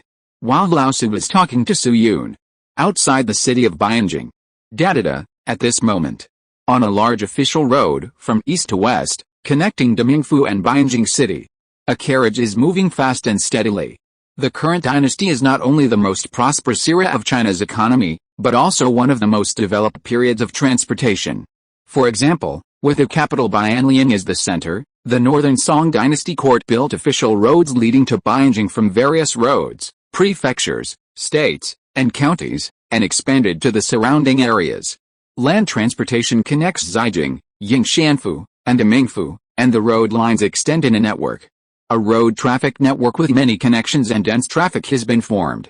Pedestrians can reach any place as long as they set out along the official road, which is very convenient for travel. However, no matter how stable the official road is, it is still not as good as the national highway in later generations, especially when the road is long. There will always be some stones or bumps on the road surface. After the carriage had traveled for a while, the wheels suddenly rolled over a fist-sized stone. Affected by this foreign object, the carriage shook slightly. Although this degree of turbulence did not cause much damage to the physical structure of the carriage, an old man who was originally sleeping in the carriage was startled and slowly opened his eyes. The old man rubbed his eyes, exhaled from his nose, and said to the outside of the carriage, "Chongping, where are we?" After a moment, hula, the curtain of the carriage was lifted from the outside, and an old servant sitting next to the coachman poked his head in and said, "Master, Qingqiao Post House is more than 30 miles ahead." Qingqiao Post House. The old man repeated the name and nodded slightly. "I understand, you can leave now." Qingqiao Post House, formerly known as Qingqiao Village, was renamed Qingqiao Post House when a post station was set up during the later Zhou dynasty. However, this small post station with only 6 rooms has also left its name in the history books. In 960 AD, Zhao Kuogan, a general of the later Zhou dynasty, staged a military coup in Qingqiao, put on a yellow robe, and founded the Song dynasty. It was called the Northern Song dynasty in history, and its capital was Kaifeng. Qingqiao was listed as the first volume of the history of Song dynasty, and it was recorded in the history books forever. In this era, Qingqiao Post Station was responsible for a large number of political orders and military intelligence transmission tasks of the Northern Song dynasty court, as well as for welcoming and arranging accommodation for passing officials. And with the increasing number of guests coming and going, the development of commercial trade in the town was promoted, and the market trade became increasingly prosperous. In a sense, it is somewhat similar to Songjiang to the Magic City. Wait for another 5 years. Song Huzong will also issue an edict to change the post station to Xianliguan to commemorate the achievements of his ancestors. However, the old man at this time was not an official, and he was not going to the market to do business. The 3 words Cheng Qiaoi represent another message to him. At this time, he is less than 100 miles away from Bianjing. Then he thought of something, took the package he brought with him, and took out a letter from it. In the past period of time, the old man was originally unemployed at home. Sometimes he played with his children and grandchildren, and sometimes he did some math, which was fulfilling and leisurely. If nothing unexpected happened, he would live happily for a few more years and finally die peacefully. As a result, more than a week ago, he suddenly received an expedited letter from Bianjing. Judging from the time of the letter, it took only 3 days from the time the whole letter was sent to the time it was delivered. In addition, the sender of the letter was also extraordinary. This person was the former prime minister, the famous prince's tutor, Zhaojingong Susong, Su Ziran. About 40 years ago, the old man had met this peer who was 3 years younger than him. At that time, they participated in the joint examination together, and watched her play next to a spicy soup seat on the day of the announcement. The result was unexpected. Among the 4 people in a stall, Two of them eventually became higher-ranking officials, and one became a great writer of the time. Only he failed the exam, and finally became an ordinary 9th-rank left-hand guard with the help of his connections. Later, he wrote Huangdi Jiazhang Xuanjing Zikao, which made him slightly famous in the mathematics world. Unexpectedly, Su Song still remembered him, wrote a congratulatory letter and sent some gifts, one of which was an old ginseng that saved his father's life. Later, the old man went to Dazhou to become an 8th-rank official, and he had some correspondence with Su Song every year. Occasionally, when he returned to Beijing, the other party did not despise his identity and took him to brothels and restaurants for banquets many times. Therefore, in the past few years, Su Song and the old man have always had a good relationship. When Su Song encountered some difficult mathematical problems, he would often write to the old man for advice. But what really attracted the old man's attention and made him eager to pack up and set off that day? It was a few words in the letter. I have just made a friend, named Wang Lin, who has extraordinary knowledge. I have selected what he said, and Mr. Tuangai, you can read it carefully. Yin changes but Yang does not. The origin of heaven and earth depends on the quadrant, the first square, the last square, and the product of the first and last times twice is in the center. This person also suspected the origin of the square root method, saying that the numbers to be squared are listed, and the corner is counted as 1, and then they are added from the bottom to the previous position until the first position is reached. Then the corner is counted as before, and the number is increased from the lower position to the next position. Then the old man moved his eyes downward and locked onto the last paragraph of the letter. Xiao Guangzhang said, now there is a volume of 1,868,670 feet. Ask, what is the cube? Wang Lin said, first use the upper quotient of the real to set the first position to 100, then multiply the upper quotient by the lower method to set the lower quotient by 100, multiply the lower quotient by 100 to get the square of 10, and divide the real, and that's it. Again, multiply the upper quotient by 100 by the lower method to get the lower quotient, which is 200, and multiply the lower quotient by 30,000. Multiply the lower method by the lower quotient again to get 300, the square is 1, the quotient is 2, and the lower quotient is 3, which is 10, then divide the first quotient by the second quotient and you get 20. Multiply by the lower quotient and you get a total of 320, multiply by the lower quotient and you get a total of 36,400. Divide the upper quotient by the actual quotient, and the remainder is 132,867. Multiply by the next quotient 20 and you get a total of 340. Multiply by the lower quotient and you get a total of 43,200.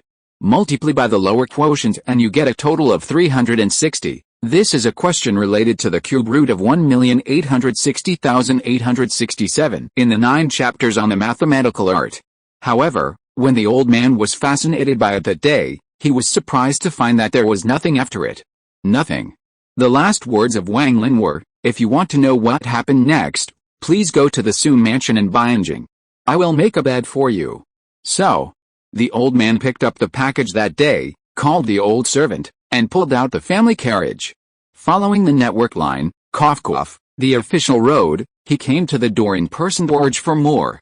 Once I am in trouble, there will always be a day when I will take a knife in my hand and kill all the broken dogs in the world. Chapter 140 Butterfly Wings Flap. More than a week ago, when writing to Jia Xian, Lao Su had mentioned some situations to Su Yun. Jia Xian was old, and he usually studied some relatively profound mathematical problems, and was not moved by money. If you want to persuade him to come to Beijing to help, you must come up with enough weight to make the other party interested. Therefore, when choosing the letter message, Su Yun could only rack his brains to write down some knowledge that Jia Xian might be most interested in.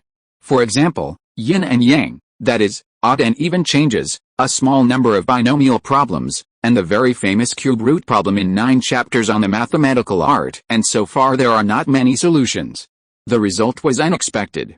Su Yun's dose seemed to be a bit large, and the other party was already on the way to crawl along the network cable. Of course, due to the limitation of perspective, Su Yun didn't know that one of his readers was going to send razor blades in person, and this guy was still teaching leisurely. On the second day after Wang Yu recovered from his illness, he met classmate Xiao Li who came to his house on time. Miss Li, Su Yun first greeted Xiao Li, who he was very familiar with, and then looked behind her in surprise and asked, "Why can't I see His Royal Highness Prince Jian today?" In the past period of time, Xiao Zhao and Xiao Li would come to the house almost every 1 or 2 days, and listen to Su Yun's introductory knowledge of physics with Lao Su. Now 10 days have passed. Even Xiao Zhao and Xiao Li, who have no physics foundation, can already do basic force analysis. According to the agreement made at the end of the class 2 days ago, Xiao Li and Xiao Zhao should have arrived at the mansion at the same time today. Even if Xiao Zhao couldn't come because of something, he should have sent someone to deliver a message in advance. After all, people in ancient times still attached great importance to the concept of keeping promises. Even if they stood someone up, they had to abide by etiquette, and even compensated with gifts to express their apologies. Unlike some authors in later generations, they clearly said nothing but didn't express anything. Hearing Su Yun's question, Xiao Li's face suddenly became serious. "Wang Lin, there was a sudden change in the palace today, and His Royal Highness Prince Jian may not be able to attend the class." Su Yun blinked and asked in surprise, "The palace? Isn't His Royal Highness Prince Jian no longer involved in palace affairs? It was mentioned before." After Song Huzong ascended the throne, in order not to arouse suspicion, or to save his life, Xiao Zhao's personality was forced to undergo a huge change. Not only did he linger in wine shops and brothels, he also never attended the court meetings he was supposed to attend, and almost had no contact with the court. He was even reported to the Zhuangzhang temple several times for this, but they were all suppressed by Song Huzong's magnanimity.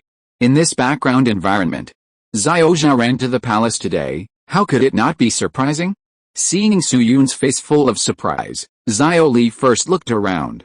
After making sure that there was no one around, he lowered his voice and said, "Last night at Yinchi, Empress Dowager Xiang fell on the way to get up at night, and the situation does not seem to be good." Su Yun heard the words, and his pupils shrank immediately. Empress Dowager Xiang. This is a person in Chinese history who has no role but cannot be ignored. She is said to be of no importance because her past life was not very eventful. She is the great-granddaughter of Prime Minister Xiang Minzhong, and the Empress of Emperor Shenzong Zhaosu of Song Dynasty. In 1085, Emperor Zhezhen of Song Dynasty succeeded to the throne and honored her as the Empress Dowager. In Chinese history, there are certainly not many women with similar resumes, but there are not few either. From the enthronement of Qin Shi Huang to the end of Pui, there were more than 400 emperors in Chinese history, and conservatively estimated that there were more than 300 Empress Dowagers. Compared with Empress Dowagers like Cixi, Empress Dowager Xiang is indeed not outstanding. As for why she cannot be ignored, it is what I mentioned earlier when introducing classmate Zhao. She was the biggest contributor to Emperor Huzong of Song Dynasty's ascension to the throne, and could even be regarded as the only helper. From the perspective of nature, Empress Dowager Xiang's poor judgment of people or her choice to forcibly support Emperor Huzong of Song Dynasty in order to protect her own status was a key turning point in the northern Song Dynasty's sudden death. Therefore, as a fan of Song Dynasty, Su Yun vaguely remembered the cause of death of Empress Dowager Xiang. In 1101 AD, Empress Dowager Xiang died suddenly on a certain day of the first month of the lunar calendar due to a sudden stroke. She was 56 or 57 years old. Before that, the history books recorded her as well off. In other words, according to the normal historical trajectory, Empress Dowager Xiang seemed to have not fallen down. Thinking of this, Su Yun's eyes flashed with surprise, because he thought of Lao Su again. According to the normal trajectory, Lao Su should have set off from Bianjing and rushed back to his hometown Jingqiao. But in this situation, because of Su Yun's sudden appearance, Lao Su gave up the idea of returning to Jingqiao and stayed in Bianjing temporarily. In addition, he saved Wen Yu, who should have died. It can be said that from the perspective of the timeline, the copy and the standard line of history have produced very serious discrepancies. More importantly, Su Yun, or many experts in later generations, have speculated, Lao Su will die of illness next year, most likely because he fell during the period, which led to sudden mental decline. So suppose, just suppose, what if Lao Su fell on the way back to Jingqiao? Then can this lead to another speculation? Empress Dowager Xiang's fall should have happened to Lao Su? Just like the butterfly effect that has been said countless times. Su Yun flapped his wings in Lao Su's mansion, and Empress Dowager Xiang in the palace was blown down? Of course. This is just Su Yun's unfounded speculation, and there is no evidence to prove this. After all, this era is separated from later generations by a full 900 years, and no one can say what the real historical details are. Maybe in real history, Empress Dowager Xiang just fell like this, and everything was just a coincidence? Then Su Yun shook his head and threw these thoughts behind him. Turning to Xiao Li, he said, "The Queen Mother is ill, and as a junior, it is reasonable for His Royal Highness Prince Jian to visit her. In this case, Miss Li, let's do our work first." "The master is already waiting in the study," Xiao Li nodded, with a glimmer of expectation in his eyes. Then Su Yun led Xiao Li through several walls and finally came to the outside of Lao Su's study. Or to be more precise, Lao Su's academy. As a book collector envied by Song Shenzong, there are tens of thousands of books in Lao Su's home, which can be described as vast as the sea of smoke and smoke. In normal history, when Lao Su returned to Jinkao, he even directly contracted 3 car teams and dispatched dozens of carriages to transport his books back to Jinkao. Therefore, in this mansion, the place where Lao Su stored books was not a house, but a courtyard consisting of 3 two-story attics. When Su Yun and the others arrived at this courtyard, Lao Su was sitting on a stone table in the courtyard, looking at a microscope. That's right. Microscope. Of course. This is a simple microscope that was roughly made by craftsmen based on the drawings provided by Su Yun. Its magnification is only more than 20 times. After all, higher magnification precision lenses need to be prepared through calculations, such as the Grinder's formula of 1/f equals n1, 1/r1-1/r2, etc. At the same time, various indexes of the finished glass products must be considered. Even if Su Yun directly applies the formula, it will take at least another half a month to complete. Not to mention that Su Yun's plan is to let Lao Su and others derive the experiment themselves, which will take more time, at least more than a month. However, high magnification precision is one thing, and low magnification microscopes are another. Just like Lao Su himself once made a 5-fold telescope. In the Northern Song dynasty, you didn't need professional formula derivation, you could grind out a low magnification microscope by hard grinding. Although a microscope with more than 20 times magnification is not enough to observe cell structures, it can barely be used as an entry-level device in the microscopic field. At least it can satisfy Lao Su's curiosity. After entering the courtyard, Xiao Li saluted Lao Su very obediently. "Good morning, Uncle Su." "Oh, King Xiao is here." Lao Su moved his eyes away from the microscope and greeted Xiao Li first. Then he exclaimed and asked the same question as Su Yun. "Huh? Why don't you see His Royal Highness Prince Jian?" Xiao Li and Su Yun looked at each other, and Xiao Li repeated what he had said before. "Uncle Su, something happened in the palace today." Lao Su listened quietly, and a gleam of light flashed in his eyes quietly. "What?" "The Queen Mother fell down." As a former prime minister, Lao Su was able to maintain a long-term neutrality between the new and old parties, and his political skills were actually very high. Now that he suddenly heard the news that the Queen Mother Xiang fell down, many speculations flashed through his mind almost immediately. If the Queen Mother recuperates and gives up power, Prince Jian will probably be under greater pressure. However, considering that Xiao Li can only get a general idea of the situation, it is obviously impossible to know the inside information, and many judgments cannot be made accurately. Therefore, after Lao Su pondered for a while, he decided to put the matter aside and planned to inquire about it through his own channels later. Then he pulled his thoughts back to reality, picked up the box from the table, and said to Su Yun, "Xiao Wang, the box contains the dead cockroaches, and the glass slides are pressed according to your requirements. Please see if it is suitable." Su Yun took the wooden box, gently removed the lid, and looked inside. At this moment, there were several glass slides of cockroaches in the wooden box. These cockroaches had been disinfected with alcohol in advance, so they did not look particularly disgusting.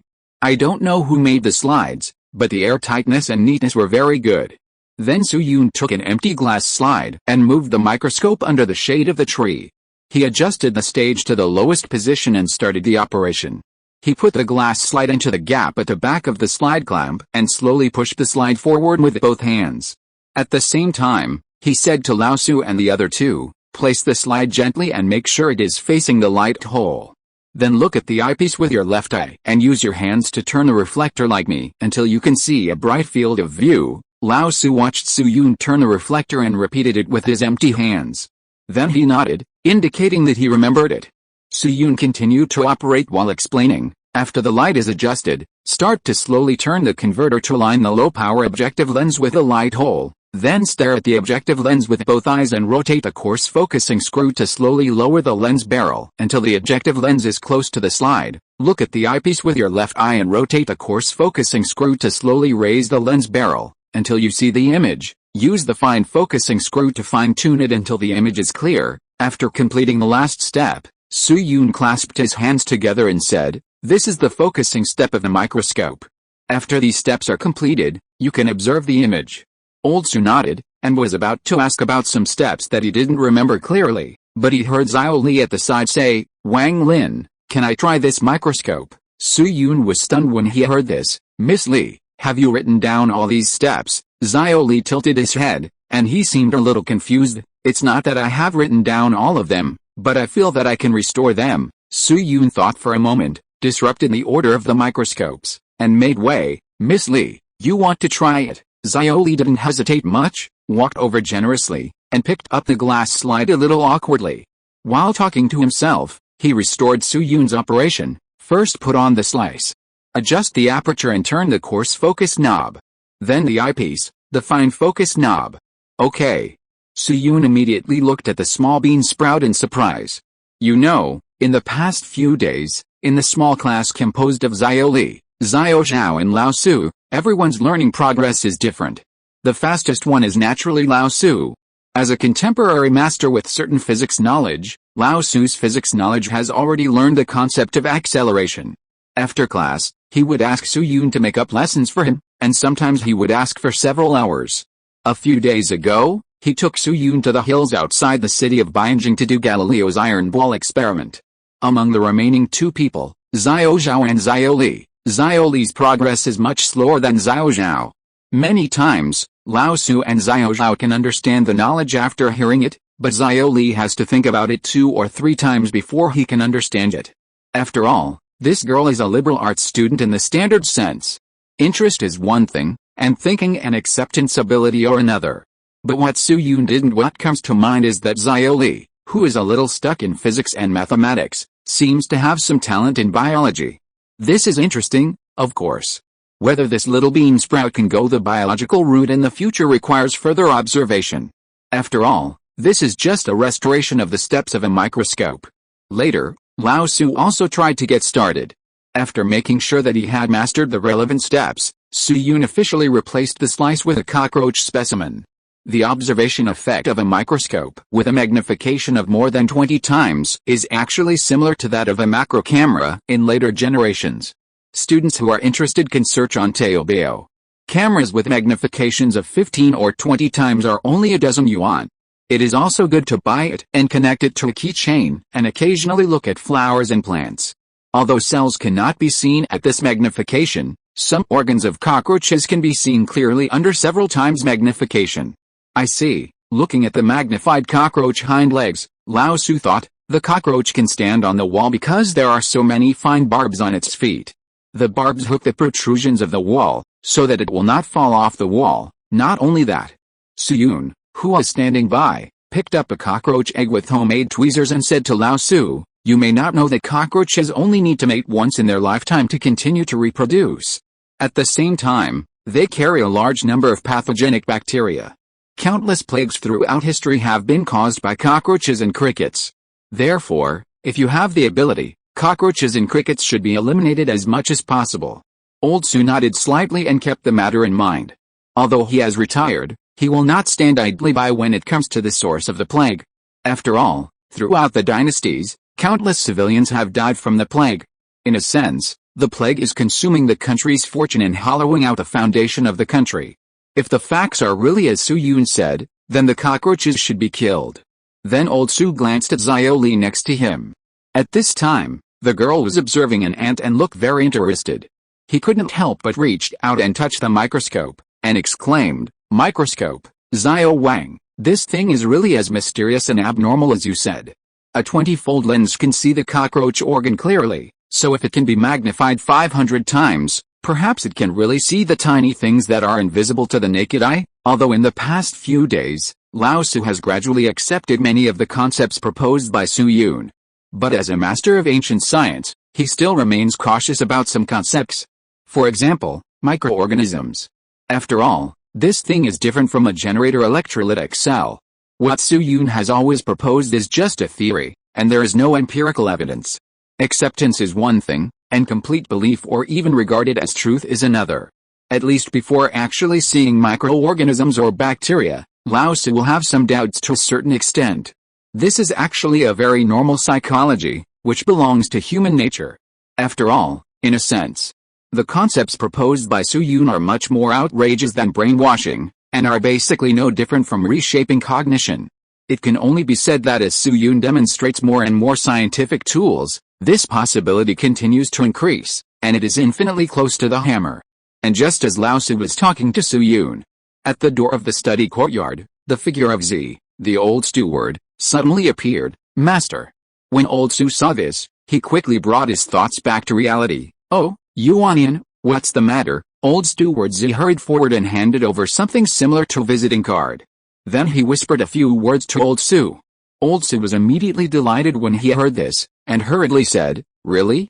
Please come in quickly. Old steward Z bowed and accepted the order, and old Su looked at Su Yun. Xiao Wang, the person you are waiting for is here? The person I am waiting for. Su Yun was stunned at first, and then he thought of something. Is it Mr. Tongau? As soon as the voice fell, outside the academy, a somewhat old but carefree voice came. Where is Wang Lin? Broken chapter dog. Why don't you update it quickly? Chapter 141, Fooling Old Jia. Su Mansion. In old Su's study.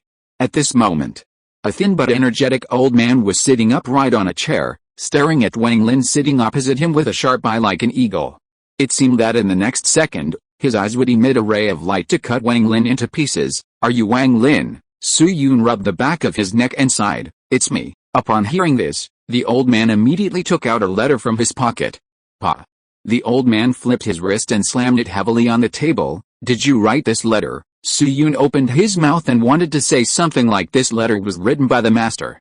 But considering that he might be beaten up for saying so, and his character was not as funny as Wang Qiang, he could only say quietly, That's right. The old man frowned and said in a deep voice, Wang Lin, although I just met you for the first time, I don't think you are a treacherous person, and your math skills are far better than ordinary people.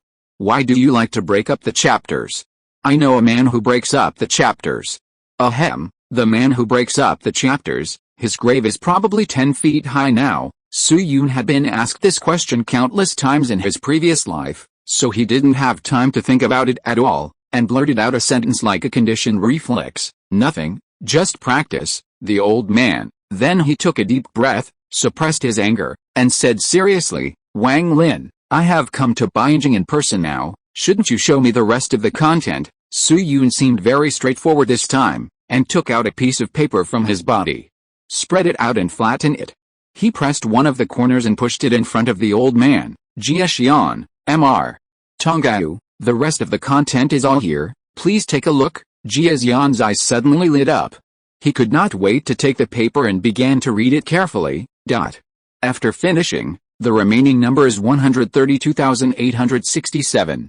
The calculation steps are as follows. Multiply the next quotient by 20 and add the halving to the halving, which is 340, and multiply the halving to the square, which is 43,200 feet. Multiply the next quotient by 20 and add the halving to the halving, which is 360. The square is 1, the halving is 2, and the lower halving is 3. As before, Jia Xian read and analyzed at the same time.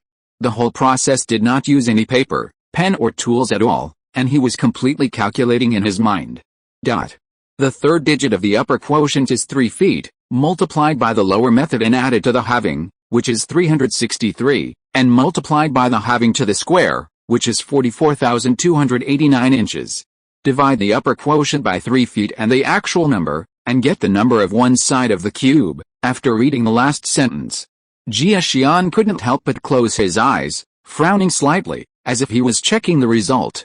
After about a minute, the old man, who seemed to have a bit of a temper, slowly opened his eyes, exhaled a breath of turbid air, and looked at Su Yun with complicated eyes. The text of the technique is correct, and the method of seeking frugality in 9 chapters has a third solution, 9 chapters on the mathematical art. This is an ancient book that all elementary school students in later generations have heard of. But many people have only heard of its name, but don't know why it is called 9 Chapters on the Mathematical Art. The reason is very simple. Because it has a total of 9 chapters. Yes, it's that simple. These 9 chapters are square fields, millet, decline, Xiaoguang, business work, equal distribution, surplus and efficiency, equations and Pythagorean theorem.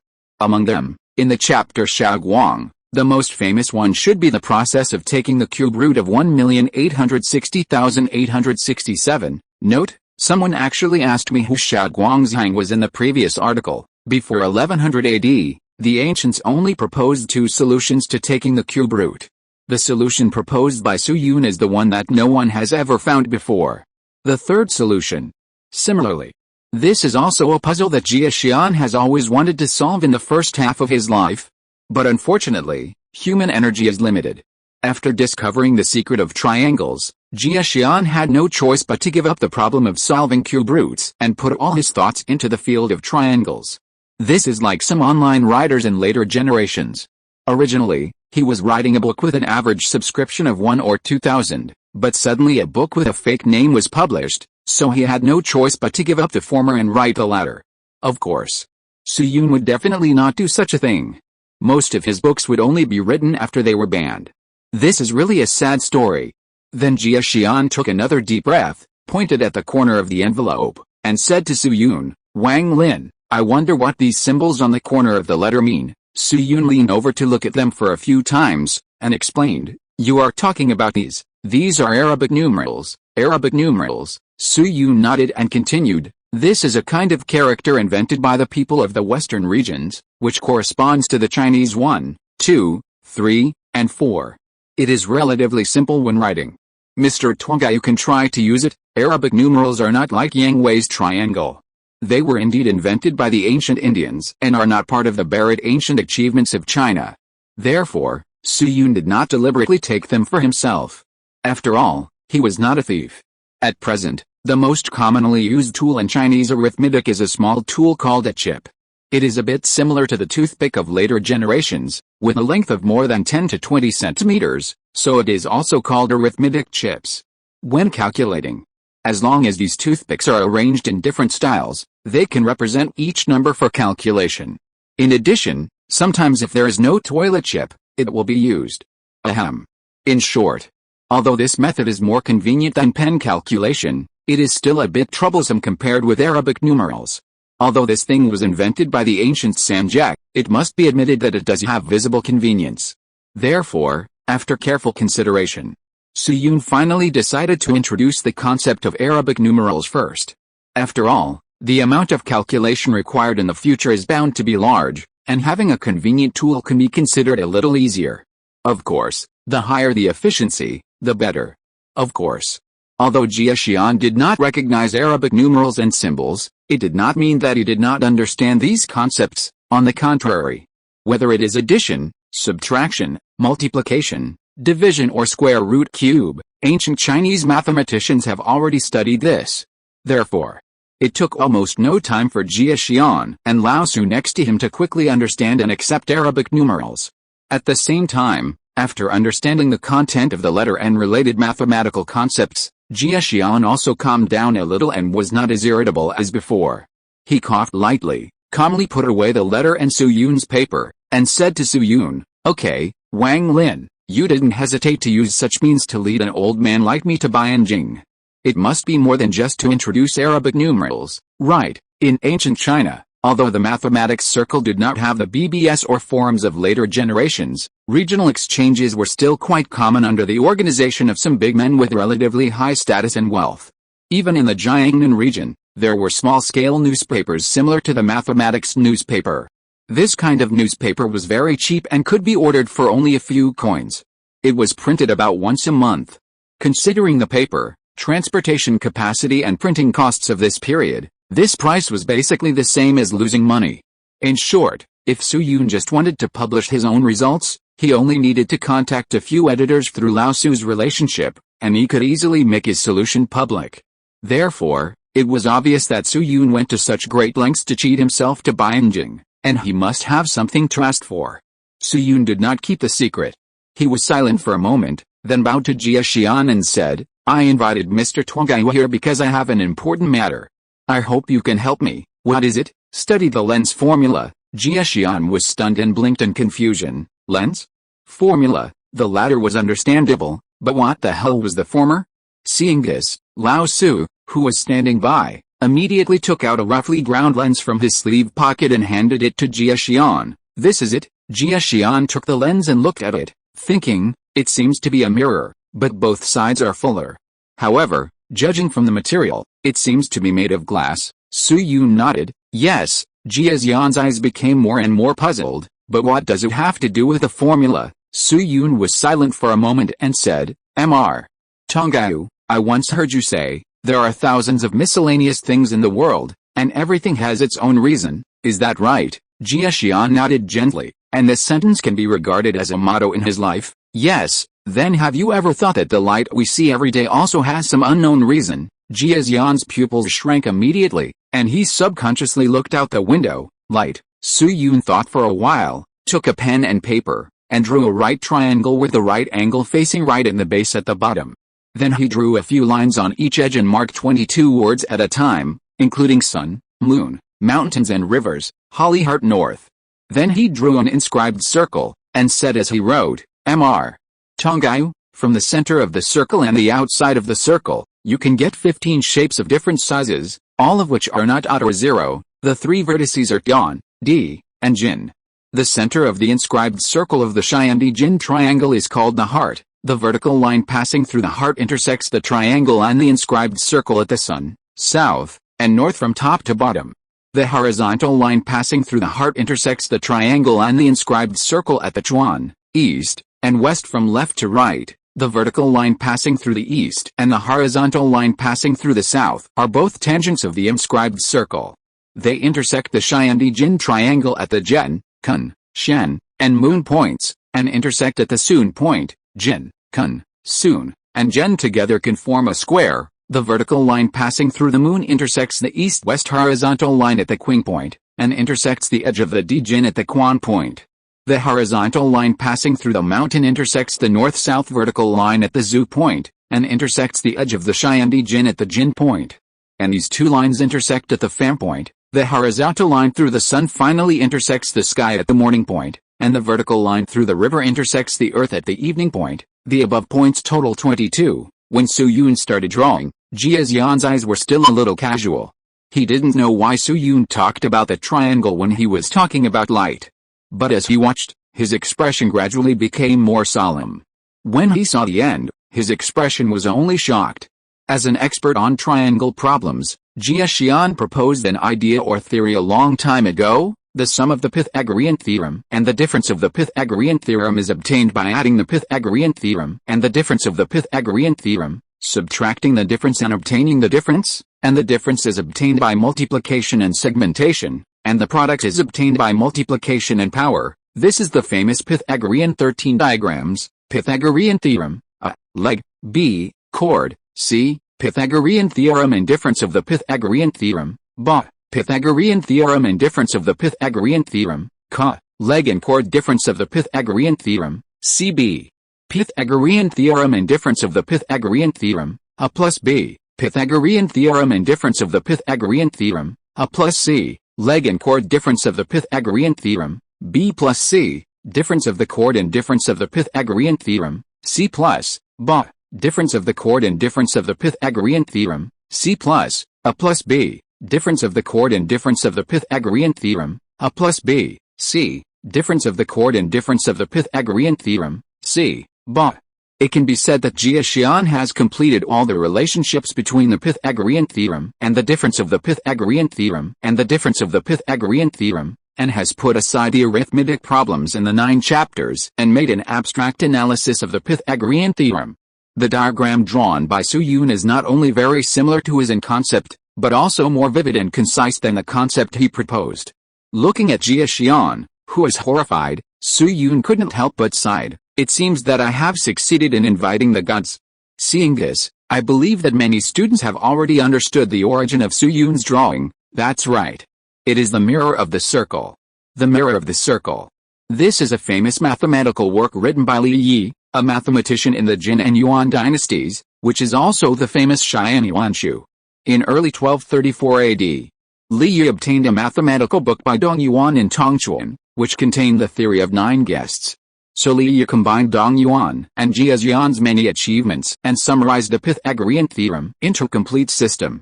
And more importantly, after the mirror of the circle, Li Yi proposed the problem of half-segment Wangfang power based on the Pythagorean theorem. Yes, half-segment Wangfang power. That is the prototype of the paraxel approximation described approximately quantitatively by Kirchhoff's diffraction formula. After drawing the dividing line, Su Yun took Lao Su's lens and placed it upright on the center of the drawn inscribed circle. Then he pointed to the Qing line and said to Jia Xian, "Look, at this moment, affected by the refraction effect of the lens, the Qing line inside and outside the mirror suddenly showed a visible deflection." Then Su Yun wrote Dian on the outside of the Qing line, moved the lens away, and wrote D on the Qing line that had been deflected inside. Then he wrote, "Let the lower end of the Qing line be Zhuan, and the deflected end be Wang." The positions from the circle are Hong and Wang respectively. Then we have, Tian equals D. Xinbi equals Zhuan plus, Hong Wang, plus, Hong Shangxin. At the same time, Greek letter delta 2 Zhuan, Hong plus Wang is much smaller than pi, Hong plus Hong, Z equals Xinbix, Wang plus Xinzhu, X, equals Hong Shangxinx. After writing this, Su Yun said to Jia Xian, Mr.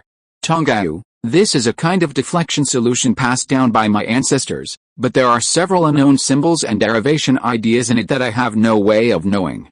At the same time, this kind of solution is the necessary data for preparing a certain object, so I can only ask you to come here, hoping that you can help me. Jia Xian was silent for a moment, looked at the lens on the table again, and said, Wang Lin, the third solution of the Shaoguang chapter is my long-cherished wish. Originally, I thought that no one could solve it before I died, but today you gave me a huge surprise. The ancients said, hearing the truth in the morning, I can die in the evening. The feeling of solving doubts is very heavy, and I will never forget it. I called you a chapter-breaking dog before, but it was just a momentary angry remark.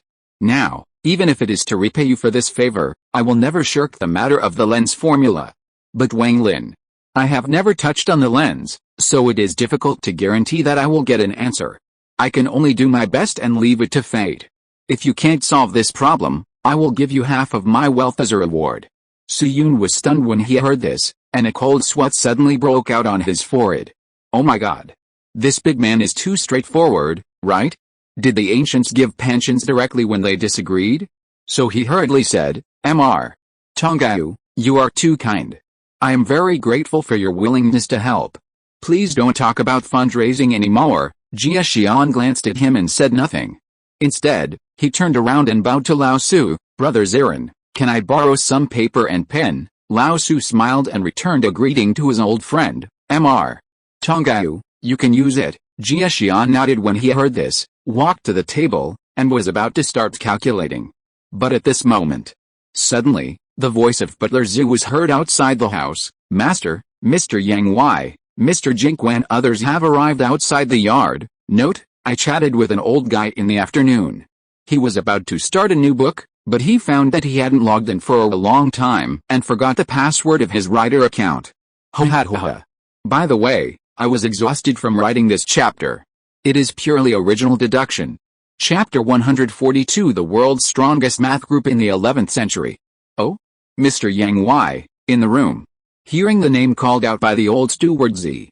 Old Jia, who was originally grinding ink, suddenly put down the ink block, raised his head, and asked Old Su, Brother Ziran, is Mr. Yang Wei the Hongkonglian, Han Wenai, who calculated the scale of the machine wheel in the Yuan Iao Han Xianai? Yes, it is this person. Old Su nodded and confirmed his words. At the same time, a trace of apology appeared on his face, and he explained, the lens matter is of great importance, so I shamelessly invited a few more math masters to help. I hope Mr. Tonggayu will not be offended. Old Jia waved his hand indifferently and said, Brother Ziran, it's a small matter, why blame me? It just so happens that Wenai and I haven't seen each other for many years. It's a good opportunity to meet him at your house and see what this kid has become. I can also save a few strings of money and eat your meal. Isn't it wonderful? Old Jia said this quite frankly, without any hypocrisy. It can be seen. He really didn't think there was anything wrong with old Su's behavior. After all, he used to be a left-handed official, and after being transferred to Dazhou, he also participated in several engineering designs organized by the state government. Therefore, he knew very well that in the face of some practical projects, a person's ability is quite limited, and the government will not put all its eggs in one basket. At most, it is to distinguish the primary and secondary in terms of status, but in fact, the final calculation result is still the main one. Although he is not sure what kind of big thing Lao Su or Su Yun is going to do this time using the lens principle. But it is not difficult to judge from the formulas written by Su Yun before that this is undoubtedly a project that requires a lot of tool people, and computing power. Therefore, he not only did not dislike the arrival of Han Gonglian and others, but even welcomed them very much.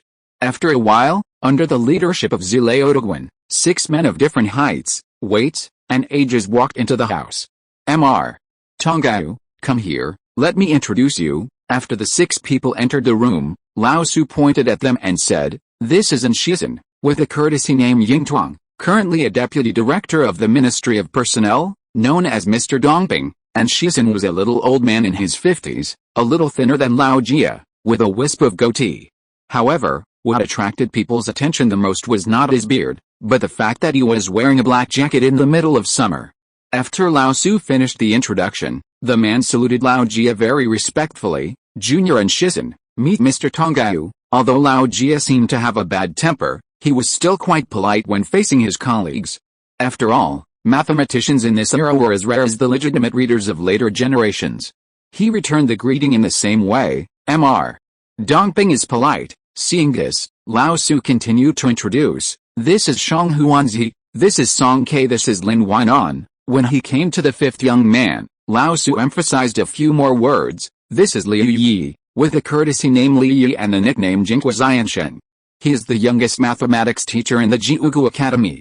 He is a scholar with a bright future." Hearing the name Liu Yi, Lao Jia did not react, but Su Yun on the side could not help but look at this person a few more times. Liu Yi. This is one of the mathematicians mentioned when selecting people and whose names were slightly left in history books. However, there are not many records of Liu Yi in history books, only that he was a figure in the late Northern Song dynasty. Around the 3rd year of Yuanfeng, that is, 1080, he completed a book on the roots of ancient times and proposed the method for finding roots of quadratic equations. Judging from the fact that he was later included in Yang Wei's Land-Mubile multiplication and division quick method, his ability should be stronger than that of ordinary mathematicians. After all, Yang Wei was born in the middle of the 13th century, only 100 years away from the Northern Song dynasty. It is equivalent to modern research on people during the Opium War. In theory, there will not be too many mistakes. After introducing Liu Yi, Old Su pointed to the tall fat man on the far right. "Mr.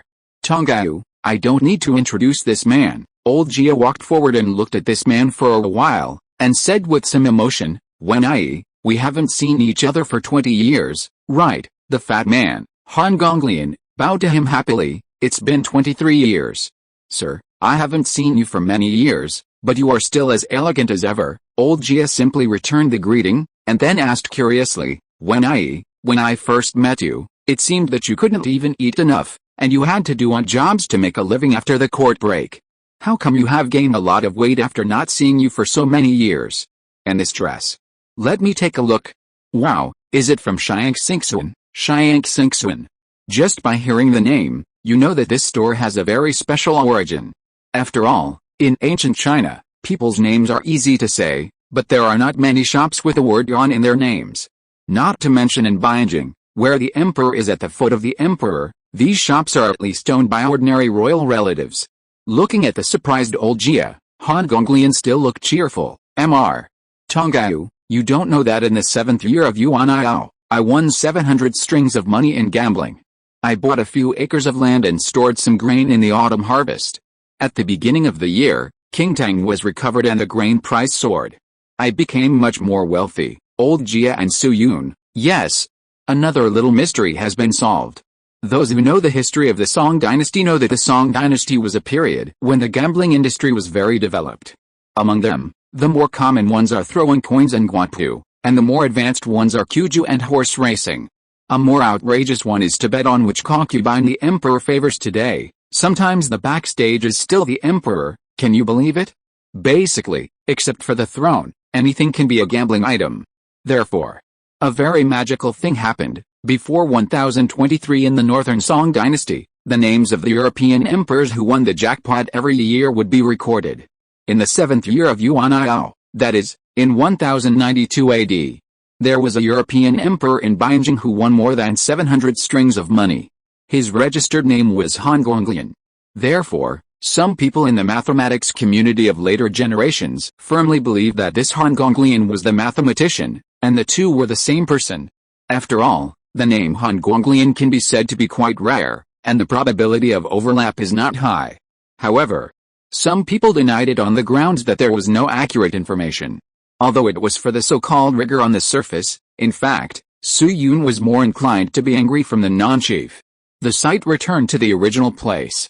After introducing each other, Su Yun briefly repeated the content of the problem. After a while, several mathematicians who were at the bottom of the contemporary first class officially began to calculate. Look at this configuration: Jia Xian, Han Gonglian, Liu Yi. There are 3 mathematicians recorded in history books. Although the remaining 3 people are unknown, there are not many records in history books. But from the simple conversation, it is not difficult to see that these people's mathematical cultivation is also quite good, but they are ignored because of their identity as mathematicians. It can even be said that, in this era, in 1100 AD, these 6 people are the strongest math team in the world. A true limited edition lineup. In fact, from the perspective of future generations, the question raised by Su Yun is not very difficult. This is a threshold of Fresnel approximation. Strictly speaking, it is a kind of geometric optics, and there are many ways to solve it. The simplest one is, of course, the geometric optics construction method. However, although it is simple, the information that the construction method can provide is very limited. It can only provide the imaging properties of a lens with a known focal length. It cannot link the focal length with the properties of the lens itself, which is the simplest way in mathematics. Going further, the basic principle of geometric optics, that is, the Fermat principle, can be used. Using the Fermat principle, the influence of lens shape and material on imaging under the geometric optics approximation can be given, which is more complicated than the previous one in mathematics. The third stage is the Huygens-Fresnel principle, which is the scalar wave diffraction theory of light. Using this theory to analyze imaging problems can also provide more information such as the influence of lens aperture, etc., which is why the larger the aperture of astronomical telescopes, the better. The more rigorous one is of course the Maxwell equations, which solves the wave equation under given boundary conditions. But the last method is too troublesome. Let's take the most intuitive example. Have you seen the blackboards in the lecture halls of universities in the future? If the fourth method is used, at least 6 such blackboards are needed, and the analytical solution may not be calculated. So unless the previous approximate theory is not applicable, no one generally does this. For this reason, Su Yun is going to take the third approach. Although the third method is much more complicated in theoretical mathematics, it takes 2 double integrals to calculate a lens. But on the one hand, it has the best practical effect. In the case of a serious lag in the theoretical system, the importance of practical effects is beyond words. The second is Lao Jia, who is the real inventor of Yang-Wei's triangle. Yang-Wei's triangle is one of the most suitable ancient tools for solving integrals, so it is theoretically quite practical to let Lao Jia take that step. Of course, taking a step here does not mean inventing calculus, but a temporary application of ideas. After all, it is impossible to come up with calculus with a Yang-Wei triangle alone. And a certain amount of mathematical accumulation is required. More importantly, this kind of mathematical accumulation does not refer to personal accumulation, but the accumulation of the entire mathematical community and the entire era. It is a sublimation of qualitative change. Therefore, Su Yun did not intend to become a fat man in one go, not to mention that he had a good relationship with Xiao Niu. After all, they were friends who enjoyed drinking and eating together. The site returned to the original place. After suddenly discovering a new field, Lao Jia, Han Gonglian and others showed a strong interest. After all, this kind of team research is too rare these days. I saw a few people discussing ideas or directly measuring data. For example, In Liu Yi's hand, a very primitive tool appeared at this time, the curved ruler. Speaking of the curved ruler, we have to talk about another concept first, angle.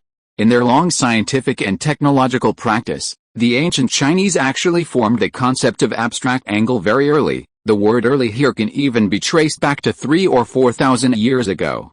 But unfortunately, they did not develop on this basis and establish the corresponding precise measurement of angles. Note, it is precise measurement. This situation lasted until the Ming Dynasty, when the missionary Matteo Ricci brought the concept of angles, which broke this situation. The elements of geometry translated by him and Suguangqi gave a general definition of angles, described the classification and various situations of angles, the method of expressing angles, and how to compare angles. Since then, the division of 360 degrees has officially appeared in the cognition of the Chinese mathematical community. Before that, China generally had only two rough ways to measure angles. The first one is very simple, which is to divide only according to obtuse angles and acute angles, and the characters used are and, means obtuse, and means sharp, that is, a right angle. The second one is more complicated. It is somewhat similar to measuring directions. The 12 earthly branches of Zi, Zhou, Yin, Mao, Chen, Si, Wu, Wei, Shen, Yu, Su, and Hai are used, plus Jia, Yi, Bing, Ding, Zheng, Xin, Ren, Gui in the 10,000s and Jin, Kun, Zhen, and Sun in the 8 diagrams to form 24 specific names to indicate angles. That is to say, each name is about 15 degrees. But it is very strange. It can even be said that it is still an unsolved mystery. The ancient Chinese sages actually knew the concept of 360. When the ancestors conducted astronomical observations, the division of the celestial body circle used was actually a 365 plus 1/4 degree division system. In a sense, this is infinitely close to the 360-degree method. Unfortunately, in other occasions for measuring angles outside of astronomy, the ancestors did not use this system at all. Therefore, this division method cannot play any role in the establishment of Chinese angle measurement. So in some marketing accounts, you will see something like Huaxia is actually the first nation to define 360 degrees, which uses the celestial body division system. Unfortunately, the latter half of the sentence is fine, but the whole sentence is wrong. Or take a more modern example, it should be easier to understand what is strange. This is probably similar to the 21st century, when a scientist correctly analyzed the concept of high-dimensional space. But he did not use this concept in scientific research, but used it to make a certain basic setting for novels and movies. This setting is still used in many movies, so almost every ordinary person on Earth has heard of this setting. But in the scientific research community, everyone seems to have ignored this setting and only delved into various inefficient theories. This is indeed a very strange situation, because the circumference of celestial bodies is also determined by the way of circles. With the wisdom of the ancestors, it is impossible not to think of this. Therefore, in some folk science circles in later generations, some people have put forward some weird conjectures. For example, the cognition of the ancient ancestors was blocked, the fragments of the angles were taken away, and so on. There are even people who advocate 256 degrees for this reason, which is quite weird. The topic returns to the original place. No matter what kind of angle division method the ancestors used, after dividing the angle, another step must be taken, measurement. For this reason, the square ruler appeared. This is a right angle ruler with one side long and the other short, and there is also a more special arc square ruler. In some places, this thing is also called an angle ruler, commonly known as a crooked ruler. Only at this moment, Liu Yu was holding a square, measuring the angle of the lens, Zhou corner, middle engraved, Wu corner, lower engraved, Hai corner, upper engraved, Yin corner, upper engraved, lower engraved, middle engraved. This should be a classification that Liu Yi came up with, and it was refined again compared to the 24-minute angle. But even so, it only achieved an accuracy of 72 points, which is 5 times less than 360 points. And to calibrate this 5-fold difference, there is only one way: by constantly adjusting the lens angle, collect a lot of corresponding information. Then, through human calculation, the most accurate answer is screened out step by step. Seeing this, Su Yun's eyes flashed with a trace of pity. You know, this is the most basic link in the whole process. In later generations, only 3 to 5 surveying and mapping data can be locked in a certain interval, but Lao Jia may need hundreds of sets. After all, there is a square root process, which means that the amount of calculation has increased many times. Thinking of this, Su Yun couldn't help but open his mouth. Subconsciously, he wanted to tell Liu Yi and Lao Jia the concept of angle. But after hesitating again and again, he gave up the idea. After all, according to his original intention, I really can't participate too much in the derivation of the convex lens this time. If I tell Lao Jia the concept of angle, then what about the angle of incidence and the angle of emission? What about the beam waste radius? What about the sampling of the screen function? What about the Fourier transform? These are all connected concepts. Although Su Yun said only a few words, the predecessors, both Chinese and foreign, paid a huge price to break through these barriers. Therefore, no matter what, this opening must not be opened. Just like women's clothing, there will only be 0 and countless openings. You know, Su Yun can stay in this world for a short time, only more than a year. If the task is completed ahead of schedule, it may even return to reality in a few months like the 1665 copy. Indeed, he can make some big news during this time to shock these ancient people. But if you only instill finished product knowledge without telling the deeper roots and establishing a system with self-thinking feedback, then everything will only become a black technology that knows only the surface but not the inside after Su Yun leaves. The fate of this rootless duckweed is vividly reflected in the later Chinese football under the rule of money. When capital poured in, capital introduced well-known foreign players and kept the stars who had studied abroad or were expected to study abroad in China. They overdrawn their youth and did not train new players. The league was unparalleled, the football market was gratifying, and the Asian Champions League and even the Club World Cup had achieved good results. But when the money withdrew, everything was back to square one, and it was even worse than before. For example, now, Chinese football fans can already look forward to losing to Myanmar.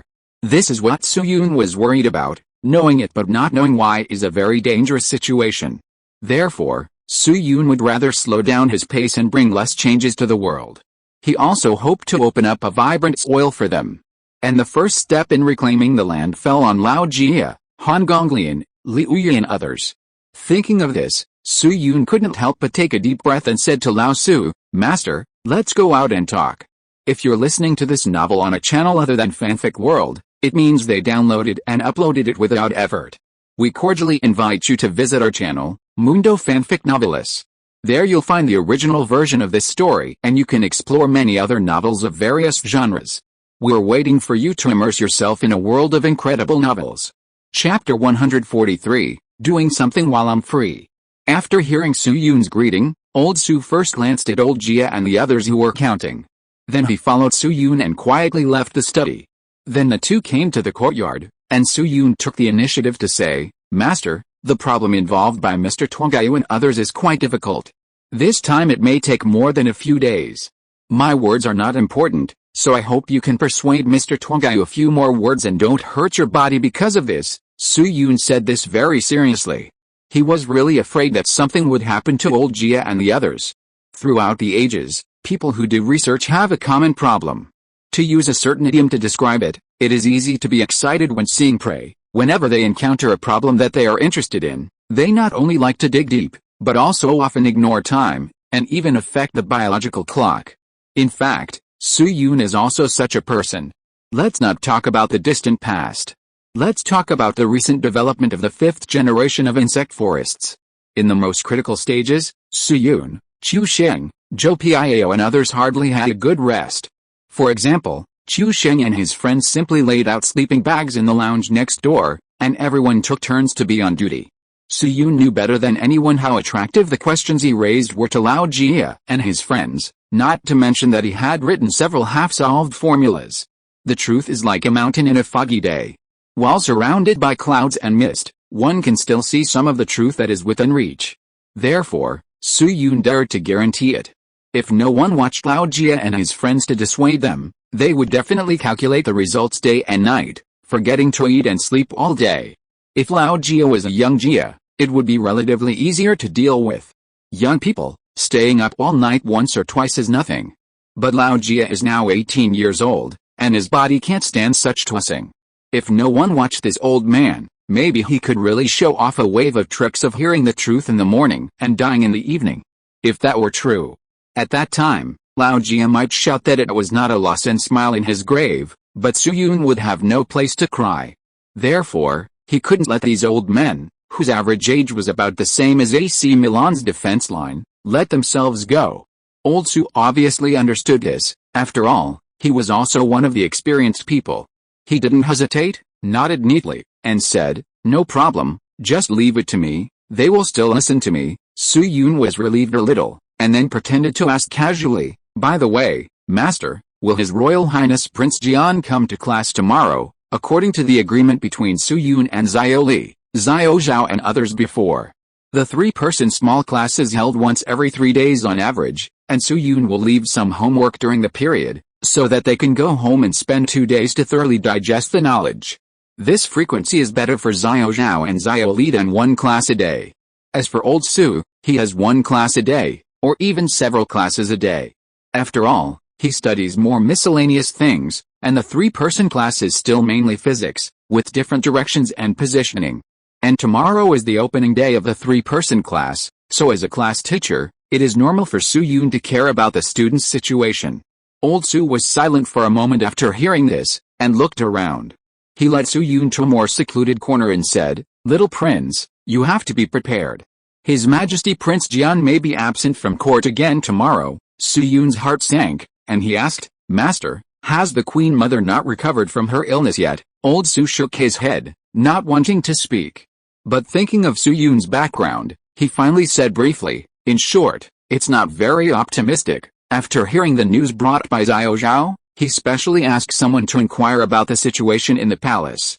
Although he had resigned as prime minister for nearly 2 years, his connections in the court were still there, and he learned more about the inside story. The most critical piece of information was that the Queen Mother Xiang not only fell this time, but also fell quite seriously, because she only had one supporting leg when getting out of bed at night. The Queen Mother Xiang lost her center of gravity and her head hit the edge of the bed. Don't look at the wooden bed you sleep on these days. The material used to make the bed is top-notch full oil agarwood. Agarwood. It refers to the fragrant wood that sinks in water, that is, a type of wood with extremely high density. In the absence of a buffer, the head collides with a large piece of thick agarwood, and the injury is not much lower than hitting a stone. In the words of later generations, in addition to the fractured bones and blood conduction problems that may be caused by the fall, the Queen Mother Xiang also suffered a concussion. Therefore, the Queen Mother was in a coma for a time, and the palace urgently called Xiao Zhao over to be on the safe side. At the same time, even Xiao Li could hear this kind of news, which shows that there must be a pusher behind the scenes who is pushing the news out, and the more people know, the better. Thinking of this, Lao Su couldn't help but sigh in a complicated way. Less than 4 months after Emperor Zhezhen passed away, another heavyweight in the palace had another accident. Although from a personal point of view, Lao Su was also somewhat dissatisfied with the choice of Queen Mother Xiang to appoint Song Huzong to the throne, and believed that Prince Duan was difficult to take on the responsibility. But apart from this matter, Queen Mother Xiang actually didn't have much problem. It can even be said that the current Song dynasty court must rely on the experience and means of Empress Dowager Xiang to make the transition. The transfer of power can never be too peaceful. It's really precarious. Looking at old Su, who was unwilling to discuss in depth, Su Yun was thoughtful.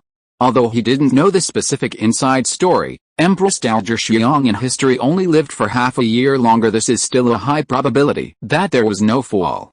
So it's obvious. The current situation of Empress Dowager Xiang is not optimistic, and it may even be a little critical. And in this way, the pressure that Xiao Zhao has to face is also much higher. After all, according to the normal historical trajectory, Empress Dowager Xiang died at the beginning of next year, and Liu Quang would report Deng Duo in July. The K Wangfu prison case broke out. Deng Duo and many of Xiao Zhao's left and right arms were sentenced to death, and Song Huzong and Xiao Zhao brothers were at odds. In other words, after the death of Empress Dowager Xiang, Song Huzong spent about 6 months to clear some resistance, or the larger resistance, and then turned his attention to his remaining biggest competitor. You know, when the K Wangfu prison case broke out, Xiao Zhao's biological mother and biggest supporter Zhu still had a year to go before she died, which was far from the most appropriate time in theory. At this time, Song Huzong began to take action, indicating that some links had been almost dealt with. In other words, there was not much time left for Su Yun to do certain things. Thinking of this, Su Yun couldn't help but take a deep breath and said to Lao Su, "Master, I want to go out for a while, I hope you will approve it." Go out? Lao Su was surprised when he heard it. Su Yun has been in the mansion for more than 10 days. Now as a doorman, it is still very simple to enter and leave the mansion. Unlike servants, they can only go out when they work. However, except for the time he went to find Xiao Li before, he never stepped out of the mansion again. Of course. This is also related to Lao Su pestering him to go to class in Wang Yu's illness. Knowing that Su Yun was going out, Lao Su quickly came back to his senses and nodded, "Xiao Wang, you are now on the guest list. If you want to go out, just tell the doorman. You don't need to come to me to report." Then he suddenly thought of something and added, "Is there a need for gold and silver, and you don't have enough money?" Su Yun shook his head quickly and said, "It has nothing to do with money. I want to borrow your visiting card to visit someone in Beijing." Visiting cards are an indispensable tool for communication between dignitaries in ancient times. Visiting cards originated in the Han Dynasty. At that time, names, residences, etc. were written on flattened wooden strips. Therefore, they are also called name cards.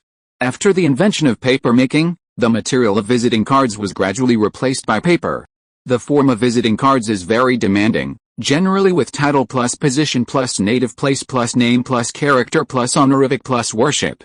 For example, the well-known long-term writer Hu Jianren from Kidian pays homage to the reader master and so on. In addition, a seal is usually stamped on the visiting card, which is considered a very formal and useful visiting tool. Of course. Now that Lao Su has resigned, the nature of the visiting card is not as important as when he was an official, so he doesn't have to go in person. For example, when he went to Xiao Li's house to pick up the book, Zhulao Guan gave Yuangzu a visiting card. Therefore, facing Su Yun's request, Lao Su was silent for a moment, and did not directly refuse, but asked, "Visiting card? Which noble person are you looking for?" Su Yun shook his head, leaned forward and whispered a name, "Not the dignitaries of the current dynasty, but, what, visit him?" Lao Su was stunned when he heard this, and his brows frowned immediately, and he said in surprise, "This person is not simple. When I was in the hall, I rarely interacted with such people. Now that I have retired, I suddenly remembered a note last night, which recorded a meteor called Halley's Comet and several rare star maps. Where's my visiting card in the first year? Find it quickly." Half an hour later, Su Yun called Zhang San and left the Su mansion through the main gate. As one of Lao Su's retainers, Su Yun could actually enjoy the benefits of a horse-drawn carriage when traveling. However, as mentioned before, Lao Su's mansion only had one horse-drawn carriage, which was used by Lao Su's son Xiao Su No. 6 today.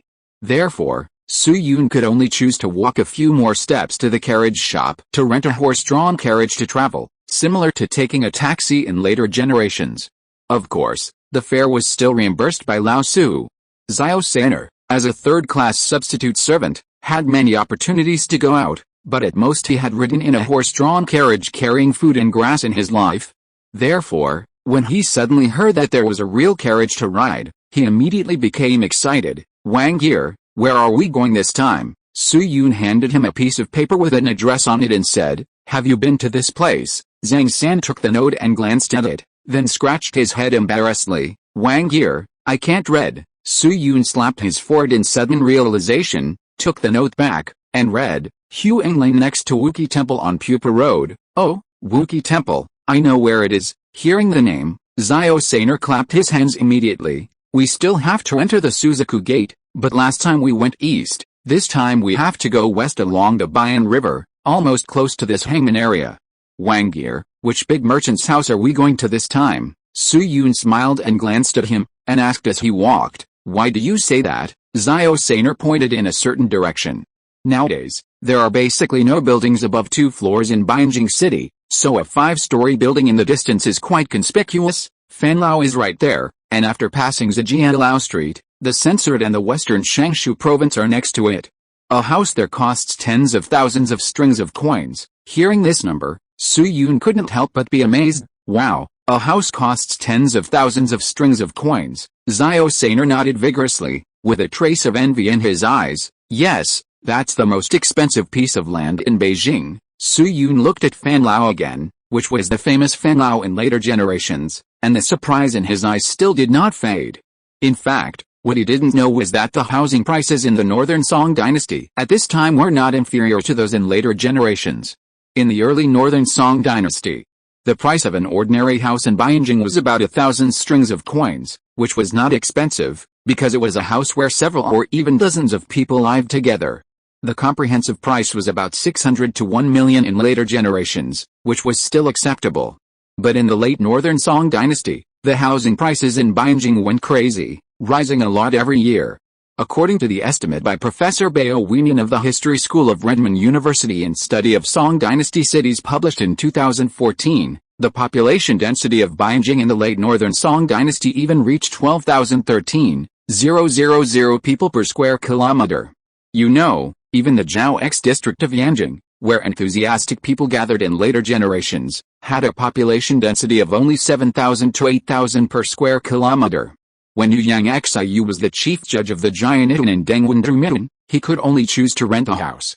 Another person who had a deep grudge against the house was Su Ziyi, Su's friend and Su Shi's younger brother. That is, Su's friend Su's younger brother Su. Like Bai Juai, who wrote poems to complain about presbyopia, Su Ziyi also wrote poems to complain about housing prices more than once. For example, I am old and have no house, and the philosophers think so, and I am 70 years old and have no house, and I am busy with the axe day and night. My children and grandchildren expect me to live for 80 years, and I can be guests for 10 years after the house is built and so on. Su Che's resentment continued until his old age, and he built 3 new houses in Xuzhou. But he was not happy for a few months. The next year, an earthquake occurred in Xuzhou, which triggered a landslide and all the houses collapsed. What a sad story. The site returned to the original place. In short, if you want to buy a house in the center of Beijing in this era, it is obviously impossible without some financial resources. Even Xiao Sainer knows this concept. Then the two walked about a kilometer and finally came to a carriage and horse shop. "Boss, please come here." After entering the carriage and horse shop, Su Yun first looked at the various carriages inside, and asked an old man in purple who looked like a manager, "How much does it cost to rent a carriage?" The old man walked over with a smile and bowed to Su Yun. "My lord, my horse shop has more than 20 carriages, which are divided into 2 types, long-distance travel and short-term rental. If you choose to travel long distances, I can also provide some guards to accompany you." Su Yun shook his head and interrupted, "Short-term rental is fine." The purple-clothed old man's expression did not change much, and he led Su Yun to a corner. "As you can see, the carriages here can all be rented for a short period of time. If you are from other places who want to come to Beijing to build relationships or visit old friends, I suggest choosing these luxurious carriages pulled by good horses. If you just want to travel temporarily, you only need to choose ordinary pack horses, and the price will be much cheaper." Su Yun looked at the ordinary carriages, pointed to one at random and said, "How much is the rental price of this one?" "The starting price is 400 yuan, and it is rented for half a day. Can you give me a receipt?" "Of course." Su Yun nodded slightly. The degree of commercial development in the Song dynasty can be seen from this carriage and horse shop. Then he tried to bargain for a long time, and he got 2 cents cheaper. Including the cost of tea during the period, he made a profit of about 4 cents. After the price was agreed, the old man called the driver and asked Su Yun to tell the address, and both parties paid the money. Then, under the driver's driving, the carriage slowly went west. The planning of Beijing in the Song dynasty was somewhat similar to that of later generations, especially on the main road in the capital where the Suzaku Gate was located. The sidewalks and carriages were clearly planned. Therefore, even though there were many pedestrians coming in and out, the carriage still drove into the Imperial Street easily. In 1988, the Junai municipal government once built a retro Song dynasty-style commercial street in the northern section of Shongshan Road in Longting District, which was the Songdu Imperial Street. In addition to the Green Belt, this Songdu Imperial Street basically restored the style of the Song Dynasty Imperial Street. It is considered an ancient project with a relatively high degree of local restoration. Therefore, if you have the opportunity, you may want to go for a walk. Of course, don't buy the things inside, they are a rip-off. The carriage drove for about half an hour. The shaking carriage stabilized, and the coachman's voice came from outside. "Sir, we have arrived at the place you mentioned." Su-yoon asked Xiao Saner, who had opened his eyes, to get off the carriage, and politely bowed to the coachman. Then he looked at the building in front of him. This is a mansion with a large area, high walls and luxurious decorations. But it is worth noting that the lion in front of the door has no curly mane. Su-yoon looked at the door and thought for a moment, then handed Xiao Saner some copper coins and said, "Third brother, go buy some food nearby, and wait for me outside with his coachman brother, don't run too far." After explaining this, he walked to the gate and knocked on the door. "Is anyone there?" After a moment, a baffle at the gate was pulled open, and a somewhat young voice came from inside. "Who is it?" Su-yoon handed over the visiting card and said, "Young man, please inform me that the prince's junior tutor and the Duke of Zhao's residents are here to visit the owner of this house, Duke of Zhao." At this time, old Su had been away from the court for about 2 years, and some newly promoted gatekeepers might not have an impression of this title. After all, Duke of Zhao is actually a very broad title these days. However, seeing that Su-yoon's speech and complexion were not like those of ordinary servants, the gatekeeper hesitated for a moment and decided to report it. He just said coldly, "Wait here, I will report to the master." Click. Looking at the baffle that closed again, Su-yoon's heart was slightly speechless. Before, when he went to Xiaoli's house as a servant, the gatekeeper named Qin Dai didn't even give them a cold look. Now that his status has been promoted to guest, he is despised. As the ancients said, a single tube can reveal the whole leopard. It seems that this master is not an easy person to deal with. But after all, it's him, so it's normal. About half a quarter of an hour passed. Creak, the side door on the left was opened. The white-faced male servant poked his head out, and his tone was still indifferent. "Come in." Su-yoon was not angry. He thanked the servant and walked into the mansion through the side door. As a result, as soon as he entered the door, the servant stopped him. The servant stretched out his hand, his white face full of impatience, and asked, "Wait, where's the gift list?" Su-yoon blinked. "Huh?" Seeing this, the servant's face suddenly darkened. "Your master didn't even prepare a gift for visiting the master? He doesn't know the rules? Or did you cheat him?" Su-yoon raised his eyelids and glanced at the servant. Even though he was well-mannered, he couldn't help but frown at this moment. The doorman's etiquette? Did your master say this himself? These are the rules to be followed when you come to the mansion rules. Su-yoon sneered. In the capital of Xinglong, under the feet of the emperor, the sun is shining brightly. How dare you, a small doorman, talk nonsense about the rules? You me what me? Let me ask you again, your master has no official position and no military merit. In broad daylight, you, a servant, dare to ask for bribes from the Duke of Zhao, who was personally appointed by Emperor Zhezhen. Is this the rule? Do you know that when the Duke of Zhao was in power, ruling the country, and promoting culture and education, your master was just an illiterate village boy in the countryside? Now he is a monkey in human form. Is this the rule? Having said this, Su-yoon could not help but glance at this person, and rarely raised a big banner. "Do you want me to take you to Junai Mansion and ask the prefect to evaluate the real rules? Oh, by the way, the prefect is also my master's disciple." He didn't have a good impression of the person he was going to visit today. In a sense, this person was also one of the culprits of the sudden death of the Northern Song dynasty. Now that he had met the evil servant, he vented his anger all at once. Anyway, it doesn't matter how vicious you are when you talk to this kind of culprit. On the other hand, every time Su-yoon said a word, the servant's face stiffened a little. When the host delivered the visiting card, he was a little tempted at first, but when he heard that the visitor was just a young man, he casually let him bring the person in. He didn't make any other explanations, nor did he mention the other party's identity.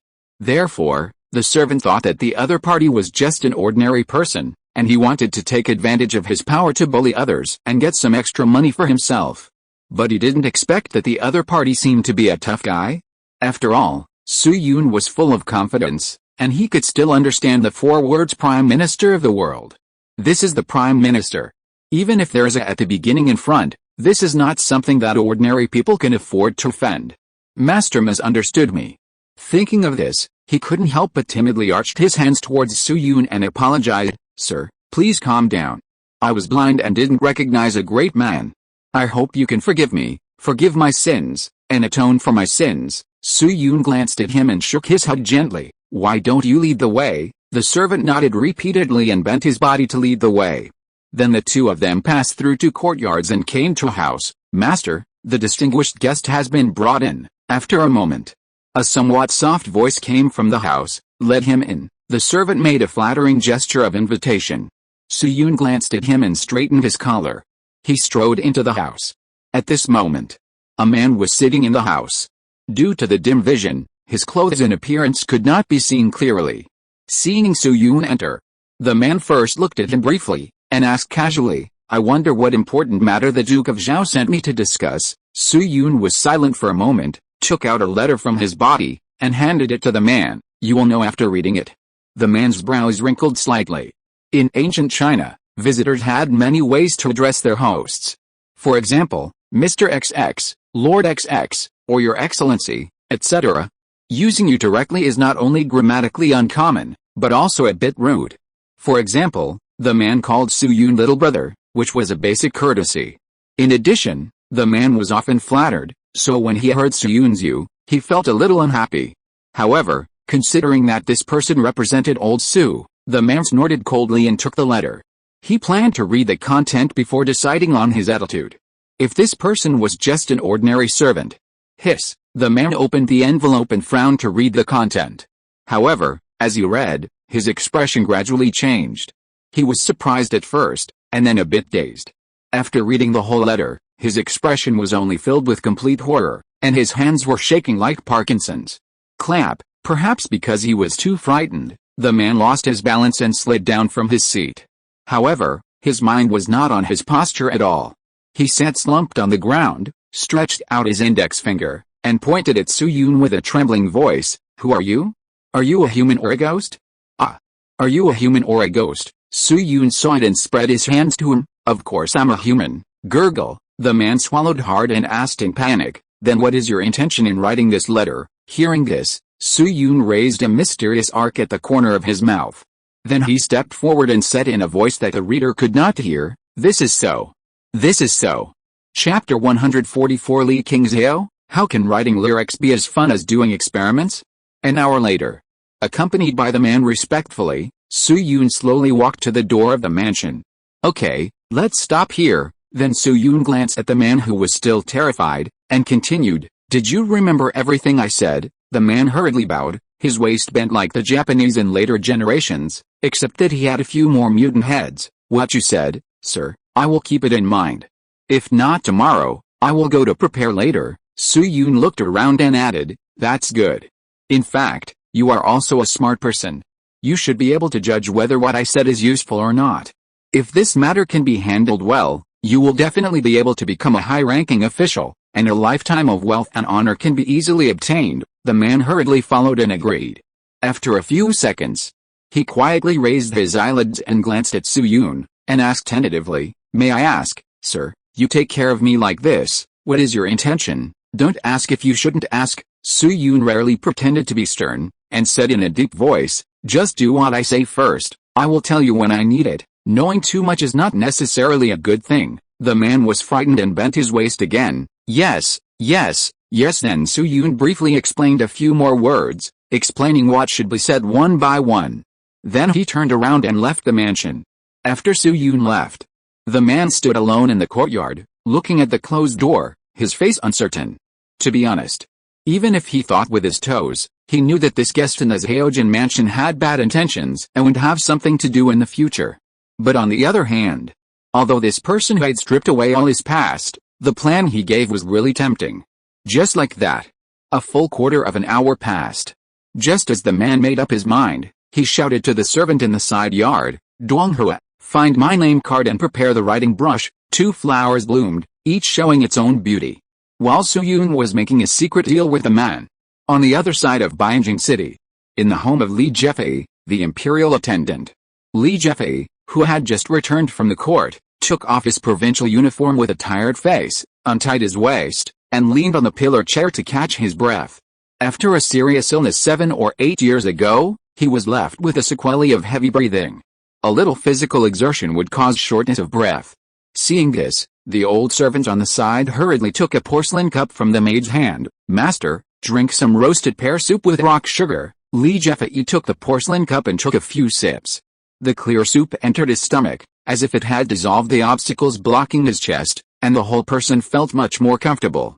Then he took a breath and said to the old servant, "Shanke, is there any important matter in the mansion today, my lord?" "Everything is normal in the mansion, but Lulu accidentally broke a porcelain bowl. It's just a small matter, don't blame Lulu. By the way, where is King Zhao, my lord? The young lady asked me for a few crickets and ants this morning, saying that she wanted to observe something." Duang. Before the old servant finished speaking, Li Jefei put the porcelain cup on the table sullenly and said in a deep voice, "Bring her to see." "Forget it, take me to see her." Seeing this, the old servant did not dare to neglect it, and quickly led Li Jefei to the study room in the backyard, which was the courtyard where Su Yun and others had taken books before. Seeing this, perhaps some students will wonder, that's not right. Isn't Lao Li just a low-level foreign official? Why can he buy such a big house in Bianjing? The reason is very simple. That is the money ability of his father-in-law's family. Lao Li's father-in-law is called Wang Jiyue, who once served as prime minister and was named Duke of Qi. Although the history of Song dynasty states that Wang Jiyue did nothing for 16 years from ruling to becoming prime minister, his professional ability can basically compete with Song Huzong. But ability is one thing, an official position is another. In short, the fact is that Wang Jiyue served as prime minister for many years, so his family wealth was still quite rich. By the way, later, the daughter of Wang Jiyue's fourth son Wang Zhongke married Qin Wei. In other words, Qin Wei's wife Wang is Zhao Li's cousin, and Qin Wei is Zhao Li's cousin-in-law, but the two have almost no contact. In addition, Wang Jiyue's eldest granddaughter married Keijing, which is also quite powerful in a sense. Let's return to the original place. When Li Jefei came to the academy, Zhao Li was fiddling with a microscope borrowed from Lao Su's house. This microscope can only magnify more than 20 times, and for Lao Su, it is actually just for fun, and he can't find microorganisms. Therefore, after Zhao Li proposed the idea of renting, Lao Su agreed to her idea without much hesitation. Look at the eyepiece with your left eye, rotate the coarse focusing screw, and slowly raise the lens tube, turn the fine focusing screw. After entering the courtyard, Li Jefei frowned as he looked at his daughter who was mumbling something. "King Zhao." Little Li did not respond and continued to do her own thing. Li Jefei could not help but raise his voice a little and repeated, "King Zhao." This time, Little Li finally responded. She slowly raised her little head from the microscope, and after seeing the face of the person who came, her expression became a little more serious. Then he stood up, tidied his appearance, and saluted. "King Zhao greets the adults." Li Jefei glanced at the glass slide and Little Li's hand, was silent for a moment, and asked, "King Zhao, why are you doing these things again? Take a rest and read a book." "Okay." Little Li shook her head. "Dad, I'm not tired." Li Jefei couldn't help but sigh in his heart. Since returning from Old Su's house a few days ago, Little Li's temperament has changed like a different person. She was busy with some experiments all day long, and she wrote and drew words that she couldn't understand, and put all the poems aside. In fact, if it was just like this, it would be fine. Li Jefei has always been very tolerant of Zhao Li, and there is no particularly strict family education or restrictions. Otherwise, he would not allow her to go to the wine shop to drink whenever she wants, or go to the gambling house to gamble. Therefore, if Zhao Li just likes some new and strange things, Li Jefei may not be angry. But the problem is that what Zhao Li is involved in now is not as simple as a simple interest. Thinking of this, Li Jefei looked at his daughter again with a complicated look, and waved to her, "King Zhao, follow me." Zhao Li pouted and followed obediently. "Well, I'm going to be preached again." After taking Zhao Li to the corner of the academy, Li Jefei dismissed the servants and asked, "King Zhao, are you going to the Duke's mansion tomorrow?" Zhao Li nodded affirmatively, with a glimmer of expectation in his eyes. "Of course, I will learn acceleration tomorrow." Li Jefei's eyes flashed with a trace of worry, and he asked again, "King Zhao, do you know the current situation in the capital?" Then, without waiting for Zhao Li to answer, he accelerated his tone and said, "The Queen Mother is in a coma and the situation is critical. There are even rumors that she may not last for a month. His Majesty is ready to go. Once the Queen Mother passes away, His Majesty will sweep away the remnants with a crushing force.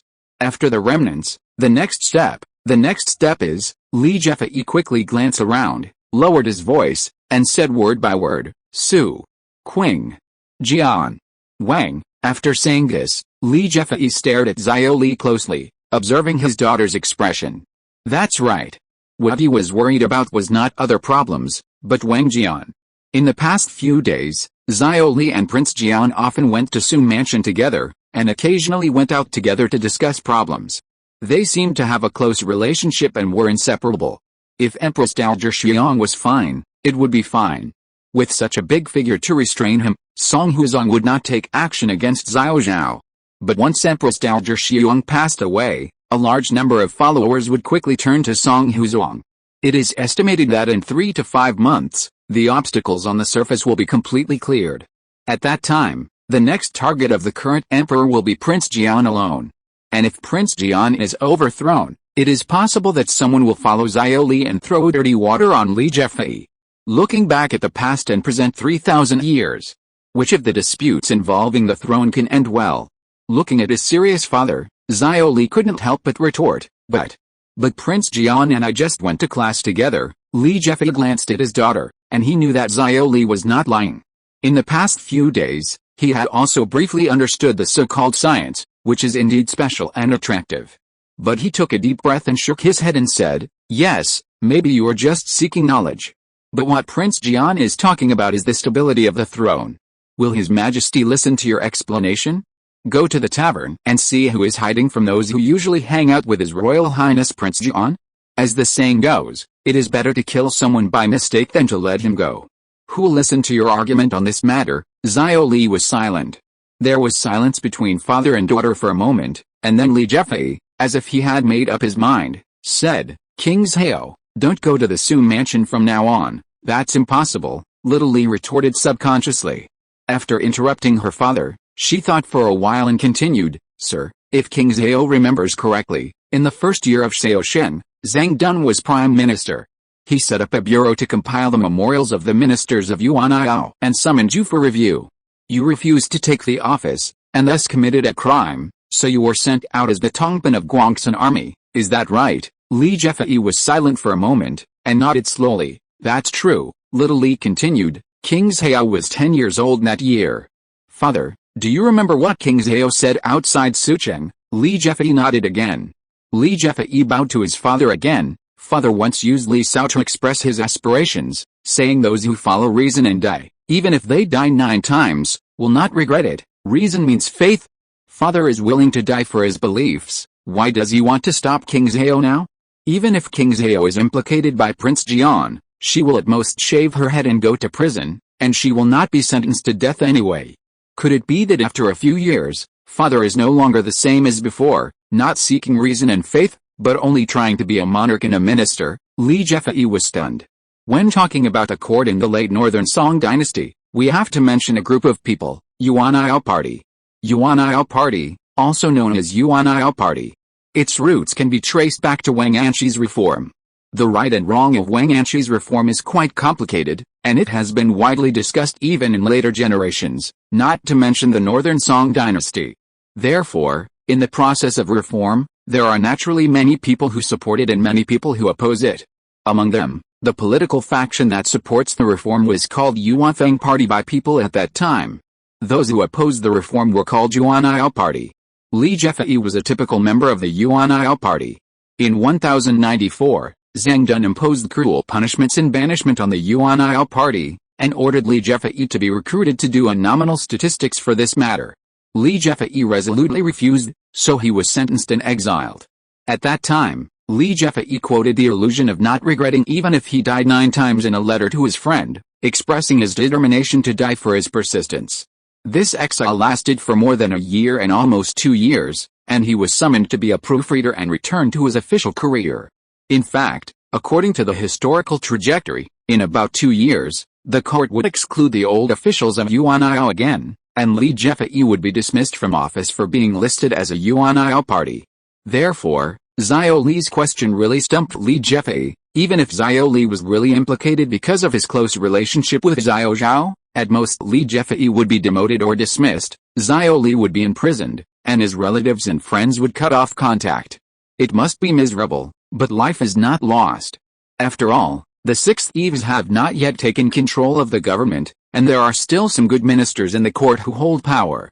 As for the things that Li Jefei insisted on at the beginning, it is a bit exaggerated to say that the 9 clans were executed, but there were quite a few people who were labeled as party traitors and executed. You know.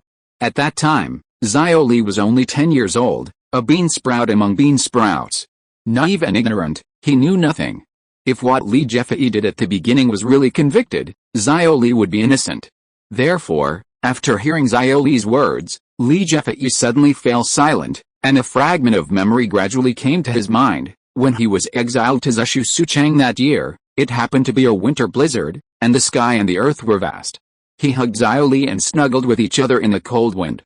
In addition to the boredom of being exiled, his heart was also filled with guilt for his daughter. However, just as he sighed that he had hurt his daughter and shed tears secretly, the 8-year-old Xiao Li clung to his chest tightly, and said to himself in a childish but firm voice, "Sir, King Xiao has no complaints." Thinking of this, Li Jefei closed his eyes. Yes. Compared with the party struggles that were a matter of life and death, what is the matter between Xiao Li and Xiao Zhao? If it is really investigated, at most he will be demoted again. Although it is a bit tiring to climb in the officialdom for these years, if he really loses his official hat, he will definitely feel sad. But no matter how heavy the official hat is, it is still far less important than family affection. Well, if Xiao Li is really in trouble, I will take it all on myself. When Li Jefei opened his eyes again, his eyes were clear. He pondered for a moment and said, "Well, King Xiao, if you want to attend the class, go ahead. But I have one request, that is, under the current premise, you cannot go any further with His Royal Highness Prince Jian. Do you understand?" Old Li's words were actually very straightforward. If it was just a friendship between classmates, then it would be fine if it was really investigated. At most, your father would give up his official hat and retire to the countryside. But if the friendship between classmates turned into a friendship between bedfellows, the lives of the whole family would be in danger. Xiao Li was a little caught off guard by his father's sudden move, but considering that Lao Li had already retreated a lot, he obediently replied, "Qing Zhao understands." Then Lao Li thought for a moment and continued, "By the way, I have an old friend who is now the Minister of Personnel. He is upright and selfless. This man has a son named Zhao Mingcheng, who is well educated and writes beautiful poems. How about introducing you two to talk about poetry tomorrow?" Well educated. Upon hearing this, Xiao Li immediately glanced at his own father and asked back, "Then can he calculate sliding friction? Can he adjust the magnification of the eyepiece objective lens? Does he know how many forces an object placed on an inclined plane will be subjected to?" Li Jefei. Chapter 145, The Birth of a Mathematical Result That Was 863 Years Ahead of Europe. Looking at Xiao Li, who always talks about science, old Li finally gave up the idea of arranging a blind date for his daughter. In fact, this is normal. After all, in the normal trajectory, the combination of Xiao Li and Zhao Mingcheng is actually somewhat interesting. The two are definitely in love, but there is also a certain exchange of interests at the family level. Zhao Mingcheng's father Zhao Tingzi is a member of the Yuanfeng party, that is, he firmly supports the reform or the new law faction, and he is an old rival of Li Jefei. However, at this time, Song Huzong had just come to power, and the new and old parties were relatively restrained. Many people chose to marry each other to ease the relationship.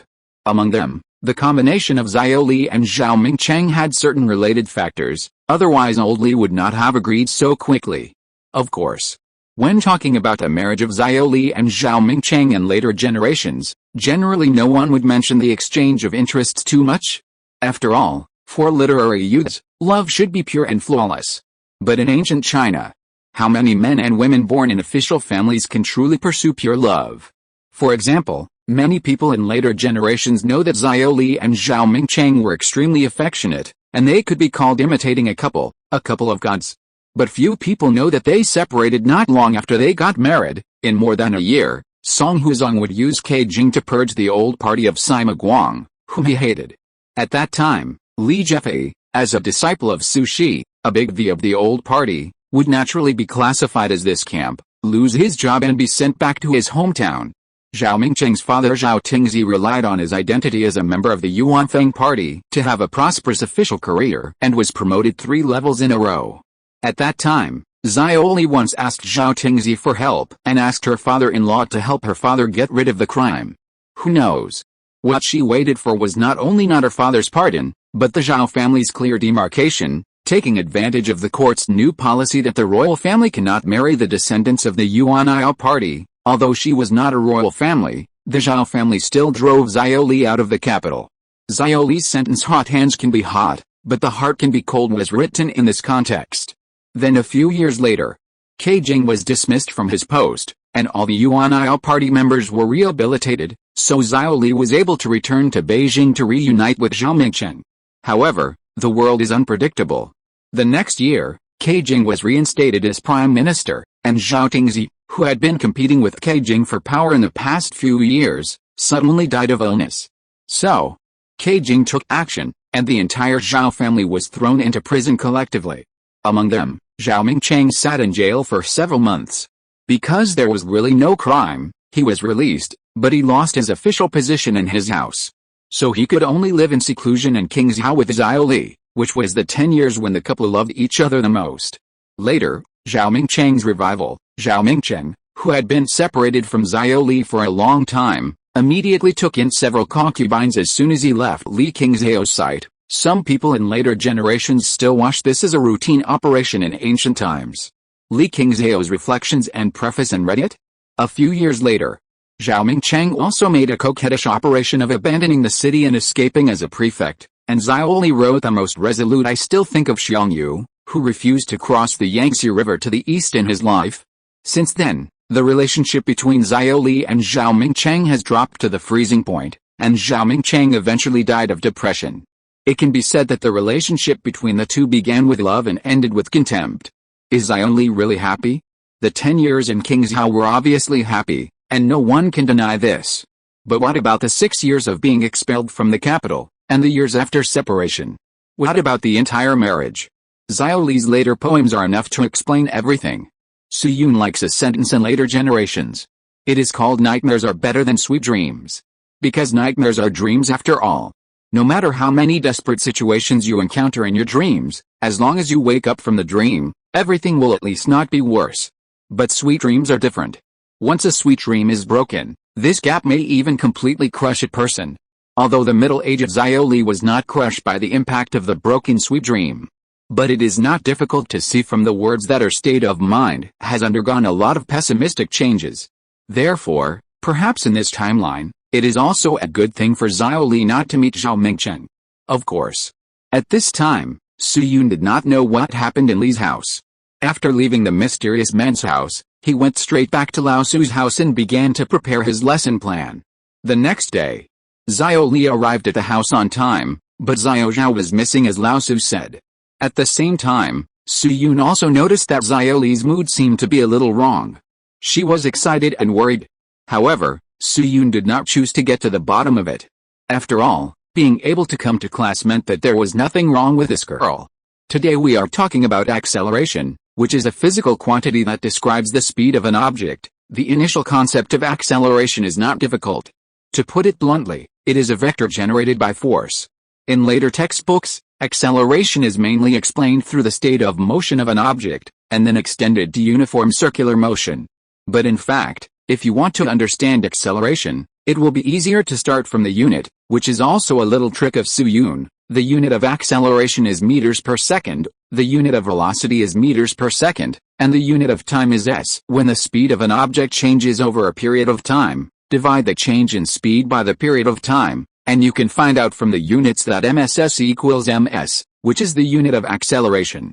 More than an hour later, looking at the confused Zhao Li, Su Yun smiled slightly. "Miss Li, isn't it very simple?" Zhao Li stared at him with a mosquito repellent eye, while Su Yun was imparting knowledge to Zhao Li. Outside the gate of the courtyard that served as a temporary classroom, there was a sudden and urgent knock on the door. Wang Lin. Wang Lin. Open the door quickly. Hearing this, Su Yun subconsciously looked at Lao Su who was listening. Then he walked quickly to the gate and took off the bolt. As soon as the door was opened, he saw Lao Jia standing outside the door with his hands behind his back, with a little anxiety on his face. Seeing this, Su Yun quickly bowed as a junior and said, "Tonggayu first." Before he finished greeting, Lao Jia grabbed him and said, "Wang Lin, cosine, cosine, it's cosine. Multiple cosines can be added up to get a certain value, about between 1¼ and 1⅓, right?" Lao Jia's words seemed to be incoherent, unclear, and even a little like he was drunk. But when he heard the word cosine, Su Yun's heart suddenly set off a huge wave. Oh my god. No way? Lao Jia and the others actually calculated the cosine range of the incident wave? This is already the concept of envelope. Even though Su Yun had a big heart, he couldn't help but beating his heart at this time. This is too outrageous, right? But according to the value that Lao Jia said at the end, this is clearly the specific mathematical solution of the Helmholtz equation in the light field. You know. Before calculating for Lao Jia and the others, Su Yun had done a simple calculation on the convex lens. After all, the person who set the question also needs to know the answer. The calculation process is very simple, that is, using Green's theorem to solve the wave equation and the original algorithm of spherical waves as the basic element to make a simple calculation. The final value of the curved state is about 1.2993. And Lao Jia's 1¼ to 1⅓ is 1.25 to 1.33. Obviously. This is a set of similar answers. Although the calculation error of this thing generally does not exceed 6 decimal places in later generations, and some do not exceed 8 places. But what are the calculation conditions in later generations? In ancient times without systematic precision, this error is actually quite terrifying. Thinking of this, Su Yun couldn't help but raise his head and look at Lao Jia in front of him. After several days of calculation, Lao Jia's originally stinky face became more and more gray and haggard. His hair was messy, and there were a lot of ink stains on his cuffs and collar. But the calculation master's eyes were still as sharp as a hawk, staring directly at Su Yun, as if there was a fire burning inside. Su Yun had no doubts. If he said the data is wrong at this time, the old man would not be discouraged at all. He would just turn around immediately and go back to the study to recalculate the data with the others. Then he took a deep breath and said solemnly, "The number calculated by Mr. Tuangai is almost the same as the one recorded in the sec's handwritten notes, with only a slight difference. But just in case, can you let me take a look at the manuscript first? This is simple." Seeing this, Lao Jia grabbed Su Yun's wrist and dragged him away. "Just follow me to the study." Su Yun looked at this old man in his 80s and 90s dragging him along like a chicken. He couldn't help but look at his right hand in confusion, and had deep doubts about the basic skills he had practiced with Wang Bin these days. Seeing this, Lao Su in the courtyard also turned to Xiao Li and said, "King's Hao, let's go and take a look together. If nothing unexpected happens, the preparation of high-power microscopes and telescopes should be on the agenda." So, the class was interrupted unexpectedly, and a group of people followed Lao Jia to the study.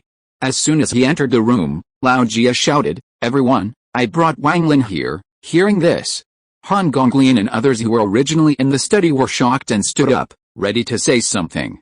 But before they could speak, Lao Jia continued, "Wen Ai, please get our manuscripts first." Han Gonglian was stunned when he heard this, and then he came back to his senses.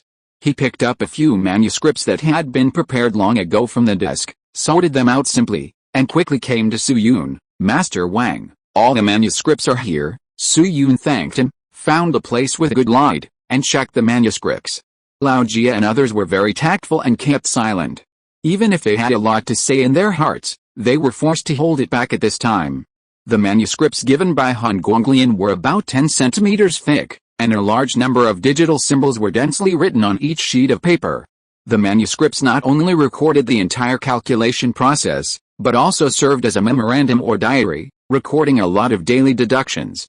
One square outside the square and a half, circled together to get 3 numbers, the 2 squares are 25 in total. This is called the product of the squares. The outer square of the lens is from Qing, the line is 5 3/4 long, and it is recorded in Arabic numerals, that is, 5.75. The inner square of the lens is from Chuan, the line is 3 1/5 long, and it is recorded in Arabic numerals, that is, 3.20. The number of groups is 1737, engraved below the noon angle of the central axis and above the twilight angle of the secondary axis. Liu Yan Shanghuan divided it into 1 to 388 groups. The circumference is 1, the diameter is 1, divide it and take the square root. Let the unknown be the celestial element.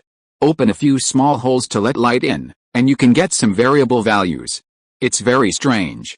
Very strange. What if the light can be tangent? Today, Zirin came again and advised us to eat and sleep as early as possible, but because he was in high spirits, he did calculations with us until late at night, and told us about the particle theory, which opened my eyes. If light is also a microobject, then its deflection state can also be calculated by comparison. The next day, we calculated more than 5,300 sets of moments and obtained a constant of approximately between 1 1/4 and 1 1/3. Seeing this, Soo-yoon couldn't help biting his back teeth hard, trying to avoid losing his composure. But even so, his fingers were still trembling faintly. The reason was that Lao Jia and others were really awesome this time. As we all know, in Fourier optics, spherical waves and plane waves can be used to represent any complex wave.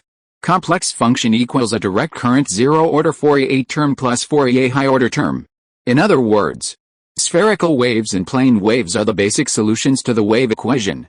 The complex amplitude of the plane wave can be expressed as x cos plus x plus cos plus cos equals 1, which is the direction cosine of the plane wave. Based on this, we can get the tilt factor OI of Kirchhoff's diffraction theory.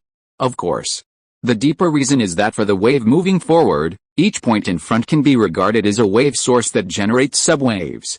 The envelope of the wave surface of each subwave source is the next new wave surface. Greek letter theta is the angle between the position direction and the wave surface normal, which involves the wave nature of light. It is very simple and easy to understand. In short, if Kirchhoff's theory describing the coherent superposition of spherical subwaves is called the spherical wave theory of diffraction, then the angular spectrum theory is the plane wave theory of diffraction. Kirchhoff's calculation method was carried out through vectors. In addition to integrals, mathematical tools also include Green's formula and so on. At that time, the field of mathematics was already close to perfection. At least people would not talk about mathematical crisis or the collapse of the mathematical building. The calculation method of Lao Jia and others was much stupid. The interval was locked through a triangular method similar to exhaustive comparison, and then the most primitive Jia-Xian triangular binomial was used for calculation. As for the core idea of this algorithm, of course it is the microscopic theory proposed by Lao Tzu. According to the manuscript of Lao Jia and others, although they did not realize the wave-particle duality of light, they had the idea of dividing light. They divided the deflection area into countless tiny parts, and intercepted 5 or 6 key deflection areas to calculate the tangent. This method is theoretically feasible. But if there are only a few data, the calculated deviation value may be very large. So in order to reduce this error, Lao Jia and others not only used the binomial division remainder of Jia-Xian, Yang-Wei, triangle, but also classified and calculated all the data. Or to be more precise, it was classified and calculated manually. The number of classified data is the more than 5,300 groups mentioned at the end. This is undoubtedly a huge amount of calculation, especially for the elderly group in front of them. They may need to spend more energy to stick to it. As for the derived value of a few points, what does it mean? Let's put it this way. As long as it can be further summarized and statistically analyzed, let's not talk about whether there is a chance to discover the half-wave band method, but it is still easy to derive the formula F equals L2D2, 4L.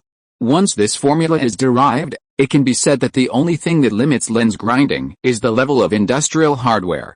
Friends who have studied optical physics should know this. The earliest one in the West was the Huygens-Fresnel principle, which was Soo-yoon's initial goal, and it involved scalar problems. In fact, the Huygens-Fresnel principle is not a strict theoretical product, but is largely obtained by simple intuition. So why all subwave front superposition is to take their envelopes cannot be explained clearly, but it can be used as an introduction. Again, sometimes incomplete concepts can be more labor-saving and easier to understand in the context of ancient times. But what Soo-yoon didn't expect was that after several days of hard calculations, Lao Jia and others actually touched upon the fourth layer that they had mentioned at the beginning, that is, the concept of Maxwell field. Indeed, Lao Jia and others only touched upon this field very little, and there is still a long way to go. It's like in the National College entrance examination, you accidentally became the only person in the country who solved the last math question by deriving a certain formula. But apart from that, you can't do any math problems, and you only scored 20 or 30 points in all subjects. Therefore, from the perspective of knowledge structure. This problem solving is actually useless, and you can't even get into vocational high school. If you want to really master the relevant concepts, you have to learn a lot of things such as the minimum optical path, the half-wave band method, the perturbation contribution expression, etc. But on the other hand, you did solve that problem, a problem that many candidates may not be able to solve even after graduating from college. The question-setting group's JX uncle just wanted to torture people. This is an achievement that cannot be ignored, and it has certain practical value. Under this kind of topic, as long as you want, you can open a self-media account to make some money, just a matter of how much you earn. So this is the situation of Lao Jia and others. They have this topic heat, but they don't know how much value they can create.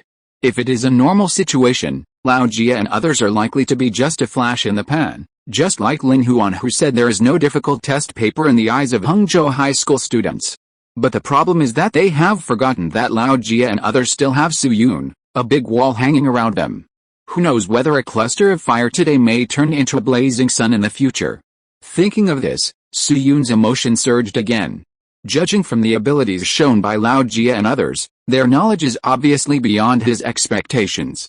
In local history, Kirchhoff's diffraction theory was not formally proposed or completed until the end of the 19th century. Although the current year 1100 AD is the 12th century AD, it is only stuck in the year of the handover between the two worlds on the timeline. Therefore, it can be said that Lao Jia and others were 863 years ahead of Europe and proposed some concepts of lens diffraction first. Lens diffraction. This is a very flexible field. It may be unknown, or it may have a profound impact.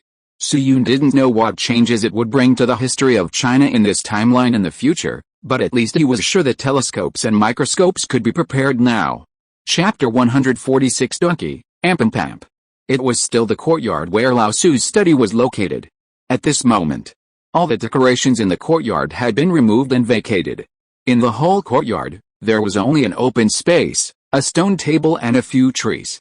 Su Yun, Lao Su, Lao Jia, Xiao Li and 7 or 8 others stood in the center of the courtyard. Beside them, there were a large number of items, either exposed or sealed, and a donkey. After everyone arrived, Lao Su's eyes flashed with expectation. He gently patted the box containing the goods and said to Su Yun, "Xiao Wang, everything you want is here." Su Yun opened a box and took out a piece of rough glass from it. He put the glass in front of his eyes and checked it. He nodded with satisfaction and said, "No problem, the quality of the raw materials is very good." As a senior veteran in the DIY circle of later generations, Su Yun has rubbed more than 300 lenses by hand in his 2 lives. Judging the quality of glass by touch has become an instinct engraved in the soul. Then, Lao Su carefully took a box from the old steward Zi, handed it to Su Yun cautiously, and said, "Xiao Wang, this thing is a little dangerous, you hold it well." Su Yun carefully took the box and put it steadily on the stone table. Seeing this, Xiao Li beside him couldn't help but ask curiously, "Wang Lin, what's in the box?" Su Yun glanced at her, and didn't keep her in suspense, and said directly, "Mercury." Xiao Li blinked and subconsciously took a step back. "Mercury? This is a poison, what do you want to do with it?" Su Yun smiled softly when he saw this. This poison, which was quite famous in the Song dynasty, is an indispensable and important object for this mirror-making process. He raised his head, looked at the sky, and slowly exhaled. "Of course it's for making a parabola, it was mentioned before."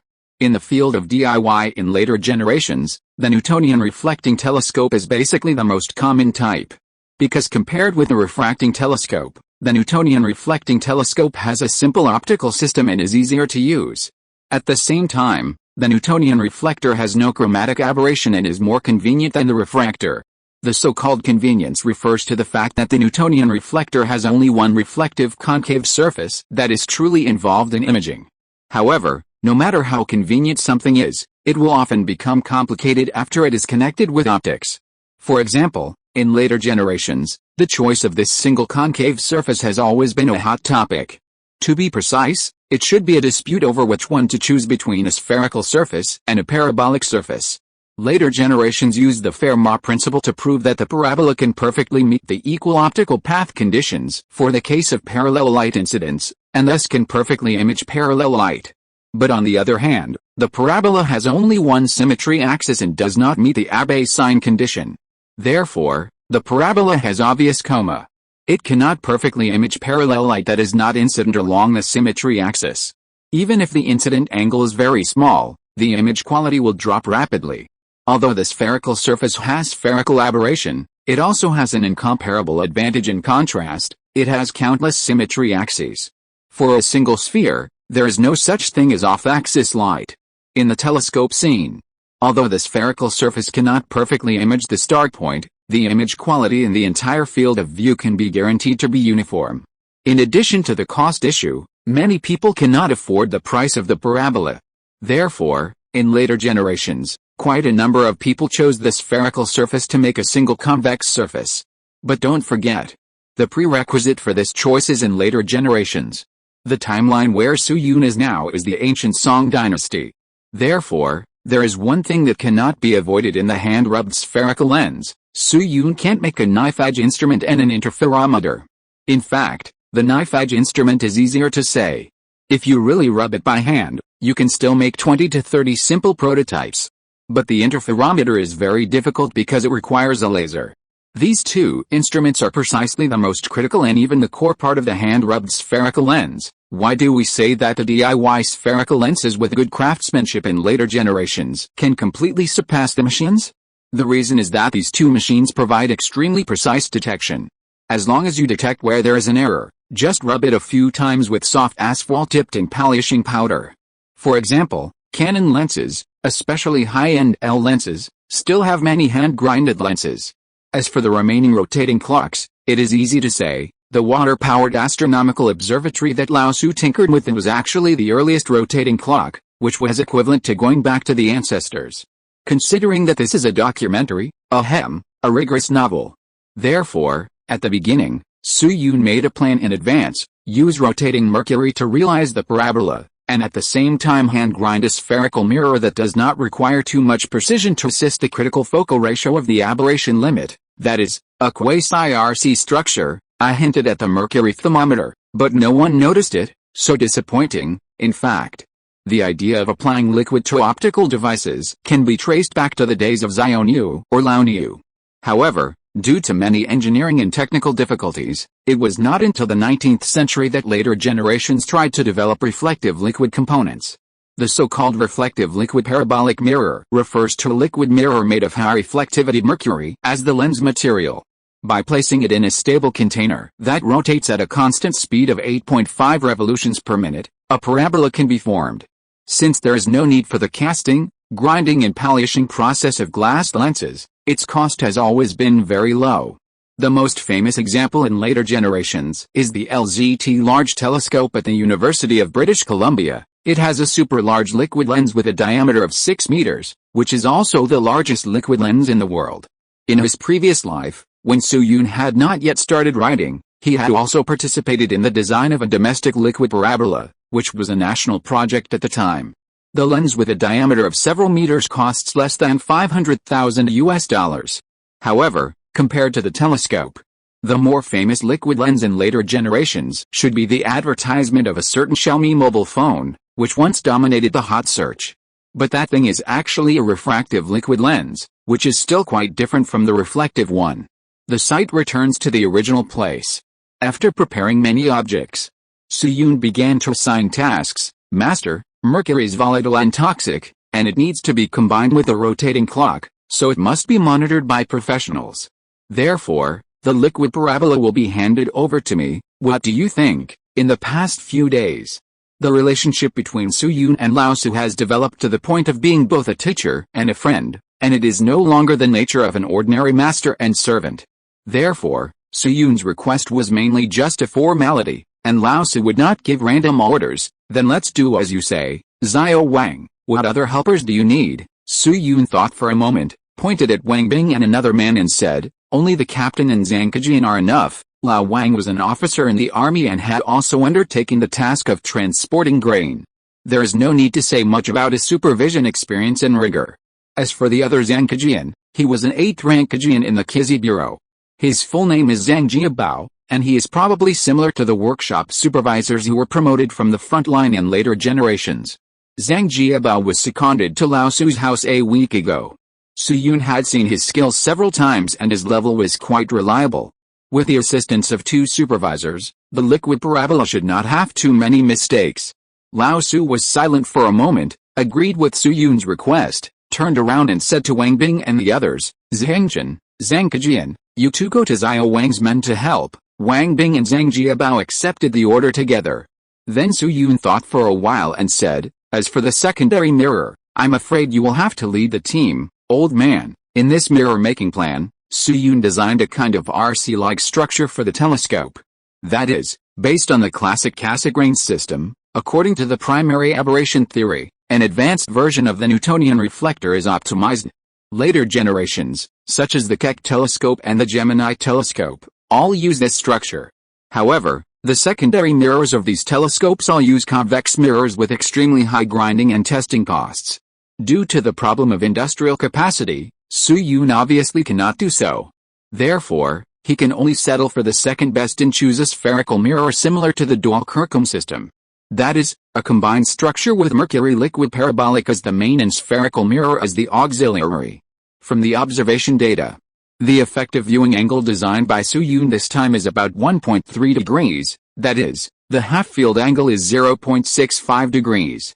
As for the photosensitive element, Soo-yoon used fluorite, with a diagonal length of about 74 millimeters. In this way, when observing Jupiter, assuming that the apparent diameter of Jupiter is 40 arcseconds, its size on the focal plane is 40, 1800/206264 equals 0.776 mm. After magnification with an eyepiece, at a 250 mm clear viewing distance, the size is about 27.4 millimeters. In this way, it can ensure that Jupiter can see the light in dark cloud belts, Saturn can see the Saturn rings, and Venus can see the waxing and waning. This level of imaging effect should be enough to meet Lao Su's needs. That's right, 27.4 millimeters. Seeing this, some students must have reacted. According to the effective field of view, it can be inferred that Soo-yoon is going to make a giant cannon with a focal length of 4,000 millimeters this time. See note, 4,000 millimeters focal length. What is this concept? To put it bluntly, its diameter is close to 1 meter, which is almost equal to the height of Pandora without its head. As for the length, it will not be less than 10 meters. That is to say, it is somewhat similar to William Herschel's reflecting telescope that defined the Milky Way. Faced with such a huge object, even if the auxiliary secondary mirror does not require too detailed data, it is very troublesome to forge it. The first is the curvature problem of the secondary mirror, which Soo-yoon can only do himself. There is no way. Spherical aberration is a third-order aberration and cannot be expressed within the scope of Gaussian optics, not to mention that Lao Jia has not even had much contact with Gaussian optics now. Soo-yoon's calculation scheme is as follows. According to the spherical aberration partenocidal aberration polynomial, the spherical aberration coefficient of a single thin lens can be written S equals C1 C2 N S plus 2 C1-1 slash S C1 C2 N 2 C1-3 slash S plus N C1-1 slash S C2-3 slash S plus Y1 and N. Here C1 and C2 are the curvatures of the two surfaces of the thin lens, S is the object distance, and Y is the height of the light. For Soo-yoon's secondary mirror group, due to the thin lens assumption, the light height on the two spherical lenses is the same. So this height can be eliminated in the final result.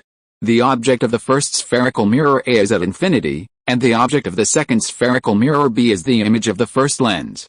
So say equals, SB equals A. Soo-yoon had specially asked Lao Su to collect flint glass, see chapter 125. Through the electrolytic cell treatment of allicin, standard glass with a refractive index N of 1.51680 can be obtained. Yes. When Soo-yoon was preparing to make allicin, he had considered this step of the telescope, and even further. Then, the actual parameters were substituted into the solution, and two sets of feasible solutions were obtained. One set is C1 equals 0.00494801 mm-1, C2 equals minus 0.00173844 mm-1. The other set is C1 equals 0.00107834 mm-1, C2 equals minus 0.001155 mm-1. I should have calculated it correctly. If there is any mistake, please correct me. In other words, there are two types of suitable glass curvatures. Then transfer these two sets of data records and apply them to the formula close to 1.3 that Lao Jia and his team had previously calculated. In theory, we can derive the optimal music library template that can be determined without the need for an interferometer. Su Yun then thought for a moment and continued to say to Lao Su, "Master, according to our estimate, the grinding of the secondary mirror may take about a month. Therefore, in the coming days, you and Master Qi may need to work harder." Hearing this, Lao Su smiled with some emotion. "It's only a few months. If we can see the stars clearly, let alone a month, I can hold on for a year." Then he turned around and bowed to another old man in his 50s or 60s. "Master Qi, I'm afraid I'll have to trouble you this time." The old man hurriedly returned the greeting. "I dare not. If it weren't for your help, my family would have become dead bones on the roadside, and how could we enjoy the blessing today? Please don't say too much, otherwise it will be a shame for me." Lao Su didn't say anything after hearing this, but patted the old man's shoulder affectionately. This old man is also a master of the instrument bureau, named Siegfried, and is said to be the best craftsman in forging technology in the northern Song dynasty. When Lao Su went to Ludong to count the accounts, he accidentally met Siegfried, who was fleeing due to famine on the roadside. At that time, Lao Su felt sorry for him, so he took him with him out of kindness. Just like what he did to Su Yun at the beginning, he planned to arrange a servant job after returning to Beijing. However, by coincidence, Lao Su accidentally discovered that Siegfried had a good hand in work, even better than many craftsmen in Beijing. So Lao Su changed his mind and introduced him to the instrument bureau to work, and took care of him during the period. Later, Siegfried married and had children in Beijing, and the whole family treated Lao Su as a benefactor. Siegfried never refused anything that Lao Su needed and could do, and he did his best. For example, the balance spring in Lao Su's self-priming pump was made by this person. In addition, the capillary of Su Yun's mercury thermometer was also made by this person. According to Su Yun's naked eye judgment, the precision level of this master key is estimated to be comparable to that of the legendary 8th-level technicians in later generations. He belongs to the type of humanoid self-propelled precision machine.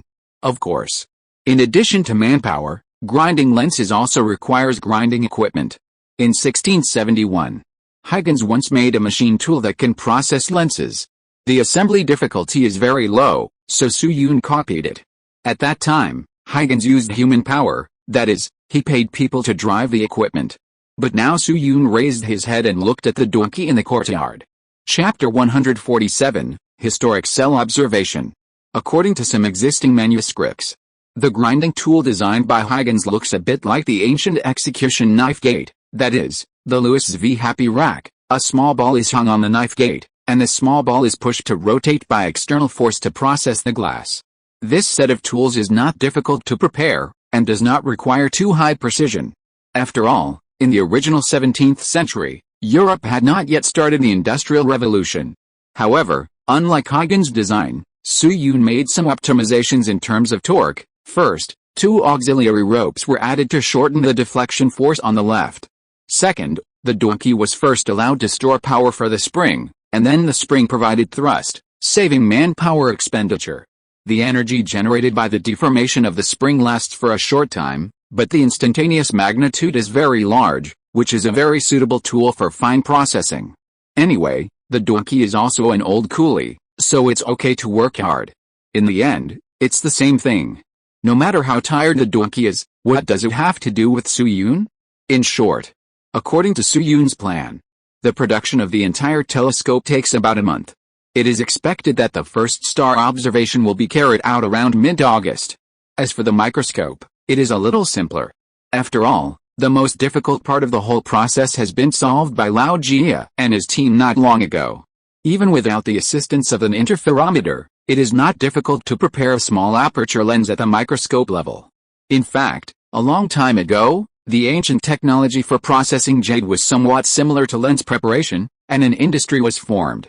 That nature has even exceeded the concept of prototype and can be attributed to the category of early applications. It's just that there was no detailed concept of optics at that time, and the ancestors could not calculate the function of K, Greek letter theta. Therefore, now that we have the data on the relevant curvature radius, less than 5 days after Su Yun took out the curvature design drawing, Siegfried brought good news. Prince Wang, I am fortunate to have fulfilled my mission. In the courtyard, Siegfried pointed to the 3 small boxes on the stone table and said with a smile, the 2 types of lenses you need have been made and are in these boxes. The lenses in the left box have the lowest magnification, the middle one is the second, and the ones on the right have the highest magnification. Su Yun thanked him and did not rush to inspect them. Instead, he took out a pair of gloves made of sheep intestines from his cuff.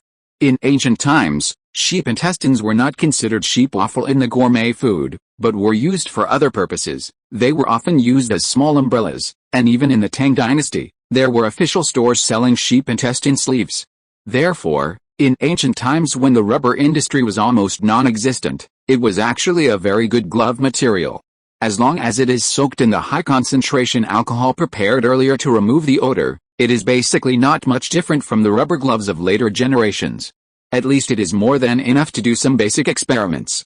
After putting on the gloves, Su Yun pressed the switch and opened the 3 boxes. At this time, in the center of each box, there was a clever small lens. According to what Siegfried said before, the left one is a 10x eyepiece, and the middle and right ones are 40x and 100x objective lenses respectively. Friends who have a basic understanding of microscopes should all know that the magnification of the microscope is equal to the magnification of the eyepiece x, the objective lens. But don't think that the magnification of 10x 125x 40 looks the same as 1000. In fact, the imaging effects of the two are very different. Because the eyepiece reflects a virtual image, the magnification does not need to be too high. The lens that really determines the resolution of the microscope is mainly the objective lens.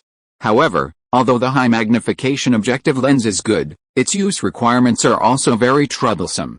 For example, it needs to be used with oil drops, which is the oil lens in the terminology. The oil here usually refers to cedar oil, which is extracted from cedar wood, and water can barely cope with it under special circumstances. These oils must not only be dripped between the objective lens and the cover glass, but also on the condenser and the slide. If the oil is not dripped, although the image presented can be seen, the image quality will be greatly reduced, which seriously interferes with observation. Students who often download small movies should be more able to understand the meaning of the 4 words image quality reduction. Therefore, 2 days ago, Su Yun used the equipment for distilling alcohol and the electrolytic cell he had made to distill the cypress again. Do you remember why Su Yun specifically asked to use a bent copper tube? It was prepared for this matter. Unfortunately, the group of people around Su Yun could not understand his painstaking efforts, and his serial operations were in vain. Disappointment JPG. Of course. Even with the help of cedar oil. Due to the equipment's shortcomings, the lens polished by Siegfried could not really reach the level of a 100x objective lens, that is, NA 1.25. According to Su Yun's judgment, the NA of this objective lens is about 1.10 to 1.15, which is about 0.28 microns. This resolution is higher than the 0.42 microns of the 40x objective lens, but lower than the 0.22 microns of the 100x objective lens. Then Su Yun carefully picked up several lenses and came to an empty microscope beside him. This microscope is made of fine iron, much finer than the rough one before, and it is also carefully plated with silver. From the appearance, it can beat the microscopes of Hook and Leeuwenhoek.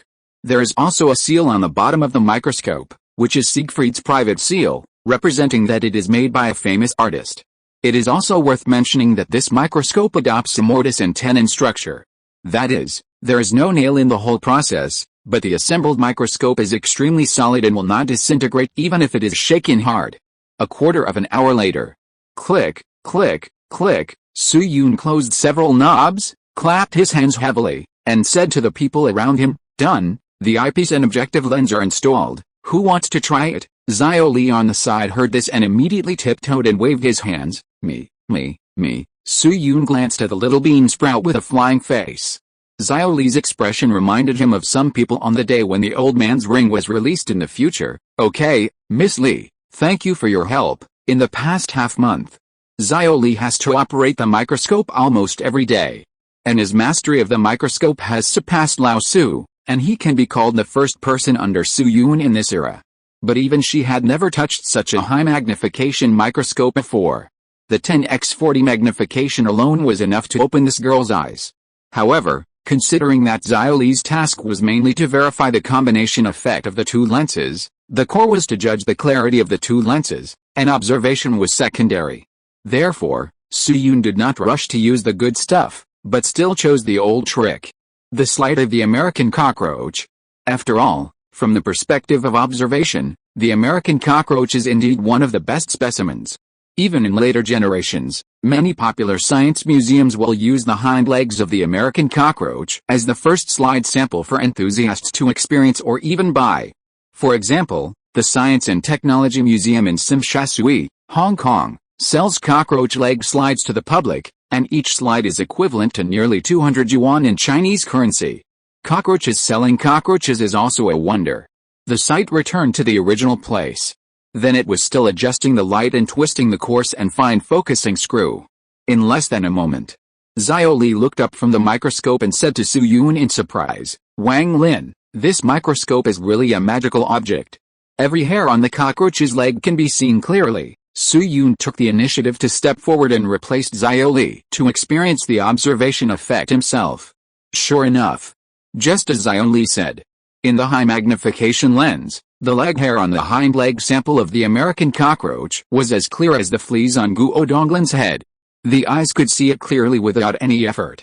Then Su Yun tried the 100x objective lens and observed with oil drops. After a few seconds, he looked up and looked at Lao Su beside him, trying to make his tone calm. "Master, there is no problem with the lens, we can start observing cells." Hearing this, Lao Su, who was originally standing aside, suddenly stagnated his breathing slightly. To be honest, as a contemporary master who has created many miracles, Lao Su's psychological endurance is actually much higher than that of ordinary people. After all, when it comes to projects, failure is actually the majority. Lao Su had more than 20 achievements that were well known in the past, which meant that his number of failures was much higher than this number. In the process of failure, Lao Su's heart had been made extremely solid, and theoretically it would not fluctuate easily. But this time, his heart skipped a beat. Uneasy. This emotion that had disappeared for an unknown period of time appeared in his heart again after many years. Although in the past few days, he had accepted the microscopic concept proposed by Su Yun. He even made a suggestion when Lao Jia and others calculated the refracted light, solving a big problem. But theory is one thing, and witnessing it with your own eyes is another. After all, what he gave Lao Jia was just an idea, which is completely different from the theorem. Anyway, it doesn't cost money, so just calculate it casually. Among the people present today, everyone specializes in different fields. For example, Siegfried's craftsmanship is better than his. Wang Bing's martial arts is better than his. Xiaoli's cultural accomplishment is higher than his. Lao Jia's mathematical level is even more far behind him. But if we talk about the word vision, apart from Su Yun, who was a wall hanging from the later generations, Lao Su was at the scene. No, he could at least rank in the top 3 in the entire Song dynasty, or even the first. Therefore, no one knew better than him what kind of big thing they were doing now. Microscopic world. If everything is really as Su Yun said, then this will be a new field that no one has ever touched upon in the past and present. The value it can bring is far from being explained or covered by an observation. Let's talk about the human body. If the hidden things of the human body can be observed through this, then medicine is destined to have a huge development. The words qi and blood, evil qi, etc. are likely to be identified by the real naked eye. Just like what Su Yun did before. The garlic that can be found everywhere can be processed by some special instruments to cure the terminal illness that is almost certain to die. Not to mention other derived fields, this is a discovery that can be called the dividing line of the times. Thinking of this, Lao Su couldn't help but take a deep breath and said to Zilao Guan, "Yuan Nian, bring the things here." Zilao Guan heard this and responded respectfully. He carefully took out a slide from a small box beside him and handed it to Su Yun. Su Yun took the slide and installed it on the microscope. Then he took a step back, bowed to Lao Su, and said solemnly, "Master, please, as a patient with late-stage obsessive-compulsive disorder, Su Yun is a person with a strong sense of ritual. With Lao Su's contribution and status, no one is more suitable than him to do this observation, not even Xiaoli." Lao Su nodded at him, secretly clenched his left hand, and slowly walked to the microscope. Although Xiaoli had been tossing the microscope most of the time in the past few days, But this does not mean that Lao Tzu is not interested in biology, nor does it mean that he does not know how to operate a microscope. On the contrary, when Lao Tzu first came into contact with a microscope, he easily mastered the relevant essentials, but his curiosity was not as deep as Xiaoli. Lao Tzu put his eyes on the eyepiece and slowly adjusted the spiral button. At the beginning, his vision was still gray. But gradually, with a series of adjustments, the picture began to become clear. After about a minute, suddenly, a bunch of lively tadpoles appeared in Lao Tzu's eyes. That's right. Tadpoles. Seeing this, some students must have understood, the reason why Su Yun did not stain the slide was because he was observing sperm cells for Lao Tzu. There was no way. As mentioned above, Su Yun was a person who paid great attention to rituals. Therefore, in the observation of living cells, he chose to respect history. Everyone knows. Hooke discovered and named the cell structure, but what he saw was a dead cell wall. It was Leeuwenhoek who really observed living cells and opened up microbiology. But in 99% of textbooks, after talking about Leeuwenhoek's contribution, the name of the cell he discovered will not be mentioned in depth. Because the process of Leeuwenhoek's discovery of cells is really 18x, on an autumn night in 1677, Leeuwenhoek and his wife were plotting for love, which was once deeply rooted. But soon, Leeuwenhoek's showy operation appeared, according to Leeuwenhoek's letter to the Royal Society of London 2 years later. He jumped up within seconds of ejaculation and rushed to his microscope with a semen sample. Under the microscope, Leeuwenhoek saw thousands of living microanimals the size of sand grains swimming around. From then on, he called these things microanimals. Leeuwenhoek also pointed out that the sample for this experiment was obtained through normal sexual intercourse between a couple rather than immoral crepe myrtle. He even took the trouble to translate the letter into Latin, but did not mention what his wife thought of this amazing discovery. This is not a fabrication, but a true story. Basically, textbooks above high school will mention it. In fact, in later laboratories, almost every biology dog has observed his own X cells. Some female classmates also like to persuade the most handsome boy in the class to donate X for everyone to observe. After all, a drop or a half a drop is enough for more than 30 people to share. In addition, on some biological BBSs, people often discuss how to bring X cells. For example, considering that X cells are more suitable for observation half an hour after liquefaction, that is, after BIU. Therefore, most people choose to use yogurt boxes to disguise the liquid. Because in this way, you can bring it into the classroom with a clear conscience, and say it is yogurt if asked. If someone doubts, just drink a sip. As for how to ensure that it is real or fake, it depends on everyone's acting skills. Or it is like a deer tying a knot on the condom to prevent it from flowing out, and then putting it in the pocket and looking for an opportunity to put it on the glass slide. As for the more zombie ones, they hold it in their mouths. The position is generally placed on both sides of the cheeks, which is commonly known as the cheeks. When Su Yun was in the second year of graduate school, he heard that a genius had done this, and was reported to the whole school for praise. As for the reason why he was discovered, it was because when exchanging oral epithelial cells for testing, his classmates in the same group found tadpoles. To be honest, except for the last zombie method, it is not shameful to observe tadpoles by yourself. After all, when a person faces Olympus, how many people can resist this desire? The liquefied tadpoles are actually very interesting, swimming around lively. This kind of pleasure is similar to the author's interruption of the chapter in the later generations. Of course, Su Yun has never done such a thing. This is what he heard from his friend Jiu Xin. As for the object of the sample donation today, Su Yun raised his head and looked at the donkey who was grunting and charging the clockwork, and said with emotion, "Thank you for your hard work, brother donkey." Chapter 148. Have you heard of 8½? After watching the tadpole, old Su slowly raised his head, and there was even a trace of dullness in his eyes, which was extremely rare. Then, half a minute passed. He sighed, shook his head and said with emotion, "It's really a miraculous skill." Although he did not personally participate in the process of extracting semen from the donkey, he also watched the whole process from the side. Considering that brother donkey has not had an easy time these days, Su Yun did not use the more painful method of puncture, but humanely found a female donkey for brother donkey. As a biological dog in this life, Su Yun has a relatively good understanding of the characteristics of some animals. Especially in terms of clapping, through some details of the movements, he can roughly estimate what the extent is. Therefore, when he saw that Brother Donkey was almost done, he asked people to separate Brother Donkey and the female donkey and collect some X-liquid. After the X-liquid was liquefied for half an hour, it was made into a glass slide. Therefore, old Su was sure that Su-yoon definitely did not add any backup. As for Siegfried, it was even simpler. I have saved Siegfried's life, he will never and has no chance to fool me. It's obvious. I won't say all of the microscopic world that Su-yoon said, at least the concept of microorganisms can be confirmed for the most part. At this moment, in addition to being surprised, Lao Su also unconsciously felt a strong regret. You are already old when I was born.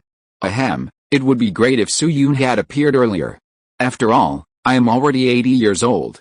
Admittedly, due to his high position and his own medical skills, his body is well maintained. But in the final analysis, this is just a little struggle of a person at the end of his life. All kinds of means can only slightly delay aging, and cannot violate the cruel rules of life. According to normal circumstances, I can only live for another 5 or 6 years at most, and then it's almost time for me to see the Emperor Shenzong. If there are some accidents during this period, the Empress Dowager Xiong in the palace is the best example. 5 or 6 years. In such a short time, facing a newly discovered microscopic world, how many useful things can he do? Not to mention that if the telescope is successfully made, the vast starry sky will be another field that can be explored for a lifetime. The remaining years of my life are really not enough. Thinking of this, Lao Su couldn't help but turn his head slightly and glanced at Su-yoon with a corner of his eye. In those extremely wise eyes, a trace of envy was revealed, which was extremely rare. Although Xiao Wang's past experience was not very wonderful, the knowledge he had been exposed to was really enviable and even jealous. How great it would be if I could be exposed to science at his age. In that case, my achievements would definitely be far beyond what they are now, and I might even be written into a book by future generations, such as he changed the Song dynasty? Of course. At this time, Su-yoon didn't know what Lao Su was thinking. He was introducing the origin of the glass slide sample to Xiao Li. Miss Li, Su-yoon glanced at the little bean sprout in front of him, and said hesitantly, the sample on this slide may be a little special. You have to be mentally prepared first. Little Li had just arrived at the Su mansion not long ago and did not catch up with the sperm collection process. Upon hearing this, he immediately asked curiously, special? Could it be some dirty things? If I remember correctly, you once said that the dirtier something is, the more microorganisms may exist in it. For example, feces, blood, etc. Thinking of this, Little Li couldn't help but clenched her fist, as if to cheer herself up. Wang Lin, don't worry, I'm ready. Looking at the resolute look on this girl's face, she really had some of the shadow of Yi and Jushi, who later wrote Live as a Hero, Die as a Ghost Hero. How should I put it? This thing is indeed a bit dirty, but it's not like feces. Su-yoon thought for a while with his teeth bared, and then asked tentatively, Miss Li, do you know 8 and 8.5? Xiao Li heard this and immediately raised a pure question mark on her face. 8 and 8.5. Su-yoon inexplicably felt a sense of guilt for driving, but still gritted his teeth and explained, a woman has 4 sticks, and a man has 1 more than you, which is 5, adding up to a total of 9. If you do that, the 2 of you become 8 sticks again. When it comes out a little but not completely, it's 8.5. So the movements are 8, 8.5, 8, and 8.5. And the things on the glass are, the Song dynasty was an era with a very open atmosphere, and the understanding of 8 and 8.5 among women was actually not low. Especially for girls like Xiao Li, who often went to brothels to drink. Although she protected herself very well, she was also protected by her literary style. But after being influenced by what he saw and heard, he still had some related knowledge. Therefore, after Su-yoon told him the origin of the glass sample, although Xiao Li's face was as red as an apple, his curiosity finally overwhelmed his shyness and he decided to observe the X cells. Actually, this kind of thing is also very common in later generations. Haven't you seen how many old drivers who have read countless films are actually just single dogs who don't even have a girlfriend? Oh. Su-yoon is the same, so it's okay. In short, not long after he mustered up the courage to put the glasses on the eyepiece, Xiao Li looked at Su-yoon again with a surprised face. There are really a lot of tadpoles, some are moving, some are still or even broken. Wang Lin, do you think this donkey is not in good health? Su-yoon, why do I feel that this girl seems to be developing into a female driver? Then Wang Bin, Lao Jia, and Wang Yu, who had recovered some mobility and ended the long sex scene, came forward one by one and curiously watched the glass sample of Brother Donkey. About a quarter of an hour later, except for a few servants, everyone present had basically looked through the eyepiece. Compared to before the observation, the atmosphere in the courtyard was undoubtedly much more solemn. Surprise, confusion, and even panic. These expressions appeared on everyone's face at the same time. Among them, the mathematician named Lin Weinan even slumped on the ground after leaving the microscope. His worldview collapsed. Su Yun was not surprised by this. This was within his expectations. After all, not everyone has a big heart. According to the normal trajectory. In later generations, after Leeuwenhoek discovered microorganisms and announced them, many people also shouted truth apoptosis, and a few people collapsed and went crazy or chose to commit suicide. After all, 4 people of that period. After learning the truth that ants, insects and even themselves are composed of countless tiny particles, only a few can accept it calmly. In a period when macroscopic cognition is not yet clear, you tell them microscopic concepts, which is completely a bit beyond the scope of knowledge. It's like in the 21st century. You suddenly find that a good friend around you is actually a high-dimensional digital person. He turned into data fragments and disappeared in front of you. How many people can withstand such a shock? In Leeuwenhoek's time, Protestantism even relied on its own authority to stabilize public sentiment. Otherwise, if the trend continues, the shock caused by the microbiology theory will be even greater. Of course. Some students may ask, isn't it right? How can Protestantism be so open-minded? Don't they specialize in burning people? Thump thump thump. It's time for popular science. Tell the truth. In the early days of modern scientific development, Protestantism or the Vatican actually made a lot of efforts. Many people may have heard about the story of Galileo's persecution and Copernicus's burning to death, but the reasons behind it are actually not related to science. First of all, let's talk about Copernicus's burning to death. First of all, this is a fictitious thing. Copernicus died of old age in history, and the one who was really burned to death was Bruno. Secondly, Bruno's cause of death had little to do with his dedication to science. He was not a scientist at all, and he even heard about the heliocentric theory when he was on the run. Actually, Bruno was still a priest, but he believed in the Hermetic sect. His support for the heliocentric system was rooted in the profound influence of Hermeticism. Hermeticism is an ancient religion with strong mysticism, pantheism and witchcraft. This religion opposes the Trinity, so it was a heresy in the judgment of the Church at that time. This religion worships the sun, and the Copernican system just caters to this requirement. So by chance, Bruno fell in love with it. In addition, Bruno had not learned any astronomical knowledge and knew nothing about some basic common sense. For example, Copernicus's cosmology has 2 orbiting movements, one is the stars orbiting the sun, and the other is the moon orbiting the earth. This was also a controversial point in the astronomical circle at that time. Bruno only accepted the former, not the moon orbiting the earth. In his cognition, all satellites also orbit the sun. Later, he was arrested and imprisoned in 1592, and was burned at the stake in 1600, a full 8 years in between. The 8 charges against him by the Holy See were all related to the propagation of heresy, and had little to do with science. On the contrary, it was because of his involvement that the later Copernican heliocentric theory was also marked with some symbols, making it extremely difficult to spread. As for Galileo, more people should know about him. In fact, Galileo had always been sponsored by the Holy See, and he was a good friend of Pope Urban VI at the time. How good were these 2 guys? The 2 were not only fellow villagers, but also alumni. Urban VI once sent his nephew to Galileo to study for a doctorate, and Galileo's 2 daughters entrusted Urban VI to find a way out, and later became nuns. So you see, they were not only friends, but also good friends. In 1616, at that time, the Inquisition, that is, the Pope, was disgusted with Galileo and issued a ban called 1616. It was to warn Galileo not to promote the heliocentric theory as the truth. At most, it was a hypothesis. Do you understand? Galileo said "Oh chicken K," and he accepted it at that time. However, Urban VI, who was still a cardinal at the time, was very dissatisfied with the ban. He said in a letter to Galileo that if he became the Pope, he would never let it go. This flag that would never have a good ending in a movie or anime did not affect Urban VI. He really became the Pope in 1623.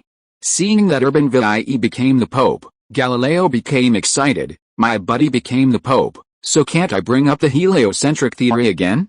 So in 1624, he made a special trip to Rome and went there to persuade his good friend. He went to the Vatican to meet him 6 times. Urban VIE finally said that it was okay to lift the ban, but you should still treat it as a hypothesis. At the same time, when writing a book, 2 requirements must be met. 1. Fairly describe the opinions of the 2 factions, especially remind Galileo not to lean towards the heliocentric theory. 2. Hope to add his own words. Then Urban VIE left a keyboard with both hands and happily waited for the book to be published in Rome.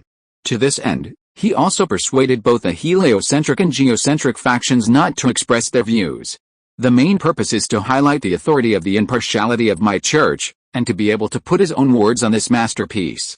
In 1632, Galileo completed dialogue concerning the 2 chief world systems, Ptolemaic and Copernican. But here comes the interesting point. In this book, he not only satirized the geocentric theory, but also satirized Urban VIE, almost wrote the supporters of the geocentric theory as a fool, with an IQ as stupid as the villain in the novel Soldier King 10 years ago. What's even more fucked up is that Urban VIE is this fool, so Galileo was sent to the Inquisition. The court sentenced him to life imprisonment on the spot, but in fact, this sentence has never been executed even in form. A few days before and after, Galileo was sent to the home of a cardinal in Rome. This cardinal was a wealthy man, and his living conditions were much better than before. There is still a ruin of Galileo's imprisonment estate in Rome. This cardinal was also interesting. He told everyone that there was a celebrity in his family and invited all kinds of friends to meet him. Many people came here to discuss mechanics and mechanical problems with Galileo, which became a fan meeting. To use a local example to describe it, the relationship between Galileo and Urban VIE is actually somewhat similar to Chen Guang and Xiao Xiao in Romance of the Three Kingdoms. It's just that this Chen Guang is relatively less arrogant, and Xiao Xiao is not so stubborn. Therefore, the story of Galileo's persecution is actually not a very rigorous statement. From an objective point of view, Galileo's case is better, between the qualitative ambiguity, and some people think that restricting freedom is also persecution. But Bruno's story is purely problematic. Therefore, in recent years, Bruno's story has been removed from textbooks. However, due to its popularity, many people were affected by it earlier. Many people may not know in their lifetime that they have been deceived by textbooks. Some readers have guessed Bruno's story before, and here is a popular science article. It is useless for such people to be deceived, and they are not scientists at all. Let's return to reality. After observing the X-ray slide, Suyun changed to the second slide, which is also the one with the most microorganisms, fecal water. It was provided by Brother Donkey. Friends who have smelled diluted fecal water should know. Diluted fecal water is not really smelly, and it has a bit of pastoral flower fragrance. This is because it contains low concentrations of scatol. Scatol is scientifically called 3-methylindole, which is a derivative of indole. And indole is the source of the fragrance of narcissus and jasmine. Not only that, the most amazing thing about indole and its derivatives is that they have a very special dual sense of smell, that is, at very low concentrations, they have a pleasant floral scent, but at very high concentrations, they have a stinking stench. By the way, cream also produces 2-methylindole, which has a strong pungent smell, so students with bad breath can eat less cream. After fixing the fecal slide, it was still Lao Tzu who stepped forward and observed the eyepiece. Compared with the first X-ray slide, in the field of view of the fecal slide, a large number of microorganisms of different shapes can be seen, long, short, round, irregular. Although these little things are not as lively as tadpoles, from their movements to each other, it can still be judged that these are tiny lives with vitality. Seeing this, Lao Tzu suddenly had an idea and shouted to the old steward Yuanian, quickly get paper and pen and prepare to rub the map. Chapter 149 Li Qingzhao's painting style completely collapsed. From the perspective of the field, although the Song dynasty in 1100 had not yet established a complete scientific training system, let alone the so-called scientific research literacy. But even in this relatively ignorant and chaotic era, Lao Tzu still made the most appropriate choice as soon as he observed the appearance of the cell, rubbing the pattern. There was no other way. After all, in the past few decades, Whether it was drawing star maps, compiling the compendium of materia medica or writing the new instrument and image method, the diagram was an indispensable core link. To use the JoJo stock of later generations, it was to draw pictures. This is an instinct engraved in Lao Tzu's DNA. A quarter of an hour later, Zhu Lao Duguan returned to the courtyard with a small box and handed it to Lao Tzu. "Master, paper and pen are here." Lao Tzu nodded and took the paper and pen. While instructing Zhu Lao Duguan to grind the ink, he spread the paper on the stone table. Due to the relatively tight time, Su Yun had not had time to rub the ballpoint pen by hand these days. Therefore, Lao Tzu could only use a fine-tip brush this time. Compared with a ballpoint pen, the difficulty of drawing is slightly higher. However, Lao Tzu was able to become a prime minister, and his literary accomplishment was very solid. For example, in the new instrument and imagery method, many pictures were drawn by him, which was much better than Xiaoniu's sole painter. He first stared at the magnifying glass for a few seconds, then left the eyepiece and began to draw on the paper with a fine brush. After drawing a few strokes, he returned to the magnifying glass again, and repeated this many times. Su Yun and others did not say much when they saw this. There was no complaint that Lao Tzu occupied the resources alone, and asked him to give up his position. With Lao Tzu's status, it was nothing even if he tinkered with a microscope all night. Just like that. Half an hour passed in a flash. Half an hour later, Lao Tzu put down the brush, exhaled a breath of turbid air with some fatigue, and a few beads of sweat could be vaguely seen on his forehead. The drawing paper in front of him was now covered with a large number of strange and bizarre figures. There were rectangles, squares, and ovals. There are also long strips like tadpoles, triangles, and strange special shapes like mutant neon people. Then Lao Tzu took a breath and took a teacup from the old steward's beside him. He took a sip and gave his seat to the impatient Xiao Li. He picked up the drawing paper and blew it, then asked Su Yun, "Xiao Wang, I have already traced all the particles in the microscope onto the paper. Are these particles all microorganisms?" Su Yun thought for a moment, shook his head and said, "Strictly speaking, you are only about 70% right." Then he looked at old Su, who looked like he was wondering why is it only 70%, and continued to explain, "Master, there are many types of particles in fecal water, hundreds or even thousands of them are possible.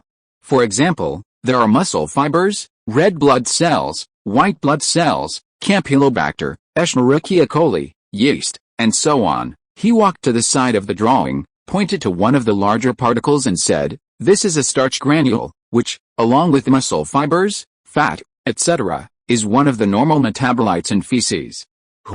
But the number of particles in this sample seems to be a bit too much. It is estimated that the donkey's stomach may not be very good, so you can let it do more work to exercise its stomach. In short, these starch granules cannot be considered life, but only matter. Old Su nodded, not quite understanding. He had heard Su Yun introduce the concept of matter when he was talking about Allison. "I see." Then Su Yun moved his finger and pointed to another small dot. Although the image drawn by old Su was not colored, it was still easy to tell its origin from the number and appearance. This is a white blood cell, which is a common type of cell in animals. According to notes of Fengling Yu insect, this cell is a key protective barrier in the human body and can devour some diseased bodies. But if there are too many, it may also cause a kind of blood disease. People with this disease often have fever all over their bodies, and all parts of the body are prone to bleeding, and it is difficult to save them with medicine. Blood disease. It is a kind of ancient leukemia. Of course. Due to cognitive problems, ancient medicine basically attributed all blood-related diseases to blood diseases. Strictly speaking, leukemia and blood disease are the relationship between subsets and collections, and cannot be equal. But Su Yun did not deliberately correct this point. After all, some concepts are better for old Su or his descendants to discover by themselves. Anyway, with a microscope, the future development of medicine can be predicted with the naked eye, at least in the short term. It is only a matter of time before symptoms such as leukemia and bacteremia are discovered and classified. While Lao Tzu was trying to accept these concepts, Wang Yu, who had been silent all the time, looked at the rubbing. His cheeks twitched twice, and he couldn't help but interrupt. "Xiao Wang, according to what you said, fecal water contains a large number of pathogenic bacteria, right?" Su Yun nodded. "Yes, fecal water can be regarded as one of the living substances with the highest number of pathogenic bacteria." Wang Yu asked again, "Then Xiao Wang, What kind of bacteria caused the disease that Wang contracted at the beginning? Is it on the picture? Wang Yu's eyes never left the drawing paper when he spoke, wishing to pull the bacteria out of it and fight it for 300 rounds. Seeing this, Su Yun couldn't help but be speechless, and explained aloud, "Lords Hong Hao, what you got at the beginning was bacteremia, and there are many possibilities of pathogenic bacteria. But if nothing unexpected happens, it is most likely some gram-positive bacteria, such as it in it. Students who have studied medicine or biology in college should know this. Bacteria can be divided into two categories through a gram staining, gram-positive bacteria and gram-negative bacteria. After the former is stained, the bacterial cells still retain the blue-purple color of the initial crystal violet stain. After the latter is stained, the bacterial cells first lose the color of the initial crystal violet stain and take on a complex red or sandy red. As for the difference between the two bacteria, it is also very obvious. Positive bacteria produce exotoxins, and negative bacteria produce endotoxins. Therefore, gram-positive bacteria generally cause suppurative lesions. A typical example is the bacteremia that Wang Yu had suffered at the beginning, and the sepsis that will inevitably occur in the normal trajectory. As for negative bacteria, although they can also cause bacteremia and sepsis, they generally appear in the abdomen, bile duct and pharynx. Of course, the two types of bacteria only need to be stained by gram staining when they are classified. It is not difficult to see certain types of bacteria under a high-power microscope. Then Su Yun pointed to a few bacteria with more obvious appearances, such as Staphylococcus and Streptococcus. The shape can basically be recognized at a glance. After all, although Lao Su drew very seriously, hand-painted is still hand-painted, and the degree of restoration is an unavoidable problem. Especially compared with the images of later generations, the images drawn by Lao Su are indeed not clear enough, and he can only give priority to those bacteria with obvious characteristics. Speaking of which, if there is a chance, he can get a pencil and develop sketching. After all, compared with traditional ink painting, the degree of restoration of sketching is obviously much higher. If the skills are superb, the quality of the picture may even be infinitely close to restoration. Staphylococcus. Wang Yu repeated the term and stared at the image on the drawing for a long time, as if he wanted to engrave it in his heart. Then he turned his head and looked at his brother. Although they are only military generals, their vision is limited, unlike Lao Su's insight. They can't judge the value of microscopes from the perspective of the times. But as witnesses of bacteremia and frontline generals, they are very clear about one thing: fecal water is almost an irresistible ultimate killer on the battlefield. In encounters, fecal water is often smeared on swords, guns or arrows, and the effect is more powerful than many poisons. The enemy will basically die if they are hit, and in the best case, they will become a cripple after recovering from the disease. In the battle to defend the city, the defenders will heat the feces and urine in a pot and roll down with rolling stones. There are many high-temperature resistant bacteria in feces and urine, which can survive for more than 30 seconds under Baidu, and some will continue to exist in the form of spores. Therefore, the person who is hit will first be scalded, and then suppuration will occur. It is a miracle that 1 out of 10 people can survive. This kind of fecal water weapon has a very loud name: gold juice.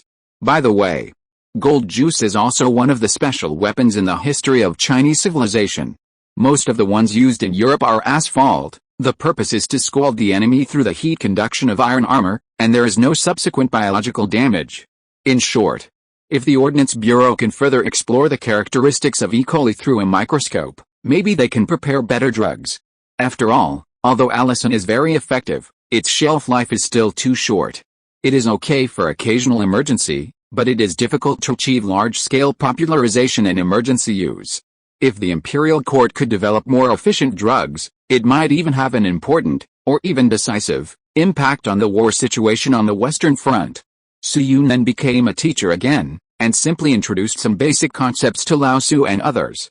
And just like when he made the lens before, he chose to play dumb again for some concepts.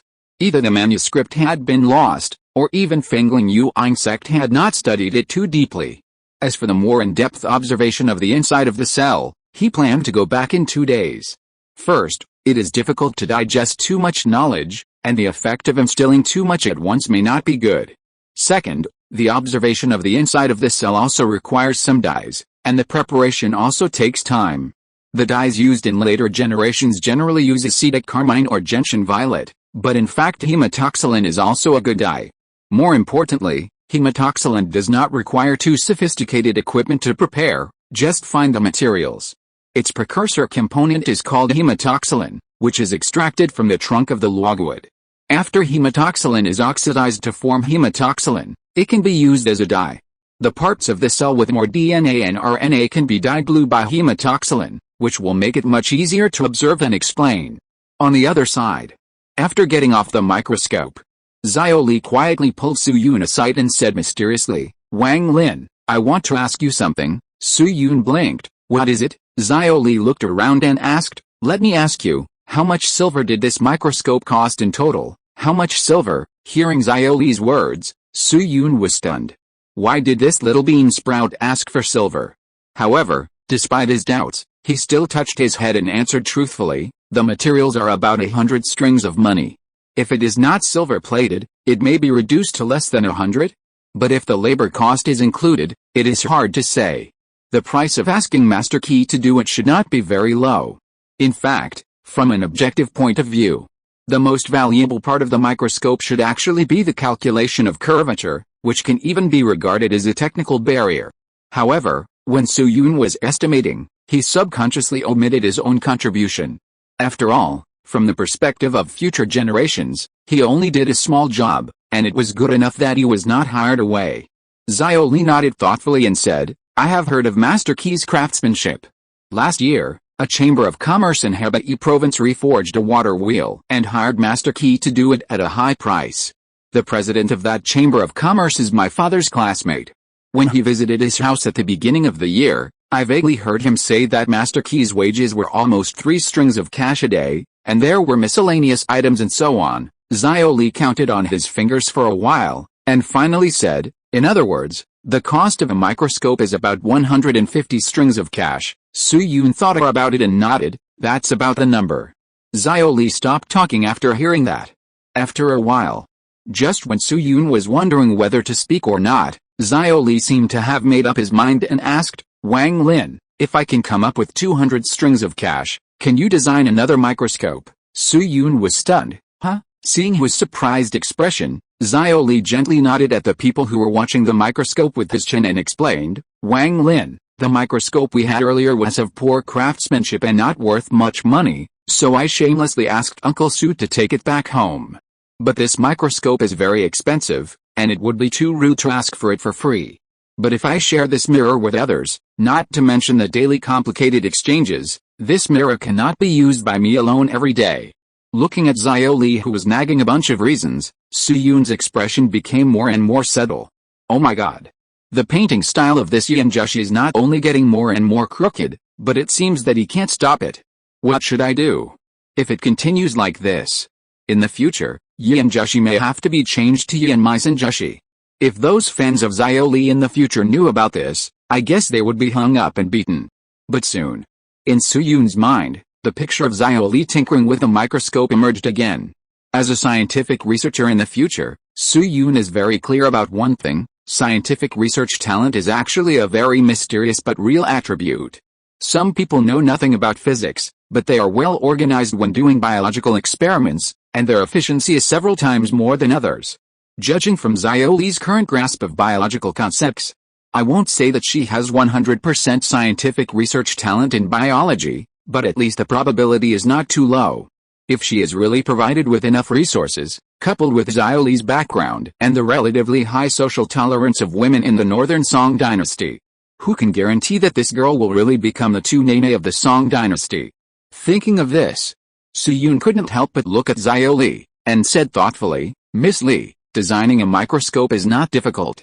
I can redesign the radius of curvature, but the master's side." Xiao Li heard the music and understood the elegant meaning, and quickly said, "There is no problem with Uncle Su. I sounded out his mouth yesterday. Otherwise, I would not have come to you first." Su Yun nodded. "That's no problem, but Miss Li, this money is not a small amount. Don't worry." Before he could finish, Xiao Li, whose eyes were shining with anticipation for the microscope, waved his fist at him and said excitedly, "I just wrote 3 poems a few days ago. I originally planned to make a name for myself at the Mid-Autumn Festival and give my father a surprise.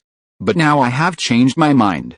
After all, writing poems at the festival is not as interesting as looking at a microscope. So I plan to sell them to the city's painted boats. With my current fame, it is not difficult to sell 3 poems for 200 coins, not to mention the price. Su-yoon. Chapter 150, Initial Instance Summary. In the yard. Looking at Xiaoli, who looked like my poems sell very well, Su-yoon felt like he had something stuck in his throat and couldn't spit it out. As a fan of Song Dynasty, he certainly knew that in this era, transactions of buying and selling poems often appeared in some gray areas. Just like buying and selling papers in the 21st century, where there is demand, there is a market. During every festival, the painted boats would pay a lot of money to buy some beautiful poems, and the top stars of each painted boat would sing them during the festival.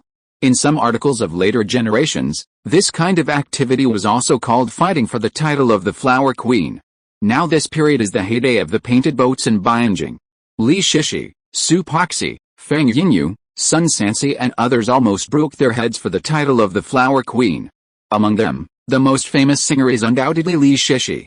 According to the dream of the capital, Jinghua art, Li Shishi was a person of unparalleled beauty and beauty. It's a pity that in ancient China, only 4 beauties were evaluated, from Zai Shi in the spring and autumn period to Yang Gifei in the Tang dynasty, and the 4 seats were already full. Li Shishi was born late and didn't catch up with that wave of titles. But if the evaluation is not about the 4 beauties, but the 5 beauties, then Li Shishi must be among the 5 beauties. However, Li Shishi's most popular period was between 1102 and 1110. At this point in time, she has not yet shown an overwhelming advantage.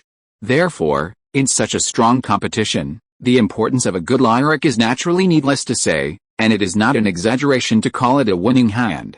Singers in later generations often pay 50,000 to 100,000 yuan for a good song, and 20 to 30 for a better one is not uncommon.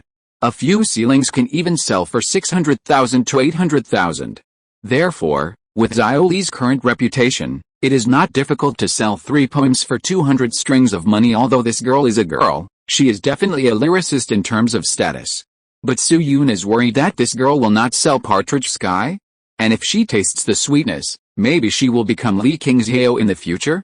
Don't let it develop to the point where Xiaoli even uses some science terms in his poems. For example, the parasol tree is accompanied by drizzle, and the base alcohol is dehydrogenated, bit by bit. What? Hiss.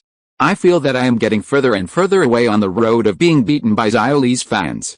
However, looking at Xiaoli with a happy face, Su-yoon could only nod helplessly in the end. Well, as long as the girl is happy.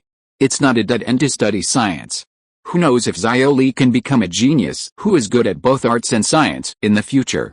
Then he followed Xiaoli to Laosu and repeated the whole situation. Laosu had known Xiaoli's idea in advance yesterday, so he didn't hesitate and agreed to Xiaoli's request on the spot. Of course. Agreeing is agreeing, but Laosu didn't give in at all in terms of the price.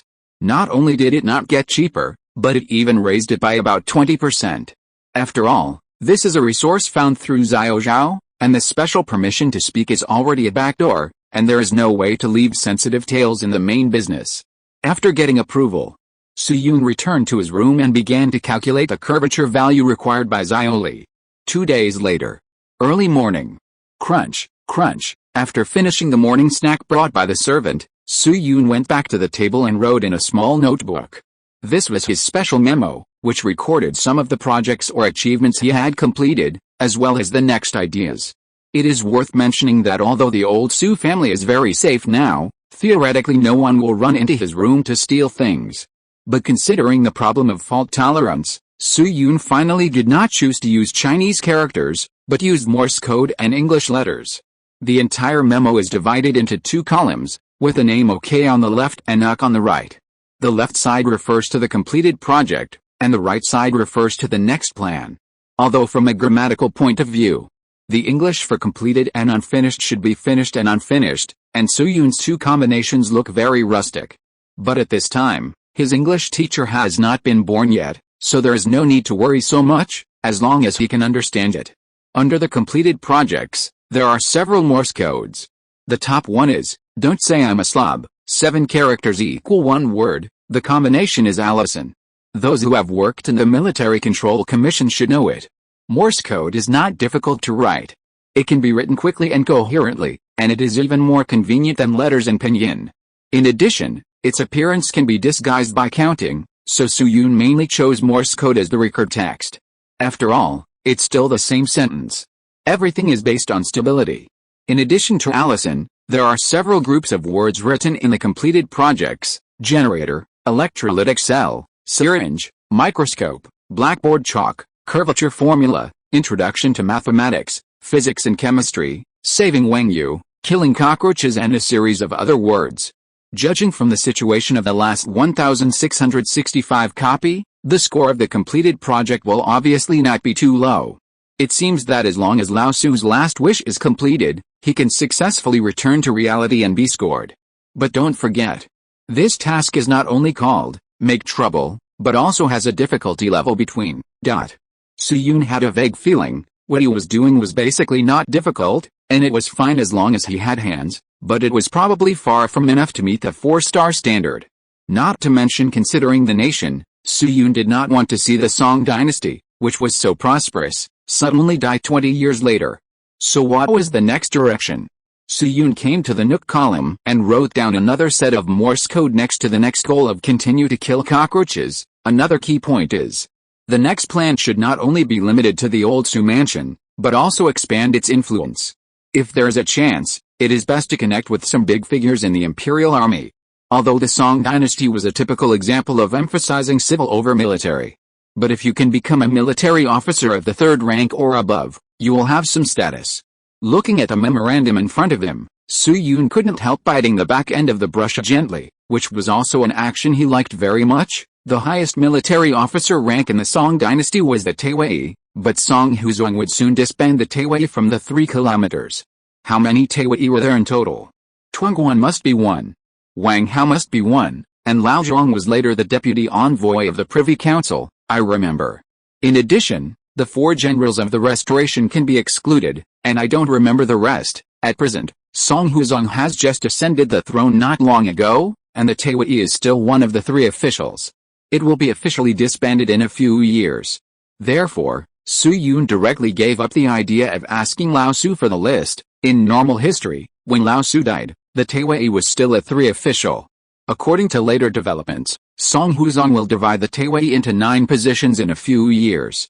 They are the Commander-in-Chief, Deputy Commander-in-Chief, and Du Yu Hao of the Palace Front Division, the Commander-in-Chief, Deputy Commander-in-Chief, and Du Yu Hao of the Imperial Guard Cavalry, the Commander-in-Chief, Deputy Commander-in-Chief, and Du Yu Hao of the Imperial Guard Infantry, the Commander-in-Chief, Deputy Commander-in-Chief, and Du Yu Hao of the Imperial Guard Infantry. They are also called the 3 Marshals of the Palace, the 3 Marshals of the Cavalry, and the 3 Marshals of the Infantry, collectively known as the 9 Marshals in the Palace. Among them, Gao Chu's real position in Water Margin is one of the 3 Marshals of the Palace. That's why he is called the Palace Marshal and the Grand Marshal. Even according to the plot development in Water Margin, Song Jiang was later appointed as the Chuzhou pacifier, and Wu Yuang was appointed as the Wushang army Chang Xuanxi, and they are also qualified to be called Song Taiwei and Wu Taiwei. However, although there are many Taiwei in later generations, there are quite few who are truly capable and relatively high in this period. If we look at it from a global perspective, the most suitable person to contact the imperial army is undoubtedly Lao Zhong. Lao Zhong, that is, Zhong Shidao. Lao Zhong Jinglu Ziangong, who is often mentioned by Lu Dai in Water Margin, is this person. He comes from a family of generals, has made great military achievements, and finally became the deputy envoy of the Privy Council. It is no exaggeration to say that Lao Zhong is the military soul of the entire Western army of the Great Song dynasty. Although Lao Zhong had his ups and downs in his career, he is undoubtedly recognized as the last pillar of the Northern Song dynasty in terms of military ability. Actually, throughout the Jinkang incident, his strategy was correct. First, the elite troops rushed out of Tongguan, and then tended to delay Wanyan Zongwang of the Eastern Route Army. After Zongwang's army was alone and had no supplies to retreat, he would bite back, and at the very least, he would rebuild the defense line in Hebei. As for Wanyan's Hong'an, the Western Route Army in Taiyuan, Hedan, he could wait for most of the Western Army to gather and cooperate with Wang Bing's troops in Taiyuan to aid him, because Taiyuan was a strong city and had many mountains, and Zong'an was difficult to bite. Unfortunately, Lao Zhong met Song Huzong, a god teammate, and he did the most famous mysterious operation in Chinese history. First, he used Zhao Pingzhong's surprise attack and made it known to the whole city, and Zhong Huang naturally accepted the gift with a smile. He also did not allow the Eastern Route army to retreat or repair the defense line, and urged Zhang Shidao's younger brother Zhang Shizhong, who rushed to Hedan, to fight. Zhang Shizhong won first and then lost, and finally died on the battlefield, wrapped in his horse's hide. On the eve of the Jikang incident, the Jin soldiers once again besieged Bianjing. At this time, the seriously ill Zhang Shidao made a final suggestion to Song Huzong's son Qinzong: "Your Majesty, go to Chang'an to avoid a sharp edge temporarily, and entrust the capital to the generals defending the city." As a result, Qinzong, who inherited the excellent bloodline of Song Huzong, of course continued to ignore it, accusing Zhang Shidao of being old and cowardly, and rejected his suggestion. In the end, the 76-year-old Zhang Shidao died of illness and regret. A month later, in November of the first year of Jingpeng, Bianjing fell. What can you say about this? In short, Lao Zhong is undoubtedly the most suitable option, but Su Yun is not sure whether this general is currently in Bianjing. Under normal circumstances, at this time, Lao Zhong should be the governor of Weizhou, and he will not easily return to Beijing to guard the border. But now that the Qingtang battle has just achieved a strategic result, it is possible that Lao Zhong will come back to report on his work. Actually, Su Yun had asked Wang Bing about this before, but Wang Bing took Wang Yu back to Beijing for medical treatment, and he needed to inquire again about the accompanying personnel of the large army. Therefore, Su Yun first drew a question mark next to Lao Zhong's Morse code to indicate the variable. Then he thought about it and wrote down another name, Wang Hao. This is also a person mentioned before, and in a sense, it is one of the reasons why Tongguan was able to rise. Although Wang Hao may not be as famous as Lao Zhong in history, his achievements and abilities are only about half a level lower than Lao Zhong. And compared with Lao Zhong's uncertainty, Wang Hao's whereabouts are still very clear. He has returned to Bianjing with Tongguan. More importantly, Wang Hao and Wang Bing are still related to a certain extent, almost like they have the same great-grandfather, but their great-grandmother is not the same person. Lao Zhong, Wang Hao, as long as we can get in touch with any one of them, combined with Lao Su's remaining status and connections, as well as the Black Ryer Guotao he had planted before, looking at the two names in the plan written earlier, Su Yun nodded slightly. In this way, the configuration for trouble is almost complete. Just as Su Yun was thinking, Yongzu's voice suddenly came from outside the door. "Wang brother, the master wants you to come over." Su Yun quickly put away the memo, calmed his breath, and replied, "I'll be there soon." "Brother Yongzu, did the master say anything?" "Yes, His Royal Highness Prince Jian just arrived at the mansion." End of this chapter. Thank you very much for reaching the end. Don't forget to like. Looking for more exclusive content and immediate access? Subscribe to our Patreon. Remember, every like, subscription, or donation encourages us to continue. Thanks to everyone. See you in the next video.